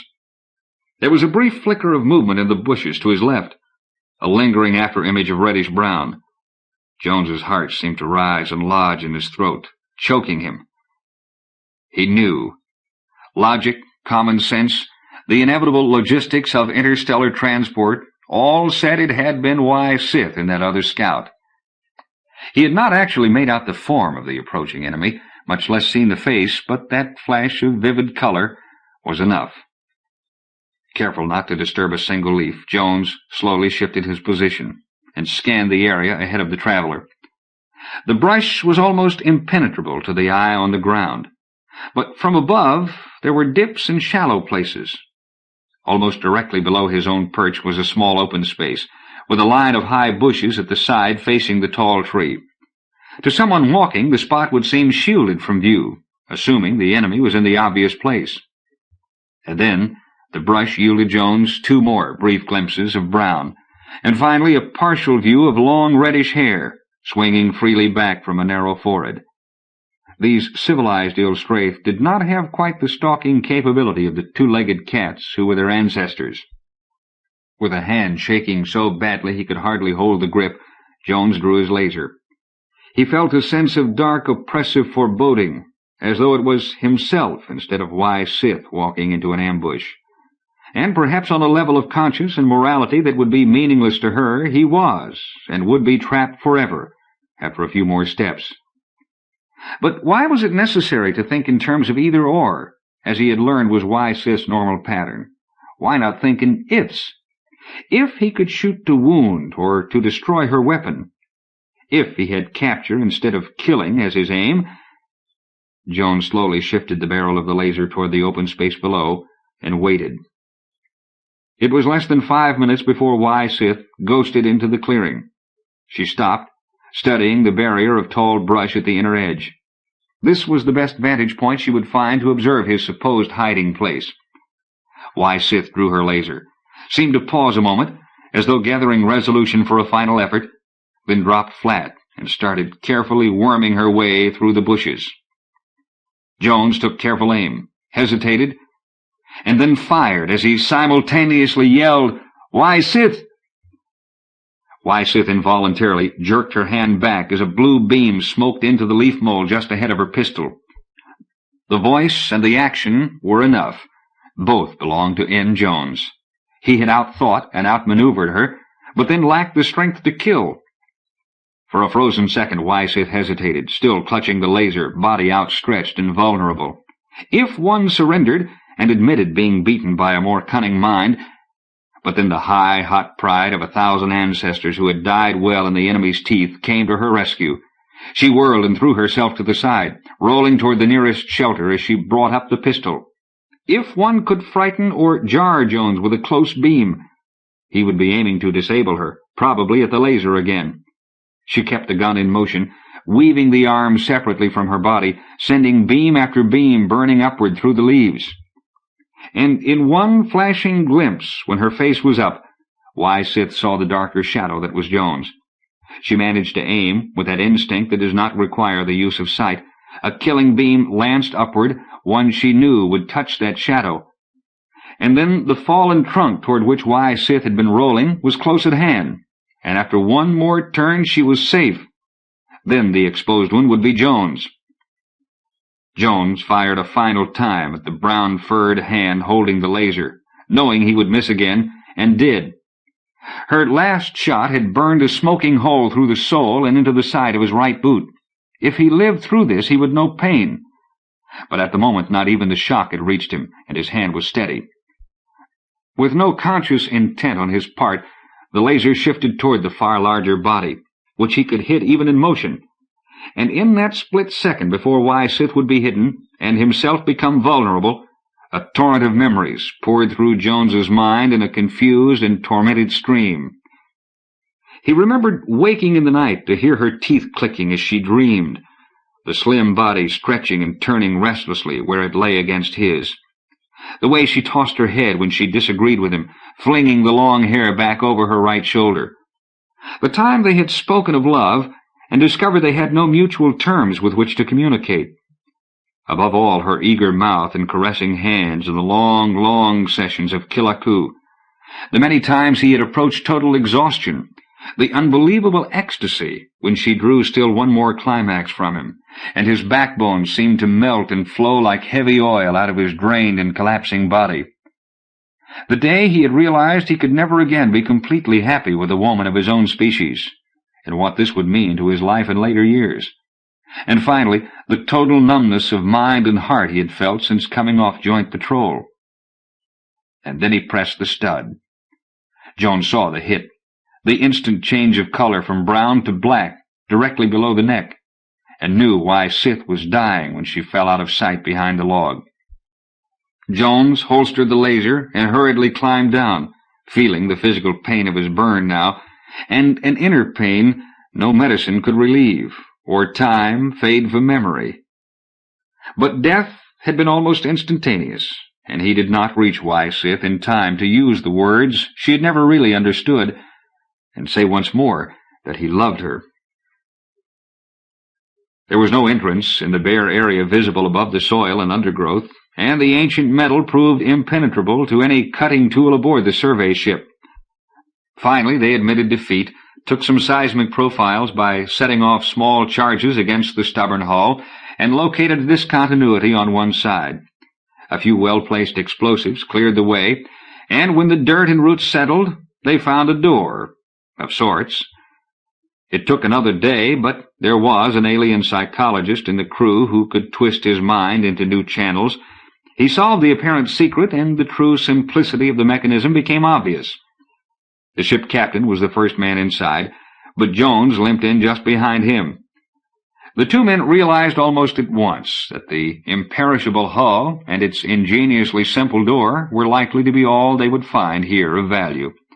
The bottom third of the ship was covered with a compost heap of ancient slag, most of it not even metal anymore. Over the eons that the great vessel had lain there, defying the outer elements, the inner machinery had rusted into dust. There was no shape or structure left, no function, not even a hint of purpose. The hull was of one metal, the interior works of many others. There was no conceivable way these ancient grains of metallic dust could be made to tell their story, as Jones could not tell his. Joseph Green writes, "One of my abiding interests in life is that hard-to-define human peculiarity we call prejudice. As a child raised in a small country town in the Deep South, I was exposed to racial prejudice at an early age, in fact, indoctrinated, and quite successfully so. One of my more vivid memories is of fighting two black youths my own age, one after the other, while the older boys of both races gathered in two half-circles and yelled us on. I was about 13 or 14 before my omnivorous reading habits brought me into contact with some material that adequately debunked the racial myths. Like many another American before the feds tried to integrate the schools of Boston, I thought racial prejudice was confined to the South. It was a terrible disillusionment to move to Long Island in my 20s and discover that supposedly modern New York had just as much prejudice as Florida. It had been removed only from the statute books. I've now traveled or lived in most of the country, and am convinced of one fact. Racial prejudice is an abiding and consistent pattern of thought with many millions of people, and I strongly suspect that it has been that way since the dawn of man. But if we find ourselves reacting unfavorably to the minor physiological differences between black and yellow and brown and white, what will happen when we meet a genuinely alien species? In most science fiction stories, the aliens are humans with oddly shaped bodies and unusual speech patterns. I doubt that it will be this way. I've written the story postulating that it will be impossible for human and alien to have truly meaningful communications due to totally different cultural backgrounds. A Custom of the Children of Life, Fantasy and Science Fiction, December 1972. I consider this more likely than that handy and ubiquitous gadget, the Universal Translator.